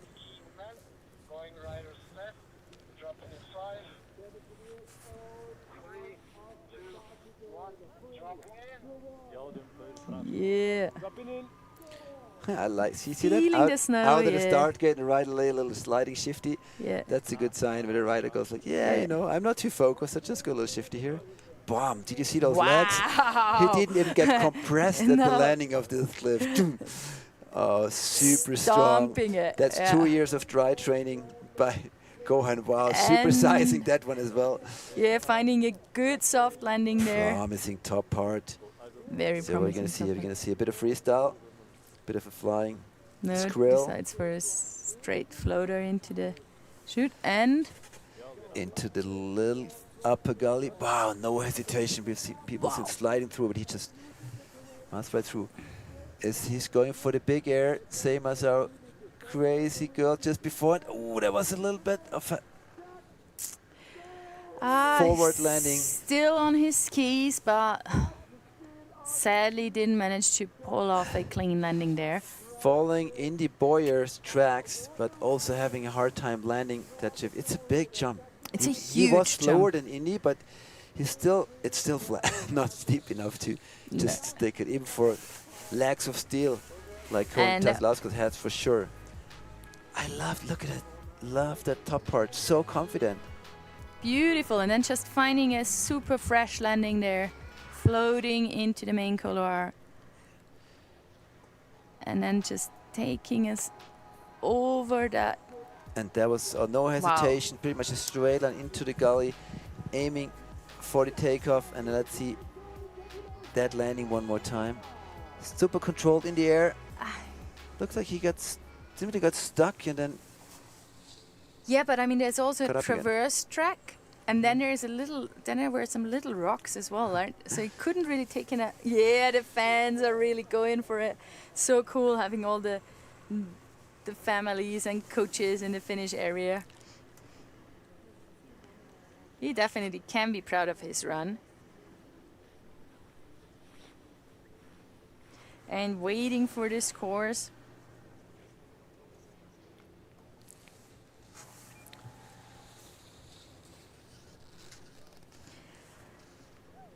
And let's see. I mean, we haven't seen that many. Yeah, he's placing second with 49.67 points because just ski men were charging so hard that even with a bigger mistake, you're now basically a podium contender because, if you didn't lose your ski. But you can also tell that the judges leaving a lot of room towards the top scores because they know if one of those riders does everything according to plan, top to bottom, we are up in the 90s. Yeah. Absolutely, yeah. Townsend Reed, bib number 41, 18 years of age, coming from Whitefish in the United States, riding for the Flathead Freeride Club. as his first participation as the 2025 YETI Freeride Junior World Championships by Dynastar. He went to Chile this summer to prepare. Nice. Let's see how that did help his skiing. Whoa! Flawless left hand 3 at the very top cliff, setting a new standard. That was absolutely incredible. It looks like we have a bit of a standard line for the skiers now, but he topped it up with a 3 and landed it perfectly. Over all those exposure. And another huge one. 3. Hopefully that is not too big. Woo. How did he land that? Take your time, buddy. Take your time. You are on the way to the winning run of the day if you just ski home now. That was absolutely incredible. He's not stopping. No! Reed Townsend with one of the most amazing runs I have seen in my whole life down the Quellspitze. Yeah, same. That was unreal. 2 big 360s, 2 airs, hardly any turns in between, but I was kind of afraid there would be a tiny bit too much speed for the last air. Oh, Reed, what a run. What a beautiful run, but wow. I'm breathless after that run because, wow, that was like, there was no time in between anything. Had he landed that, I would have given him a 95 right away. Yeah. That was absolutely incredible. Just a tiny bit too far because, I mean, he seems like he's absolutely capable of landing Let's look huge at this one airs. time. Wow. That's so 3, beautiful. perfect landing. Bam, nice shifty. And then look at this 3. Look how far he flies. You think he would crash, but no, lands it perfectly. Hardly even shuts down. Does a double onto the shelf, and now he has the time to shut down, but he decides, no, I go fast. I go fast. It goes. He was looking for the trend. He did exactly what he wanted to, but it was just a tiny bit off balance at that landing. A tiny bit too far because actually he didn't even overshoot it. No, I think he went exactly where he wanted to because there is a perfect tranny right next to the rock. Yeah, he could have just taken it a tiny bit slower and then he would have had, but very, very cool line scoping because he found that tranny for that rock, basically. Ladies and gentlemen, a name to look out for in the future. Reed Townsend from Whitefish, riding for the Flathead Freeride Club, representing the United States of America. That was one of the best riding probably ever to be seen on the Quellspitze, and I include the Freeride World Tour in that. Absolutely. Amazing runs from the juniors today. And this was only bib number 4. We have another, let me count, 22 to come. Whew. I'm not sure my nerves can take that. Yeah, I'm like, I keep holding my breath during the run, but they are so quick that it's not actually a problem. But also I'm like, oh my God, please. It's beautiful to watch. At the same time, you want them to hold it together because it would be just so cool if they land that last bit. But sometimes you need that extra speed check, even though you're totally hyped. Yeah, but he had the time for the speed check. He just didn't want it to. No, he didn't want to. Which is a cool thing to do. I mean, it's bold and it's great. But landing that big 360, that was ridiculous. He was flying for 70 feet or more and putting it to his feet like it was nothing. And then he knew he could, if you, I repeat myself. Yeah, we're Thanks running for out the of show, Reed. We're running out of words to describe what we see. That's where our English gets to the limit, right? Yeah, we're sorry. At a certain limit. No native English speakers here, but we're in Austria and hopefully entertain you with our horrible German English accent. But we're doing our best. The next one up is Louis Ott out of Switzerland. From Bellevue, also riding for the Verbier Freeride Club. You know what it's like when we have a rider from Verbier in the start gate, then typically it goes on. And he was looking forward to schnitzels and huge drops. Definitely got schnitzels already in Austria. And his main hero is Ronaldo. Sue. And there we are. Huge drop done too. Nice. Super quick. Nice edge work. Finding that transfer, which we haven't seen that way before. No, a new air really. And now off into... Wow, that is so difficult. That is so blind to pull off a 3 there that way. Really, really amazing. Wow, you can tell by these boys, they do really exactly what they want to do. They ride like almost to the inch the line that they're planning. That's something that makes me those, going for the big one. Take away that bit of speed. Lower takeoff, and he can't stick it. Yay! Just a little back seat. Wow, what and a line. another squirrel air. make it over the judging line. No, not really. Mate. Manu, I don't think he is over the judging line. It. No, I think the judge is definitely going to have a discussion right now. But wasn't there a flag somewhere? Yeah, the flag is 10 meters below to his right side. Yep. Oh, what a run. Louis Ott from Baldwin, Switzerland, with a beautiful 3 into the Nar, coming up right after this new transfer, what he spotted as the sole rider so far. Look at these 3, so well executed. And he has all the time in the world to prepare for that last jump. And he does find the 20. How smart was that? Take off a little bit, skiers right, like a meter, the jump is a little smaller, finds the 20, rides out. And then what makes us go for this krill air, gets a little front loaded and... damn Did you see his body language after the first cartwheel? He knew he was he was going down before the judging line. Damn it. Once again, no points, but big props for trying. Louis, there was an outstanding run. Really smart. Yeah, really smart, especially that bottom air, new takeoff and finding a 20. Really smart scoping, yeah, absolutely great future for that guy as well. Victory free riding. and disaster are within seconds and inches here. Our nerves are wrecked. Even I'm gonna have gray hair after that day commenting here. But he's in good spirit. Yeah, look at him. He smiles and he's grumpy at the same time. But yeah, he will get a lot of props for his run because that was really a really amazing line he did. Doesn't help for the score. Oh. But yeah. So Manu. Well, we are only like not even a quarter through the field, or about a quarter through the field, right? We have already wrecked nerves. Five riders down, and with Thomas Terstano from Argentina, only 1 rider who had a clean run down. And so this is like an 80% dropout rate. Whew. Whew. Yeah. So but yeah. They're not going to give us a break. We go to a very special rider.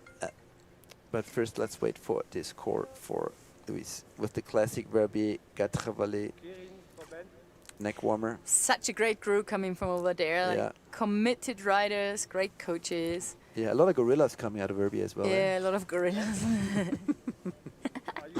Yeah, give it up for the gorilla crew. Yeah, gorilla. They keep having their jokes like rah, rah, rah, rah, rah, making the gorilla movements and gorilla shouts all over to greet each other. See, you can be on 3rd place with a no score on the Freeride Junior World Championships because everyone's going 120%. I think I've actually never seen that, like 3rd place no score after 6 riders or something. Or 5 riders, yeah. Next one is Luca Trandafir out of Romania, only Romanian rider, super cool. Been there for competitions and also for some projects, and the Carpathian Mountains are not to underestimate.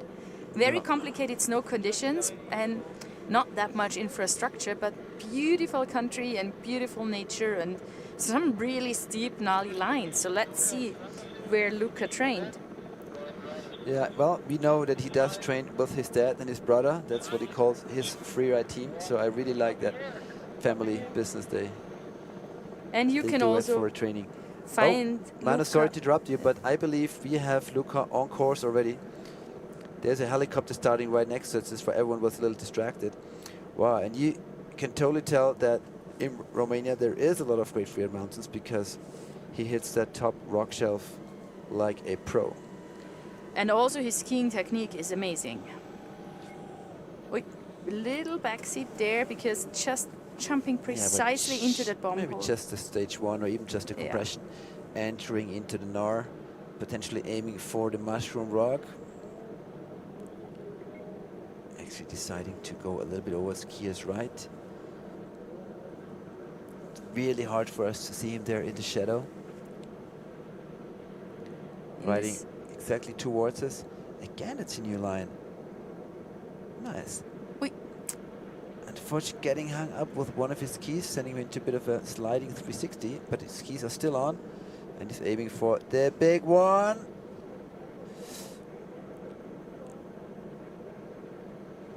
not stomping it, but we're not sure. Maybe the skis are still on. But well, that was also commitment and actually really, really good skiing up top. Very Luca, good. that was a good show. If I was his coach, I'm not sure I would have recommended him. I'd recommend him to jump that bottom nose, because even if you hit it with with not too much speed, it's so easy to go right into the flats. Yeah, he's also not waving his arms right now, so we hope he's all right. Yeah, but I'm not 100% sure. Maybe the guys just hyped each other up during fish check and then decided that they're all gonna take the biggest cliff they can find. I think he put his ski back on. So it's another Luca no score. Trandafir proudly representing Romania, and he can be proud of this run and for the determination and dedication to try one of the biggest cliffs possible on this phase. Unfortunately, not being able to land it clean, having a major control issue, and therefore not a top score. But man, Manu, the level is just incredible. The level is incredible, and we're actually running a bit out of words to describe what's going on, because it's all really good. And now looking at the run with Luca more precisely, first cliff super nice, then there this little backseat at the second, and then third cliff just huge. And what we missed actually is like that is so big. Technical line off him in between the third and the fourth cliff. Yeah. Which was really nicely executed, I feel like.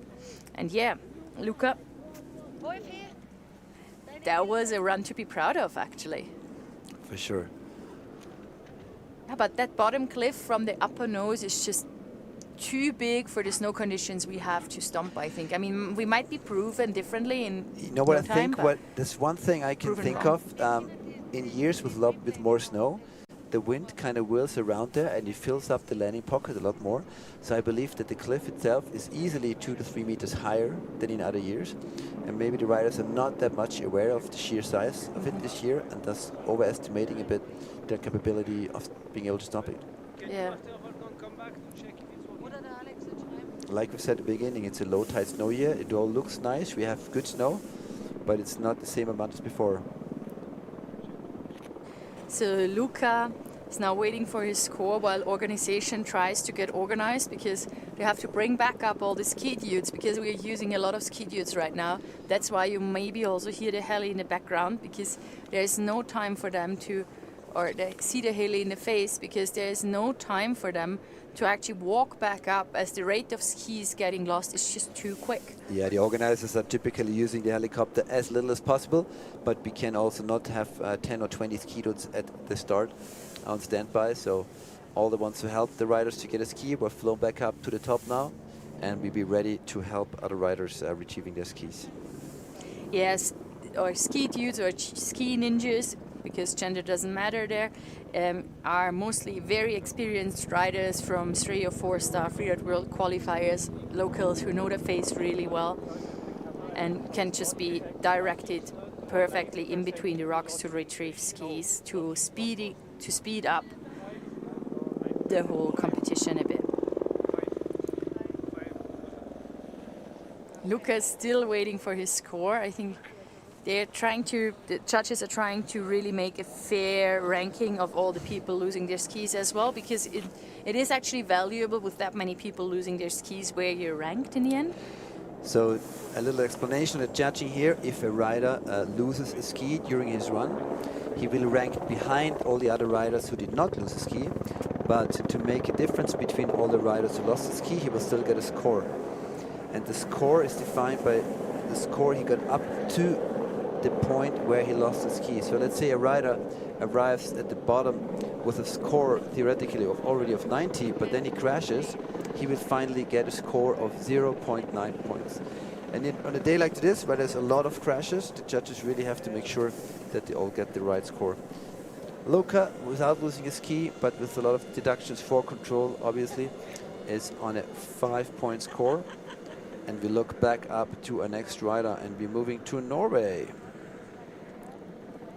In the start gate up on the Quellspitze is Gabriel Engen, riding for Hemming Adrenaline, with his home being Hanfors. Competing since 2022, so just like 2-3 years into the competition mode. Already 15 events under his belt. As we're getting some nice impressions from the finish area. Good vibes, cold but sunshine. A lot of emotion always down in the finish. It's such a difference. You're up at the start, everyone is focused and it's quiet and everyone's in comp mode, and at the bottom it's all these released emotions, tears and smiling faces and parents and coaches and media. It's like two different worlds, and it's only 2 gates. Yeah, and for parents, I mean, it's super exciting to watch their kids. It's also scary, I imagine, as well, because, I mean, at least my mom always said, well, she trusts me that I'm not doing any super crazy, stupid stuff, but then it's hard time for her to actually watch. So she was never actually watching live, only on screens. And Gabriel Engen is ready to not scare his parents, but to prove us with a beautiful run, hopefully without any mistakes and intelligent decisions. Well, big props to all the parents, mothers and fathers who are here watching. And I also have a hard time watching my own daughter riding. It's just something special in the freeride competition. So, Gabriel Engen, what else do we have in him? He's looking forward to the experience here and wants to become a millionaire. That's his main wish. Typical Norwegian, not a lot of words. Probably letting his performance speak for him rather than words. Yeah, we had most of the riders fill in interview questions before and also tried to talk to as many of the riders as possible. So we have something to tell. And now Gabriel, just out of the gate with good amount of speed, working his way over to the main part of the face. And let's see if he... So after many riders hitting the cliff right after start gate, this is something new, with Gabriel riding far over to skier's right, collecting points for doing 2 nice cliff jumps in a row. Now coming back over the avalanche debris to the bottom half of the face. And also at the first jump, he took off a little earlier to avoid the rocks in the takeoff. You could see that. And then he is now into the shade. Let's see. He's at the right entry. That's where we just saw the 3 before. Just controlling his speed. Making a smart move, going down, taking off a bit lower. We can see how rocky it is in this area from the rocks that were exposed by skiers before him. That's, I think, why he chooses to go full speed. Wow. Whoa, not sure that was all in the way he planned, but it looked really spectacular. Nevertheless, Gabriel Engen with amazing action in the throat of the face. Wow.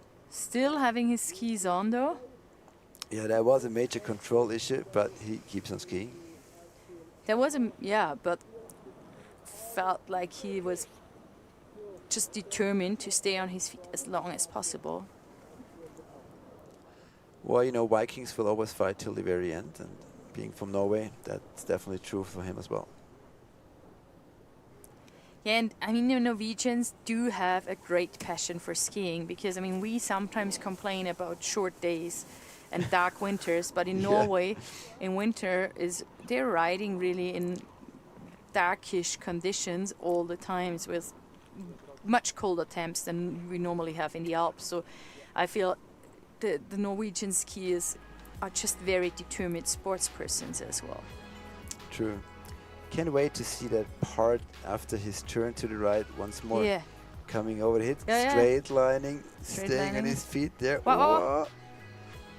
Wow, actually, cool ninja move, like nearly making it, nearly nailing it. I like the word ninja move. Oh, it reminds me, we're not supposed to ski dudes anymore. Yeah, it was. Ski ninjas, because I'm sure we have girls up there as well. Yeah, I was explaining that just before. Yeah, well, some things are good to be said a couple of times, right? Yeah, and without the ski ninjas... It looks like he broke a pole. Oh. See? That's probably what put him off balance, that he, as he did that right turn and went down. So through he a little broke a chute. pole, and like super cool gesture, bringing all his parts and all the metal into the finish line so that no other person actually gets hurt. Really nice of him, taking care of his fellow competitors. And he's looking happy. I mean, what an experience, eh? Being on such a beautiful mountain on a bluebird day with some of the best riders your age from all over the world is just a great experience. And he's still placing third and can't believe it with a score of 10.67. Austin Pickett, another one of another continent. Austin Pickett from the USFA was here last year, finished 10th. Spent some great time with him and his family afterwards in the Engadin area for invitational comp. He was actually forerunning at a Freeride World Tour Junior comp 2 decades ago in Innsbruck, Austria. Took that as a warm-up and he's stoked to be here. And with a banger, 3 off the top rock. This is to me one of the big moves of the day. If you're capable of that, you wake up the judges, you show what you can do. It's a big drop. You have to land it like perfectly in the right angle. Otherwise, you're not going to stick it at all. So pretty much maxing out on points all the way to here for difficulty, speed, and air time. And this is incredible, going for the 7 into the half pipe. Austin Pickett with the first 7 of the day.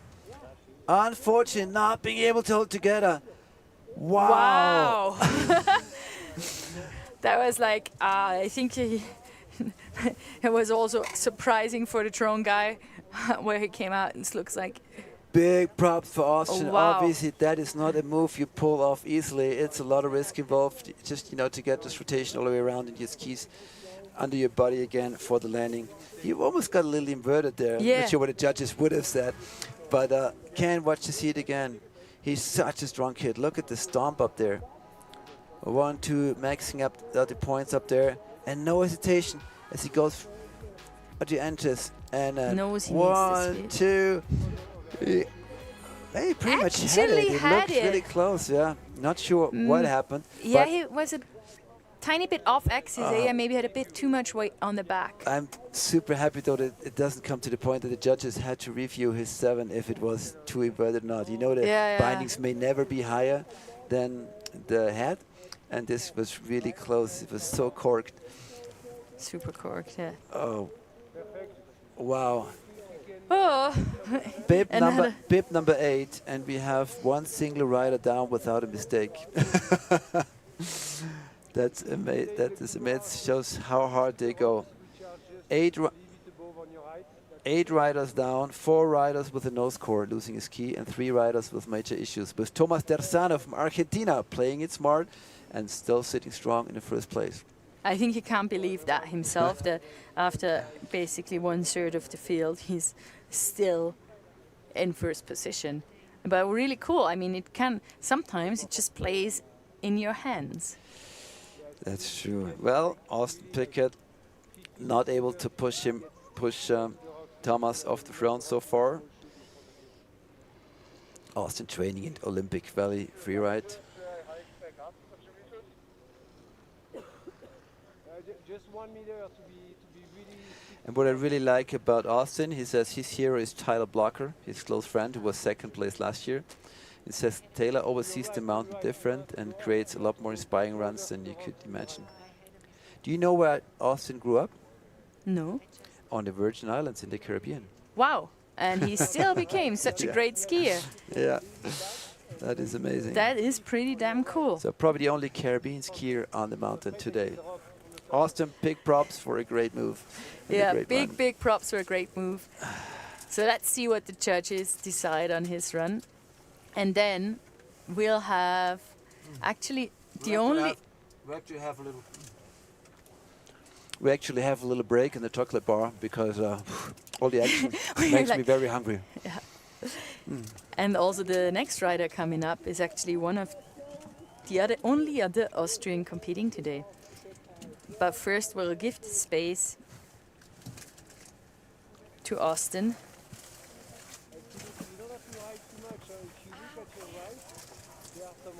And yeah, he was here last year already too, and just loved meeting all the riders.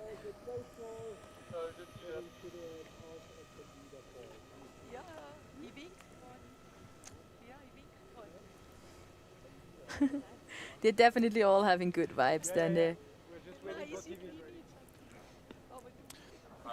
So we see Thomas Terzana from Argentina still in first place with a score of 57. The only rider in this key man category so far putting down a run without a mistake or without losing his key.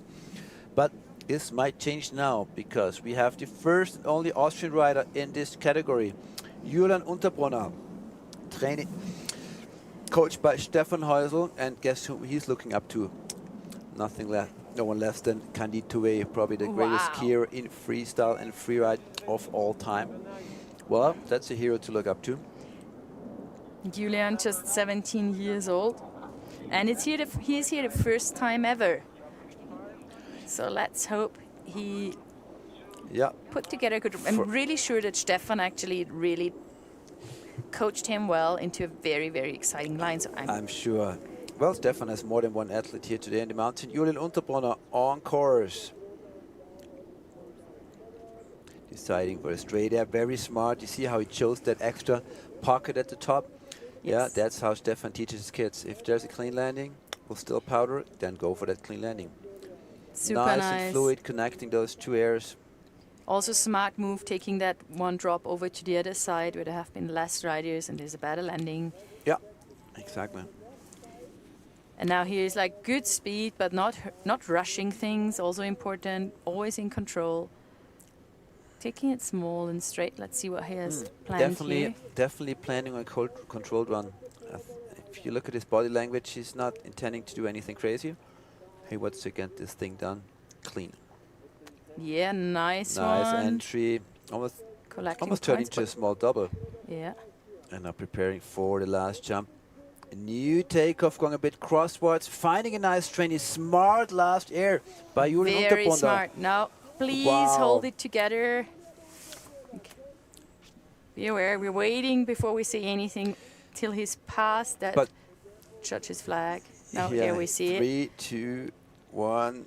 Yeah, and that's a valid score, and that's now a real threat for the leader right now, Thomas Terzana. Super well laid out run.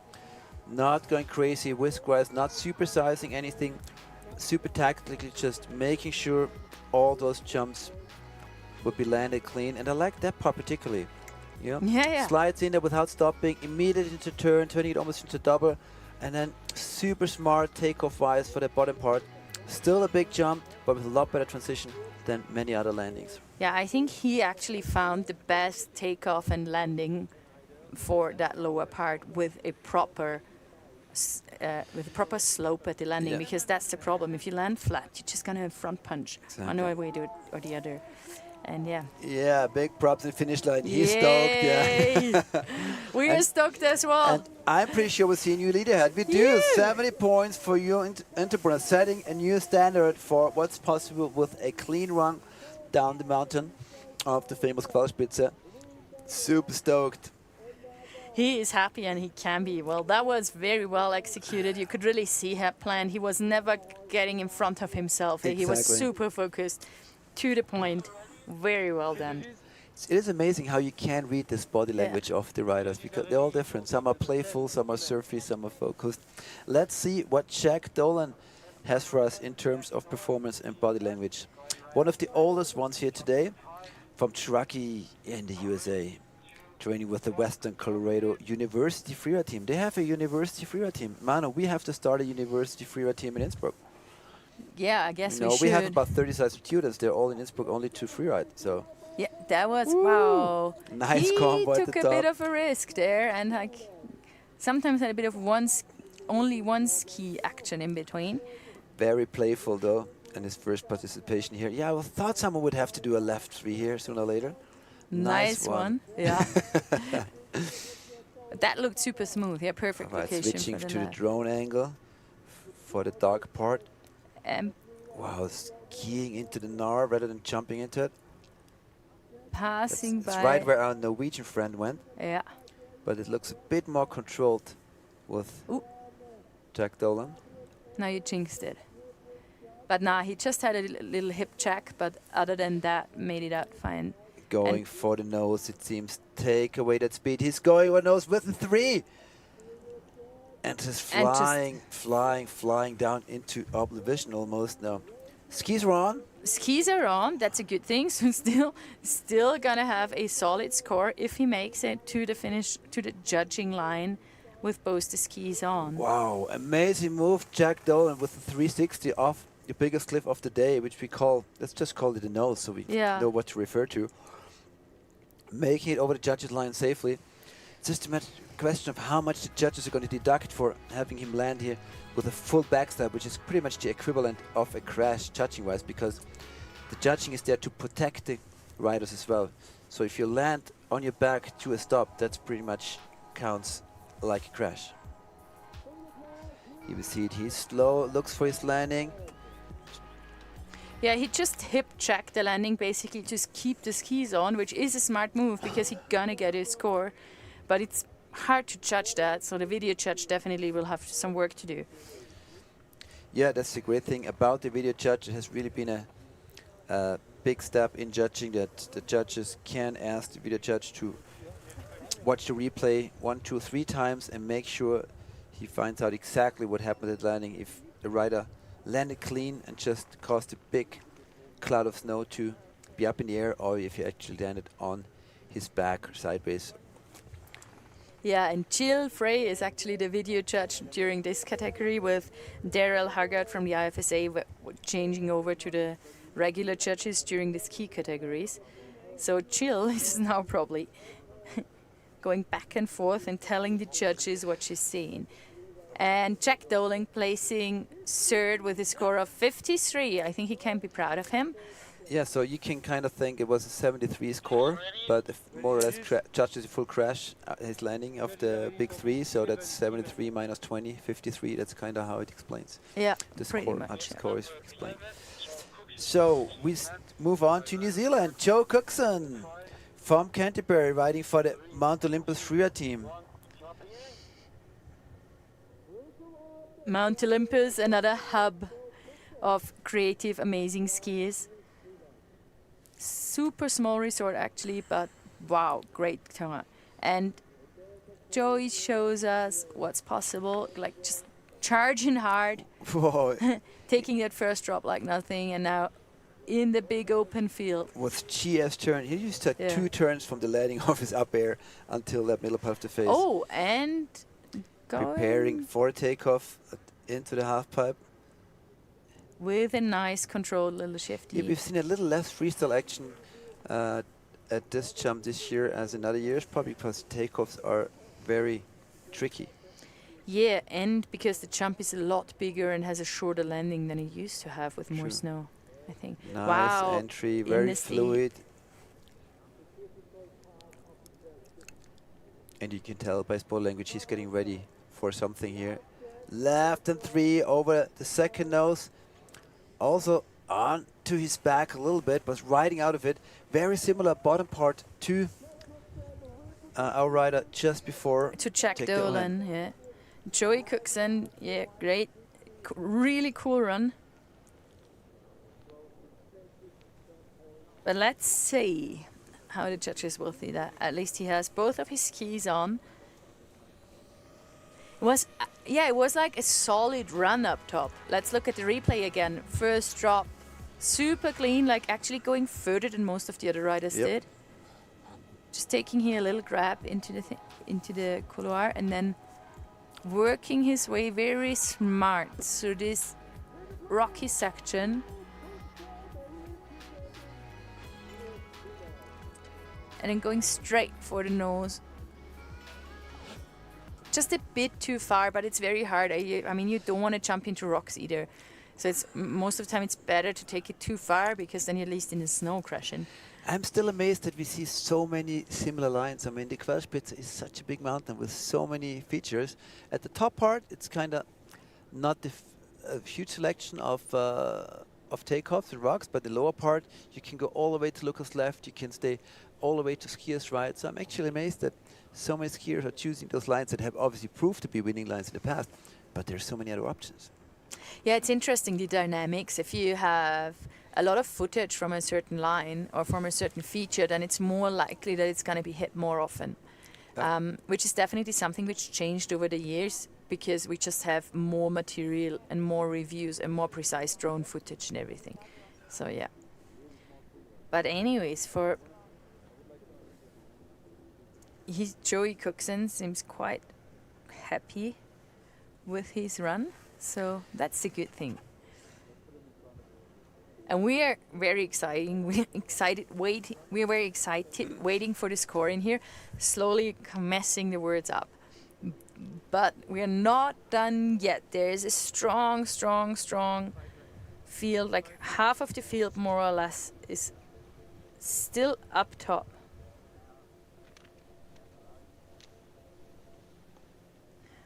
Of all the male youngsters in freeride skiing.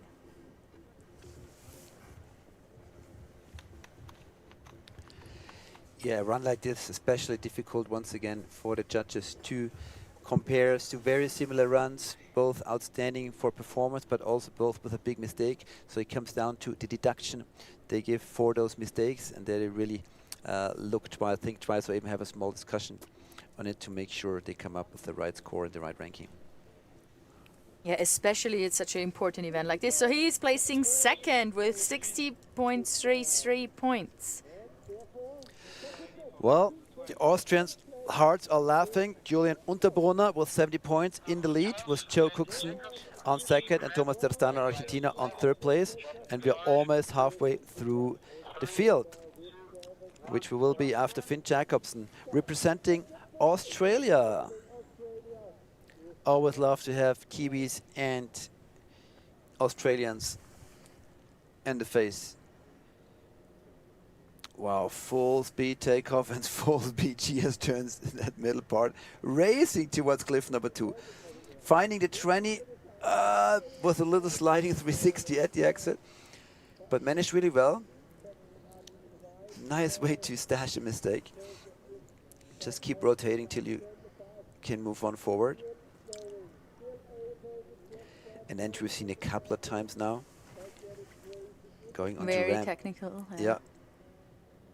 And also Nice. a lot of fun, I think. Yeah, it must feel super nice, like being on a wave. It with looks that like thing. another one aiming for the big nose, taking away a lot of speed, but it's still such a huge jump.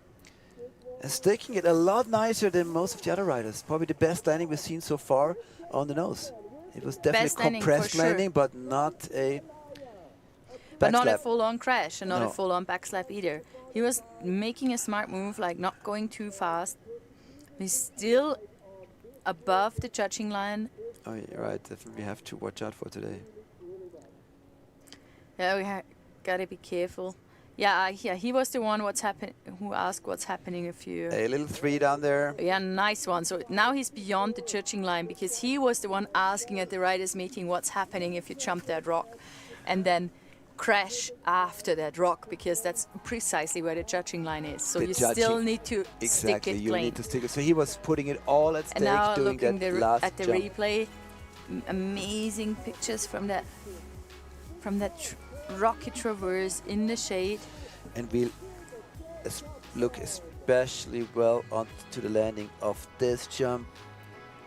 Yeah, I will call it a stage 1. What do you think? And he was putting everything at risk at the Smoothly, yeah. 360, because he was Yeah. still part. So he collected the points for the 3, but also risking to lose it all. Yes. Wow, very strong in the head.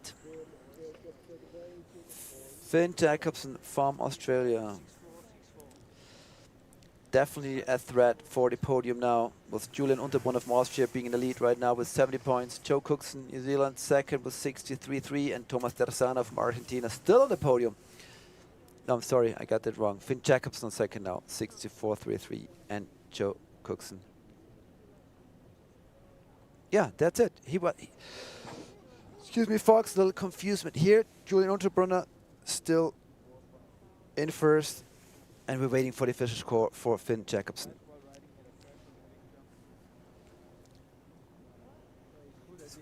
And lovely to See how patiently he waits down there. Fully understanding the whole process of judging already. All the riders also got a judging workshop yesterday night, explaining more precisely how complex it is and what, I mean, they all know how the judging works, but just as a refresher.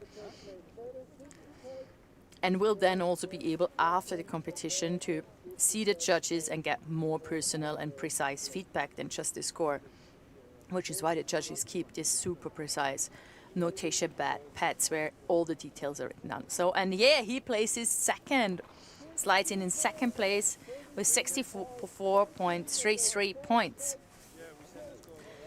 So still Julian Unterbrunner in the lead, right?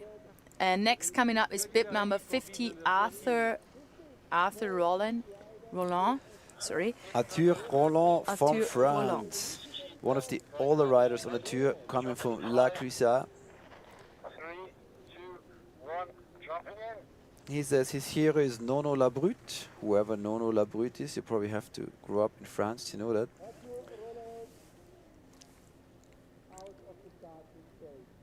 Nice top air, looking super strong in perfect position.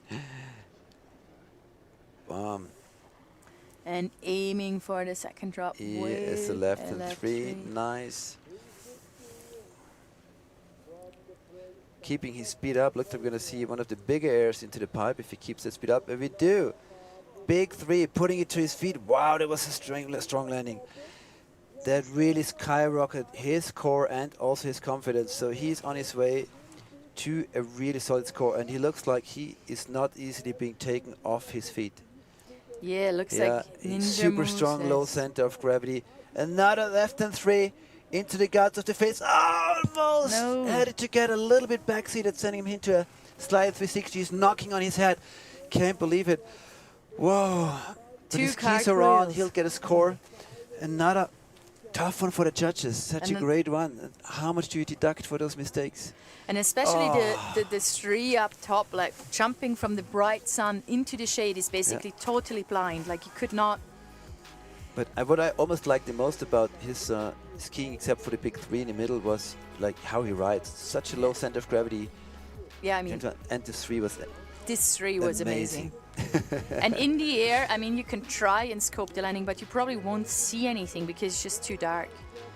And this is, I mean, cartwheels. Yeah, but he already landed it and then had those traverse tracks coming, which put him a little bit off balance. Wow. But a super strong rider as well. Arthur Roland, one to remember for sure. Yeah. La Clusaz, like really having some strong riders here in the field.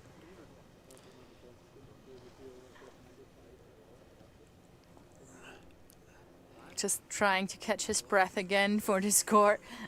Yeah, I mean, obviously after a run like down from Quellspitze, you're exhausted and you're getting down there with a heart rate, which is super high heart rate and really pumping, catching, trying to figure like get enough oxygen to get working again because it's hard workout. Yeah, Arthur Roland, a super consistent rider. Yeah. Finishing 4 or 5 times in the top 3 in last year's junior competitions, no matter if it's 1, 2 or 3 stars. Just super consistent.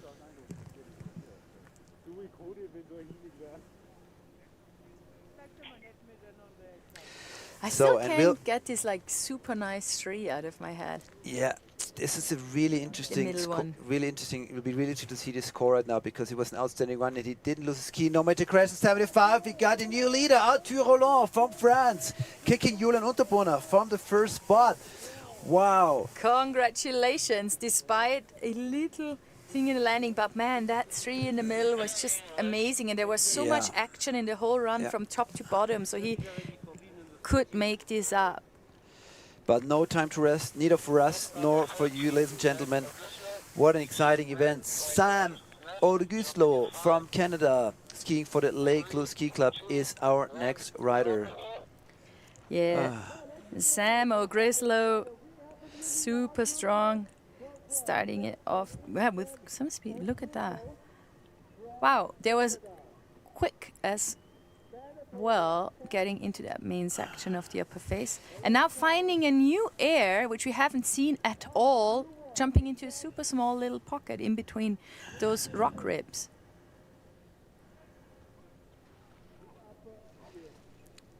Sam Grisler with a nice entry here into the Nar. Different action we've seen from the last riders. Going onto the nose. Well, that's a new air as well, and that's a big one. And yeah, that's a stage 4 backslap, because we clearly could see a very orange ski up in the air, but skis are still on. And I think this run is going to score really well regarding line, because it was now 2 things we haven't seen before. Sure. Very well linked, very fluid. You can see that he's having heaps of fun. Yeah, well, his coach Liam Gear is going to be stoked. Big props to Liam and the whole crew. And the Lake Louise Ski Club in Canada is obviously a great bunch of guys to hang out with as well. Yeah, and in Lake Louise, I mean, they have all the champagne power, but it's also very sharky, so they're really good dealing with rocks underneath their skis. That is true.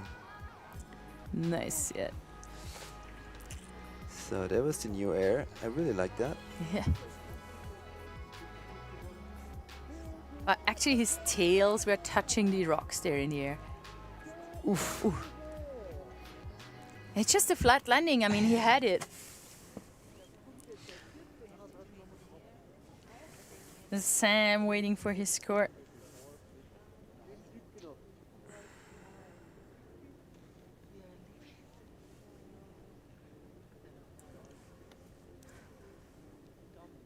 Yeah, you can hear it in the live stream. There's music in the finish area and chattering and happy humans. And some drinks and food and snacks as well. Sam Gisler from Calgary, Canada. Well, Calgary is an amazing place to live as well. You have a huge half-pipe ride in the middle of town pretty much, right next to the big ski jump ramps, which were built for Olympics, and you jump in your car for an hour or two and you're in the most amazing mountains. A really good place to be based.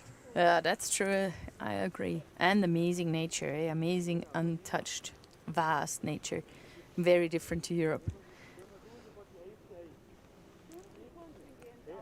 Well, we have similar nature, just a couple more people living in the valleys. Yeah, we have just many more people living in the valleys. That's why we love to go up the mountain in summer or winter, enjoy the solitude and enjoy the nature. Let's have a look at our score. We have Arthur Roland from France in the lead with 75 points. Julian Unterbrunner from Austria, second place with 70 points. And Finn Jacobsen was 64.33, sitting in third right now.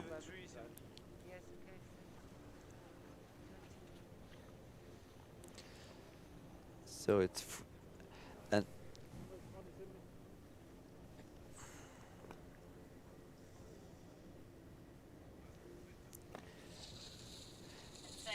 Sam telling his friends what he did and how he did it and what went well and what went wrong. Well, there wasn't much going wrong, right? Except for the landing of the last big jump. Yeah, but I mean, he kept his skis on, and I don't think that there's any other good way to land that size of a drop in that slope with that amount of snow. And with a 72.33, he pushes himself into second place, right behind Arthur Roland.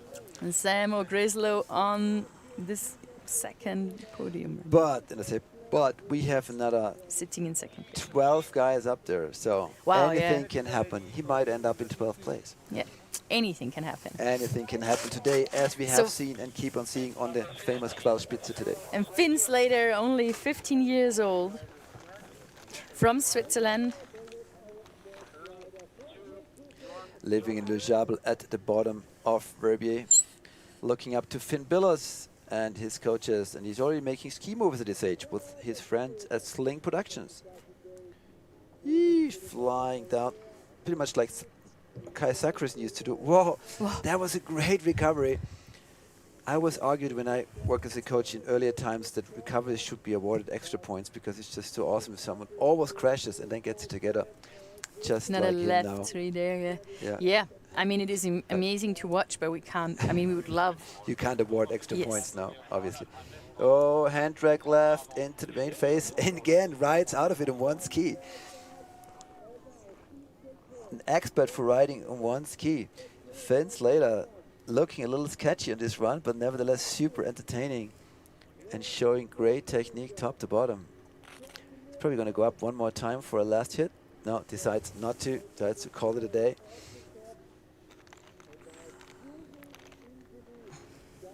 It was fun to watch, eh? Very cool, like loose skiing, but still somehow always gaining back control, even if he was really riding on the edge.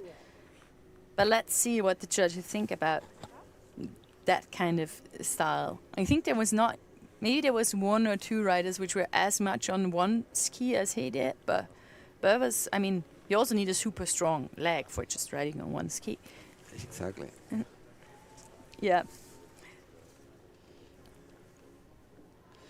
So, let's watch the replay.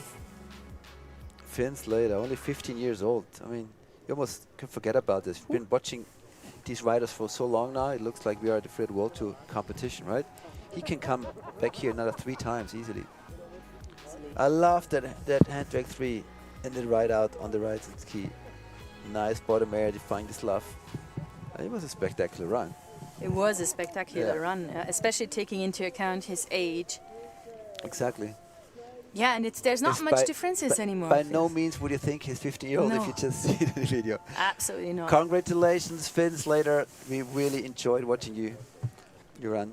And 67 is a 4th place. Yeah, congratulations and on that. And that is out of 15 riders until that point. Yeah, and as I'm looking at the score, I realized that Austin Pickett, who did the 7, did not get a no score. He did actually get disqualified. The boy who did the 7 with the Caribbean background for having his bindings hide in his head. But I think, you know, it was one of the best show moments of the day. So it was all worth it. Thanks, Austin, for a great action. So Hayes Livernoy is up next. 17 years old from USA. And it's his 2nd time here at the Freeride Junior World Championships. He was in 25th last year, so definitely not the result he was hoping for, but capable of big scores for sure.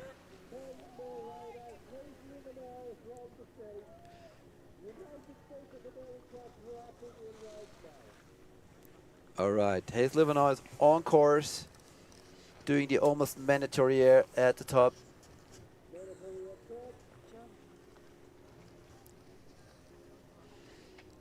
Going for the second jump rope, not going for the 3, just keeping it straight but safe. Yeah, this is the point where the judges probably tell the riders, you know, if you're doing a good run today, you might be at the top. You don't have to do a perfect one. Wow, super nice 3 into the half pipe before she over-rotating in the turn after the 3, but keeping his keys on, so he's still capable of doing a great score, especially knowing how low the scores are overall today.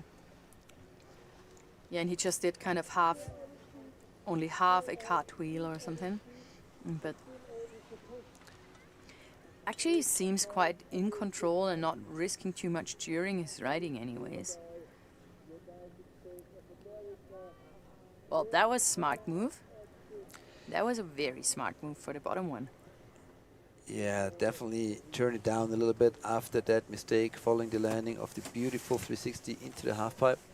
You kind of tell by body language and speed afterwards that he realized, okay, it's not going to be the top score he was hoping for anymore. Also taking that last little jump. I mean, now because there's so many runs where something went wrong, actually that last little jump, like this 1 or 1.5 points more, could make the difference. Totally. You get a point for the jump. You can add another 1 or 2 if you do a 360. So that might be easily 2 or 3 spots further up in the ranking. But it's so hard, you know, when you at the bottom part and you know you're not going to get the top score you were hoping for, to still keep that motivation up. Wow, the landings are so strong. All those kids' legs are just incredibly strong. Look how he's flying in here. Ooh, lands it. And he was actually not the landing, he was in the turn afterwards. Maybe leaning into the turn a little bit too much. Yeah, maybe a bit of the ice is now, a bit of the harder snow from beneath the powder is now. And especially in it's smiling. Especially in changeable snow conditions like today, you want to keep that weight on on your outside ski in every single turn.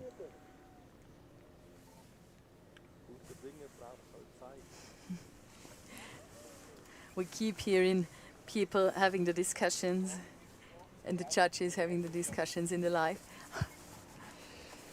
Yeah, I mean, typically judges are not supposed to have discussions while they're judging. They're supposed to work independently and set their scores, like 66 here for Hayes Livernois right now. But on a day like to this, it's probably impossible not to communicate on the certain scores. Judges are ready for bib number 17 of the men's field at the 2025 YETI Freeride Junior World Championships by Dynastar. And it's another Canadian, Wyatt Atkins, is going to be dropping in next, training with the Whitewater Freeride team. Yeah, I'm sorry. Bib number 17, Wyatt Atkins, ski pants, right to left, jumping inside. 3, 2, 1, jumping in. Good luck, Wyatt Atkins. Show us your skills on the Qualspitze. Really casual, jumping onto the shelf, jumping down from the rock. Another rider with super loose and comfy body language. Really casual, sliding, scrolling of the rock. There's almost two distinct styles, I would say. The Americans, many of the American boys and girls have their skis closer together, where the Europeans tend to have a wider stance. Skis further apart from each other. Just really different. Nice entry. Unfortunately, landing right onto rock. Can he keep it together? Almost. Skis are still on, but another. There will be another control issue in the major control issue. Yeah. But then skis are still on. Whoa! Wow, that was a sweet landing. Wow, one of the bigger moves of the day. Yeah. Beautiful 3 off the bottom ramp. And miraculously putting it to his feet. So, yeah, he has his hands up at his helmet. Like, why did I do this mistake in the middle? Another one of like, how many, 10, 12 potential winning runs of the day with a major control issue. But I think his was not as big, and he made up for a lot with that bottom air. Absolutely. Reminding the judges that he's still there. Also, Exactly. this one, he took that super far and deep. And also, the entry was super nice. 1, 2, putting one ski on a rock and just having his upper body down in the snow, but continuing immediately, and that was huge. That was huge and beautifully executed. So stomping the 360 a lot better than many other riders, stomping the straight airs at that bottom air. Wow, that was an amazing landing. And really cool run, actually, like Wyatt how Atkins, he put that yeah. together. A really nice combination of playful style and strong legs. Well, he really likes big lines, so he's absolutely right here on Quellspitze, so you could see that. And if I look at our ranking, I still think that Julian Unterbrunner sits in 3rd right now, and Thomas Terzano from Argentina are still the only 2 riders I can think of who had a run without any control issues. Yeah. And that is counting 16 riders by now. So if you have a great run with a smaller control issue, you're right up there with the top boys. Yeah, Wyatt let's see. Atkins, the whole Whitewater community is for sure now glued to the screen, waiting for the score of their hero here.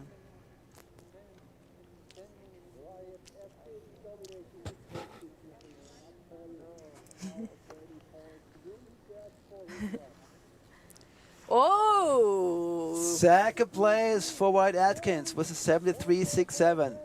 He should be stoked. Yeah, he's like, what? I had a crash. And yeah, maybe he didn't know that all the others had control issues as well. Congratulations, Wyatt. It's getting tighter up there.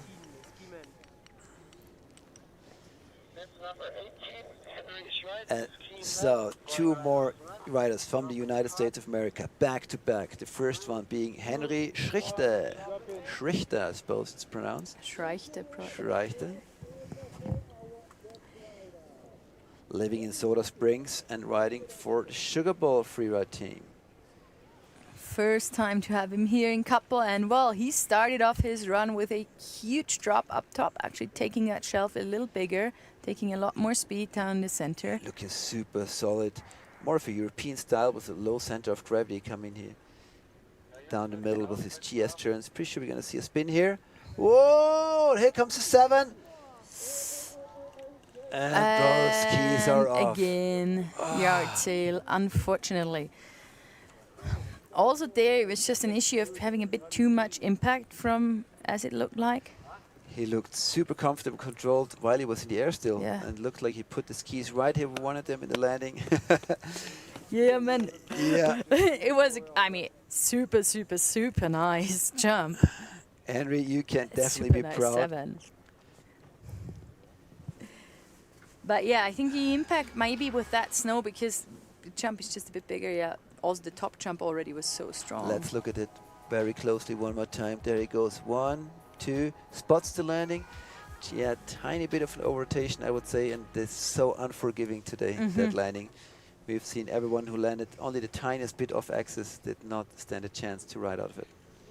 It's a tiny bit of over-rotation. The problem there is that the takeoff and the landing are not lined up in the same angle, so it's even harder to make it into the landing in a good composure.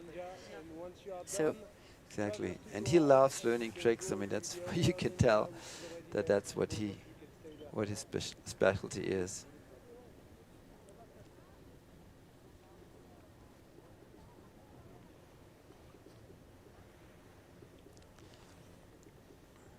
yeah, and definitely, I mean, he saw a bit of Europe's nature and Europe's mountains by now, which he was looking most forward to. Kappl Laska. I mean, we are sitting here in our commentating booth truck, looking at all those spines slowly forming, waiting for more snowfall to cover the face again. And what's not shown on the screen right now to the left of the venues, there's also some people just enjoying the powder. You know, some people that hiked up with the touring skis and are just now doing their turns in perfect powder. So it's a true Freeride Spirit event here in Kappl. Henry Schrichter with a great top part, an amazing 7. Just not being able to put it to his feet the way he wanted to, and thus riding away with a no scorer.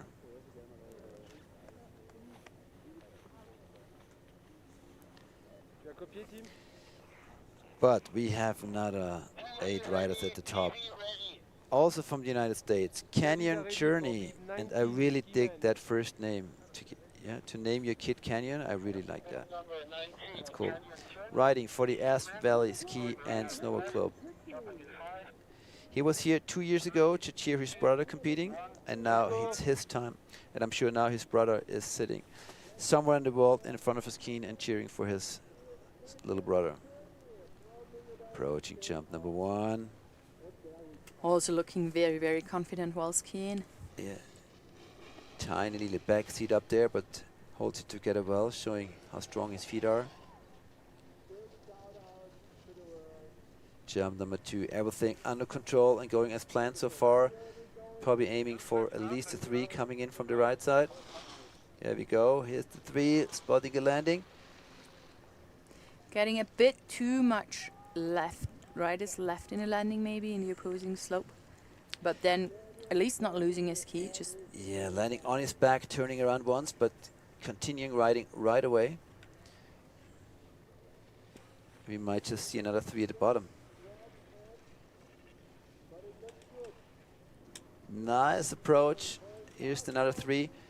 Bit of a control issue, but he rides out of it, and that is something that counts today. If you can ride out of it and you keep your skis on, you're definitely better off than those losing a ski and going for a no score. Past the judging line flag. So another imperfect run, but strong performance as well. Strong performance, but an imperfect run. Let's look at the replay. So taking his first drop with a little shifty, having a little backseat there, then going for the second, super solid. And then I really like this super slow rotation. Yeah, a tiny bit in the backseat, mid-air already. That's why it was always possible to stomp it the way he planned to. But then that was a nice 3. That was super nice, yeah. Almost identical landing than he had at the upper 3. Also a tiny bit backseated, but riding out of it well.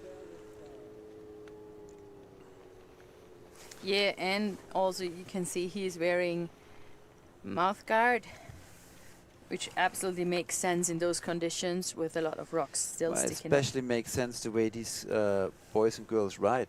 Yeah. Because the size of jumps they hit. 9th place, 58 points for Kea Chretien now.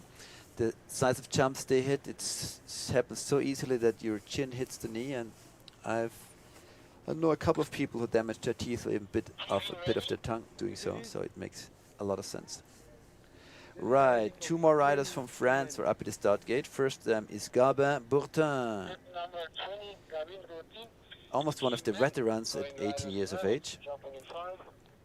Yeah, but not competing that long yet. Looks like he's been only competing since 2023. Yeah, we do not have a lot of results and info on Gabin. Pretty fresh name to the freeride scene. And he is in the young rider crew freeride team. Solid landing of the almost mandatory air at the very top. And then also deciding for the far skiers right air. Nice one. 0 mistakes so far, everything under control. Yeah, also here you can see the body language as you pointed out before. Super controlled rider, like not doesn't look like he's up for taking too many risks, or he's lining up something super huge at the bottom.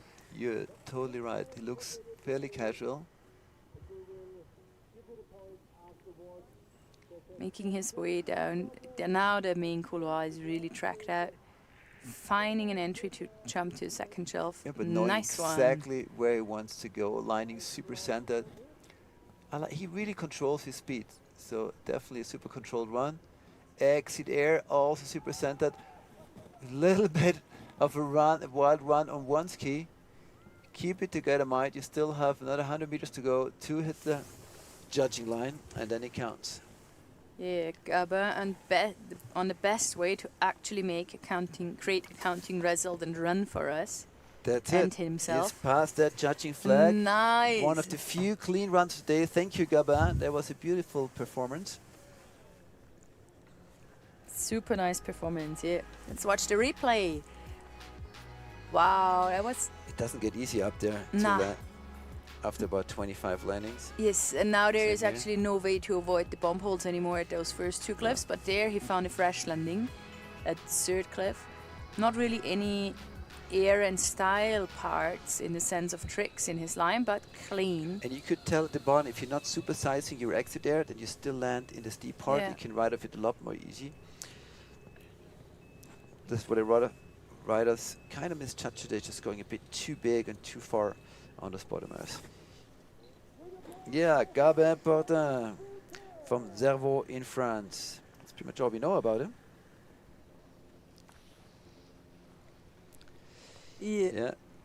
Yeah, we know the young riders crew, but yeah, that's pretty much all we know about him, except that he was delivering a very smart and intelligent run after all the crazy action we've seen.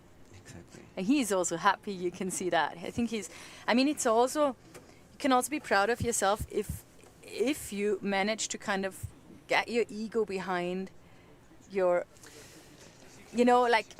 like not following your ego of wanting to show off the craziest thing you can think of, but being smart about things. So that's also something to be valued. You're up there in the start gate. You have a field of 26 riders. You know that 19 are down, and the highest score is 75. So just to be on the podium, we need only, so to say, a 72 points run. So that really should affect your tactics up there.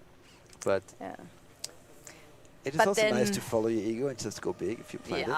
But then, I think both of the approaches are valuable and important for the sport. So yeah, he did like 66.33 points. 66.33 for Gabin Bourtin. So he's on his way to a top 10 result, which is, the top third of the field, which is really strong for the Freeride Junior World Championships. So we say Grüezi die Schweiz. Hello to Switzerland, because our next rider start gate is Leo Flett from Lausanne in Switzerland. Also being with the Lausanne Freeride team.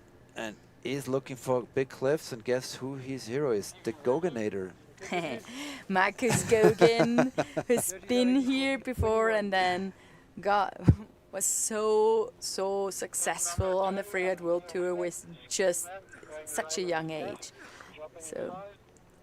So what he wants to do here is go big, and his plans for the future are to go bigger. So we'll see how Leo Flat manages the combination of conditions on the Quellspitze and his ego. Looking very playful at the top here. Whoa, beautiful 3. I like Stomping that combo. that clean, yeah. yeah. That's Quick, I like his style. Whoa, the transfer. He displays a combination of casuality and amazing ski technique at the same time. Don't go so fast, mate. Take your time. Wow. Well, can he shut down the perfect. speed? He still is on warp speed. He can. I was not sure he was going to be able to do it. Slow down at some stage, please. Leo, check that. small mistake. And flying pretty far again on that one, but sticking the last it. jump. Ew. One of the more outstanding runs of the day. Leo Flat. He found the right combo of ego and passing the adaptive judging riding. line with 2 skis on. He actually found the right, he he did. found the right combination, because he definitely did what he wanted. He definitely went super hard and big. But the most outstanding moment here, except for the playfulness he displayed, It's this was one. you know how he shut down the speed after his 3. To me, he was way too fast with the 3. He flew so far. Yeah, And way. you know, and then he has to land it. It's a bit backseated, has to get together, and now he's about at 80 k's and has this tracked out canyon in front of him. Whoa, that really being the only mistake then. Yeah, clipped some rocks there in the landing. You could see it now from the drone footage that there were some rocks. But then, you know, he found one super new jump we hadn't seen before, and like didn't give us a pause to even breath during his run. Leo Flat from Lausanne. Definitely a name to remember for future. For sure. Wow. 83 points is our new leader, ladies and gentlemen. Leo. Leo Flat You. does what many others What couldn't a do. cool Stays run. on his feet with a great performance. We said you the right mix of ego He's happy. and speed, and all the friends are coming to congratulate. Wow. The first run of the day, over 80 points, putting Leo ahead of Arthur Roland and Wyatt Atkins. And that counts, ladies and gentlemen. We have only 5 more riders to go. And we have seen that conditions are not getting easier throughout the day. Congratulations, Leo. Judges are ready for V22. Whew, Manu, do we still have energy for 5 more riders? Oh, for sure. Now, again, one rider coming in from Norway, Markus Fagerås. Ladies and gentlemen, don't go to get a drink now. We have only 5 more riders in the gate, and this is the 5th to last one Yes. at this year's Freeride Junior World Championships From in Kappl, Austria. Team Norge. Obviously, Norwegians are teaming up here. There's no Freeride team at his home resort, but he just rides there with his buddies at Norafjell. And yeah, in Norway, he says one of his heroes is Nikolai Schirmer, which I can very well understand. Humble, very lovely person, and great skier, great adventurer, and great filmer as well, or doing great movies. So he's definitely up for adventure too, Marcus. And he's going into the shadow part for the mushroom. It gets really dark in this east-facing side now as we're approaching the afternoon. Not easy for the riders because you're riding into the sun at the start and then you're turning almost 90 degrees left and it gets really dark. So fairly different conditions for early bibs or later bibs on the Quellspitze today. Yeah, and then it's depending if you... Yeah, he's lining up another jump. Does he have enough speed from where he is? Yes, he does. Intelligent. Yeah, and with the visibility, it's about, did you do your homework or not? Did you watch all those live streams from the past years to see what the sun and the light will do? And are you wearing the right goggles? Because basically now you need to wear bad weather goggles for the best visibility, although you won't see a lot up there and be super blind up top again. So exactly. Markus Fagerås representing Norway with a solid run, potentially not enough to challenge Leo Flat with the legendary 83 who's in the lead right now, but I think he can be proud. Rode according to plan, top to bottom, starting off with a nice air on the ridge, collecting some points on the skier's ride, actually putting 2 in a row there, then aiming for the mushroom and a nice air to top it off at the very bottom, all in full control, really solid riding by Markus Fagerås Fagerås, I think it's called. Fagerås, Also, probably. with the Norwegian R. Yep. Unfortunately, we have no words in Norway for our Norwegian fans. Yeah. No. What's called, Philomene? Or is it Yeah. Swedish? I skull. I think is Norwegian. But yeah, Team Norway definitely. Yeah, definitely visible. Showing. And we talked about it earlier today that they have the most amount of 3-star junior events up there. So if these events are on offer, the kids are gonna compete, and if they compete, they get better. And mid and long range, we'll see a lot more Norwegians on these events, I'm very sure. And also, I mean, there's some great Norwegian riders over the years on the Freeride World Tour as well. So there's some legacy to live up to, basically. Yeah. And also good tradition of actually charging hard and going Well, big. it's said that skiing itself was invented in Norway, right?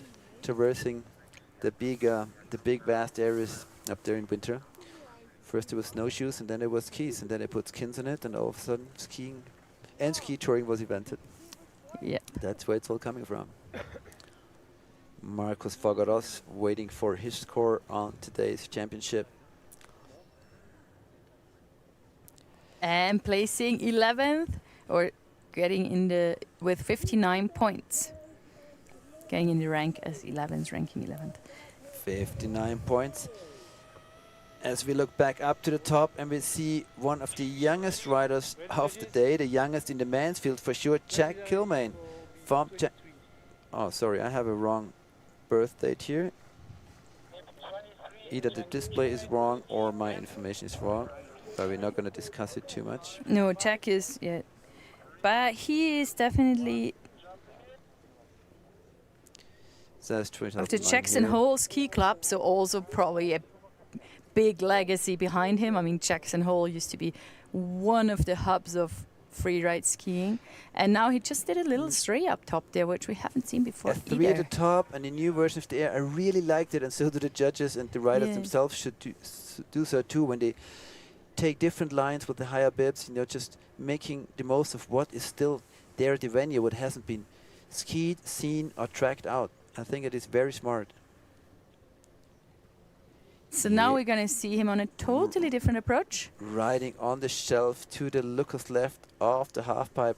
I hope his goggles managed the change from the light to the darkness. Well, really nice. His line choice is going to be way up there. Super creative and super fluid, and orientation is not easy where he went in. It rolls over 2 times. This is his 3rd rollover in his run, and he found all his entries immediately without hesitation. Pre-ollying simply over all the rocks. Super nice version of the bottom air.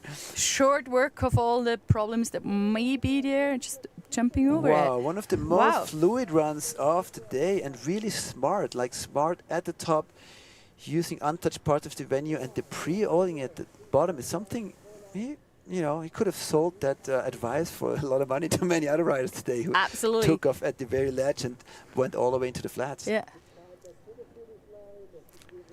Yeah. Really liked it one. Let's check the highlights. Here's the 3, not easy with the hard pack takeoff. Super nice entering to the half pipe. No hesitation at all 4 rollovers. And let's check out the pre-pop. Very smart. Not the biggest of jumps done there, but as you said, super fluid. I think that's going to be a nice score for Super our fluid. last American of the day on the mountain, Jack Kilman. Yeah, and definitely and technically rather clean. So this could be a very solid score. And you know why he's here? Nah. His sister competed here a few years back, and he said, well, if she can do it, I can do it as well. That's cool. Worked hard on his qualifying mission, and he succeeded. And showing his belt there for probably something to it. Just wanted to mention it. Yeah, also like when competing you also have like some of these jinxes, like wearing like little thingies to bring you luck, or Exactly. or taking stuff along from people you really like. to kind of draw strength from it while you're maybe waiting. a belt his sister gave him to Maybe. bring good luck for today. Jack Tillman, years of age, representing the Jackson Hole Ski Club. Well, we now know he's 18 years old, and he states he's been skiing for 17 years. 73, fourth place, just behind the podium. That's going to be a good result for him, because we have only 3 more riders at the top. Congratulations, really damn Jack. good. Congratulations. He is happy. Smart riding, you know. And now, ladies and gentlemen, a very interesting guy, Mika Rolshofen from Germany. His brother yesterday, winner of the non-DA backcountry freestyle invitational. And Mika had an injury a few years ago. He had an internal problem with an internal organ. Had to stop skiing for a while, and his doctors pretty much said he's not supposed to ski at 100%. So watch now what a Mika Rolshofen can potentially do at 90%. Also coached by Stefan Heusel and training with the junior performance team in St. Anton at the Alberg. Obviously Timo, his brother, one of his big heroes. And let's check out what Timo's up for. Timo, good luck, forget your injury and just enjoy your riding. And it'll be interesting to see how tactically he's riding, because we realized before the kids trained by Stefan Heusel, you know, it's a lot about not what to ride, but how to ride it. Yeah, up there, feeling the snow during the first traverse, getting a feel for the mountain. And already going big, for the double. going for the double up top. I mean, perfect technique, just so balanced on his skis there. Nice, a double and a straight air, collecting a lot of points. No control issues at all at this point, until this point, which is counting a lot today. Saying hello to the ski dudes. Dropping into the shadow. It's really dark there by now, and very rocky in the traverse. Still super controlled. Up on the ridge again. Next air onto the shelf. Wow. Very nice work, Timo. I think maybe you should always ride at a 90% and not at 100. Good exit. Another double. Another small double. Yeah, very smart line choice. Really, really smart line choice. Congratulations, Timo. I think that. Oh, Timo. Sorry, Mika. That was really embarrassing. Congratulations, Mika. Another hot chocolate you own this time. Yeah. Well, I'm pretty sure we'll sooner or later have 2 Rolshofens on the Freeride World Tour. Now it's a Timo, and there'll be a Timo and a Mika. Yeah, which would be amazing, because he's so dedicated, loving skiing so much. Yeah. Such strong mind as well. Have we had brothers on the Freeride World Tour before? Yeah. Ole Regner and Eric, I think. Yeah, true. Wow, I mean, how he managed that, like sliding over the rocks. I thought those rocks would take his skis right off. Just flying over them without any friction somehow. Yeah. Also this one, yeah, super smart, basically landing on rocks. Kind of skiing on rocks really well. And yeah, we are impressed. Now it's going to be very interesting what the judges think. Mika, you have another 2 Freeride Junior World Championships to compete on as well, Mika. So. And he just wants to ski a lot in future. And you can find Mika on Instagram with mika.ro07. 76.67, second place for Mika Rolshofen. Sliding into second. And do you know what that means? We have only 1 competitor left to go. No, sorry, 2 competitors left to go. So he's really scratching on a podium spot. Oh, he'll be anxiously watching the last 2 competitors. I'm pretty sure he didn't expect that, you know, also with this like heavy injury coming into that competition. Yeah, but we talked about it today. This was exactly what you had to do, you know, not ride at 120%, but ride it smart, stay on your feet. And I wonder if Hamish Henderson has the same tactics, because Kiwis are not really well known for tactical skiing in competitions. Yeah, Hamish rolling in from New Zealand. Looking up to Craig Murray, of course, and Apol and Pollard. Nice top air, super solid landing. Wow, that was very impressive. Our second last competitor of the day from Springfield.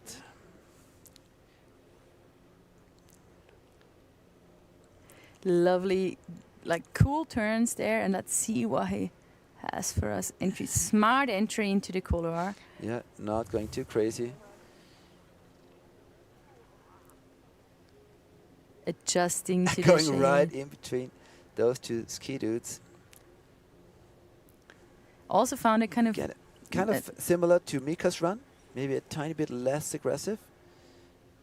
With similar or bigger exit air. Wow, a bit of a control issue, but rides out of it. Rides out of it with both skis on. And yeah, I mean, intelligent run for the last couple of riders, and also, I mean, skis on, not super clean, but definitely a run to be okay with. And let's see if he's past the judging line or not. Yeah, he was. He was definitely past the judging line, so sweet for him, because that would have cost him a lot of points. All right, here's the replay. Squirrel style flying into the half pipe. In memory of Kea Chretien as a rider. And then that was bigger than thought. Yes. Probably a stage 2 landing, but he should do well point-wise with that run. Hamish Henderson representing New Zealand. I also think, yeah, it was a good run and a good solid run, and I think that's what he wanted to achieve as well. Like, it was not total craziness, but it was not conservative either. Like, that last jump was pretty damn big. Hamish's got to be a machine. He's not even breathing hard after riding Yeah, down. I was like, he looks like super chill. Like, oh, I just put him as ski. Should I go again? Yeah, you're right. He looks super chill.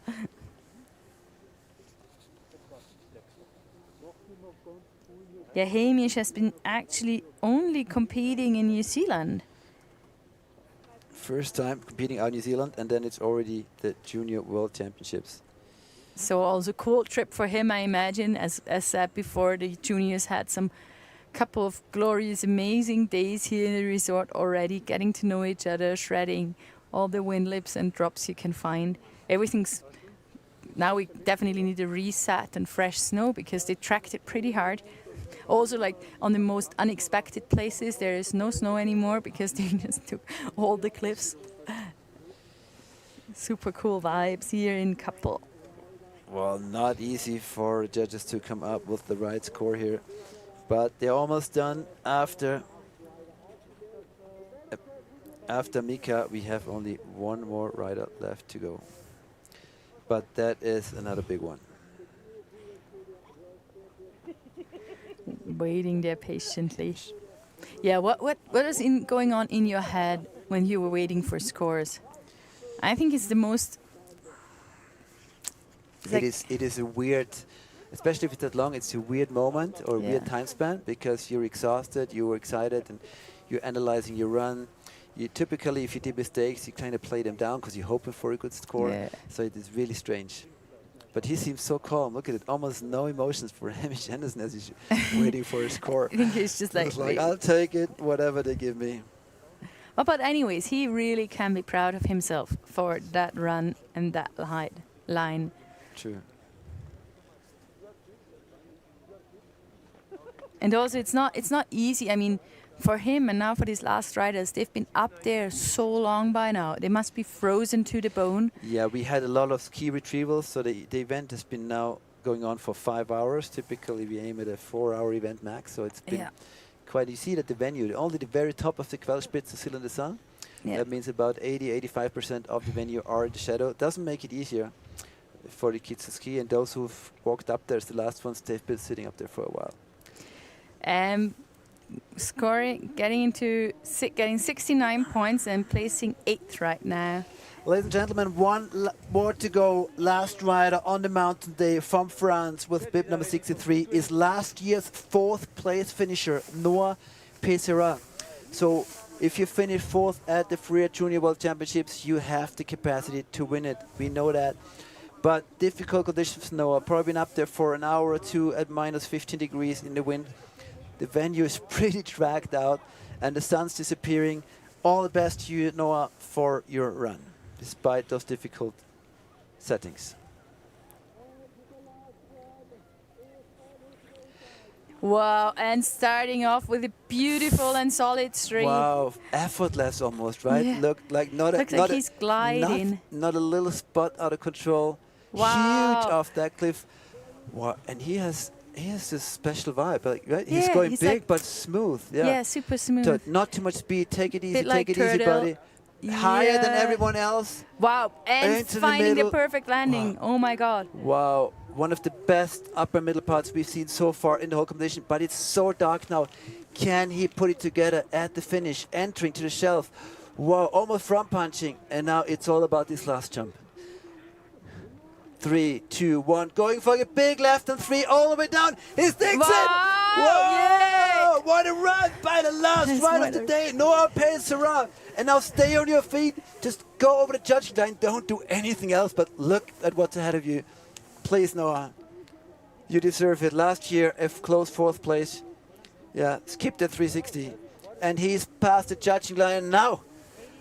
Whoa, and that's going to be a close call between Leo Flemeth, Mikko Rolshofen, and Noah Peizerat. Super close call. Yeah, what a run. So Oh. smooth. Can the last rider of the day, despite all the difficult settings, take the victory at the 2025 Freeride Junior World Championships here in Kappl? Yeah, Noah also coming in from the Free Ski Academy Val d'Isère. Val d'Isère? Val d'Isère, sorry. And he got coached for the last 8 years. Amazing. Wow. Well, Yeah, people are running over to congrats for props. how strong Wow. does a kid at that age have to be mentally to pull that off? Sitting up there for hours in the cold and then effortless riding. I can't wait for replay. Even when he left the start gate, he looked effortless. Look at it. Styles it, skis parallel, goes over for another one. One of the biggest jumps there of the day. And I said, does a new takeoff. He didn't even take the existing takeoff tracks into the half pipe. Almost front punches at this little landing and then finishes up with one of the biggest threes of the day. Lands it without a hand snow. So that was actually the run we've been waiting for. Without It's been the winning run, ladies and gentlemen, 90.67. Last ride of the day takes it all. Noah Peizerat is your YETI 2025 Freeride Junior World Championships by Dynastar Ski Man Champion. Yeah, congratulations. What a run as the last rider of the day. So smooth, so clean. Couldn't have wished for more here. Congrats, Noah. That was amazing. Pulling that off, the strength. I mean, come on. That was amazing. What an end of the day, ladies and Yeah. gentlemen. I hope you're as excited as we are. I hope you were all sticking around for the live stream because the highlight was at the very end. Let's Now wrap it up look here at with the score. ranking. Noah Peizerat in 1st place ahead of Leo Flat from Switzerland and Mikko Rolshofen from Germany in 3rd place, just behind Arthur Roland from France and Wyatt Atkins from Canada on the 5th place. Austrian represent with 8th place, Julian Unterbrunner. Congratulations, followed by Kiwis and Mediados who did a great show today. Big props to all the riders. I can't believe how hard they pushed. I can't remember a lot of events with so many no scores or so many low scores with mistakes of the big landings, but they just all went huge. They all went huge, and it's great to see. How huge they all went, and great to see we're gonna have a bright future. Thank you for being with us, sticking in a live stream today, and yeah, hope to see you around for other competitions. Thanks, Flo, for having me. Yeah, Manu, thanks for coming. We'll be watching some of the highlights of the day, but we say goodbye right now. This was the 2025 YETI Freeride Junior World Championships by Dynastar from Kappl. Amazing action. Big props to all the riders. Thanks for the organizers. Thanks you for watching and enjoy the highlights of the day. We say goodbye. Thank you, Manu. Thank you.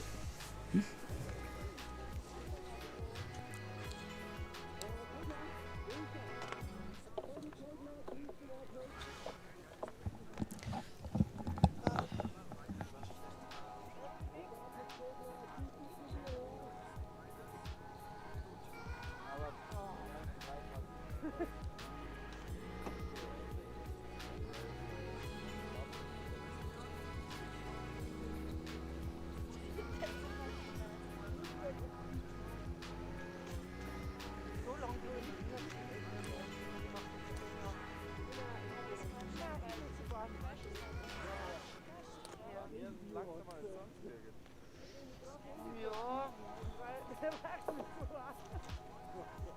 Na, also Ausflug.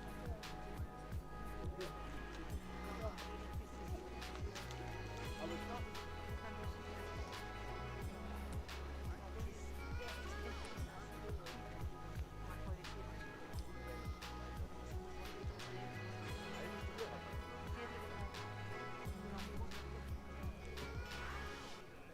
Weil das Problem ist, dass wir am HWP Responsibilität messen. Das trainiert, das hat wir mehr angegeben.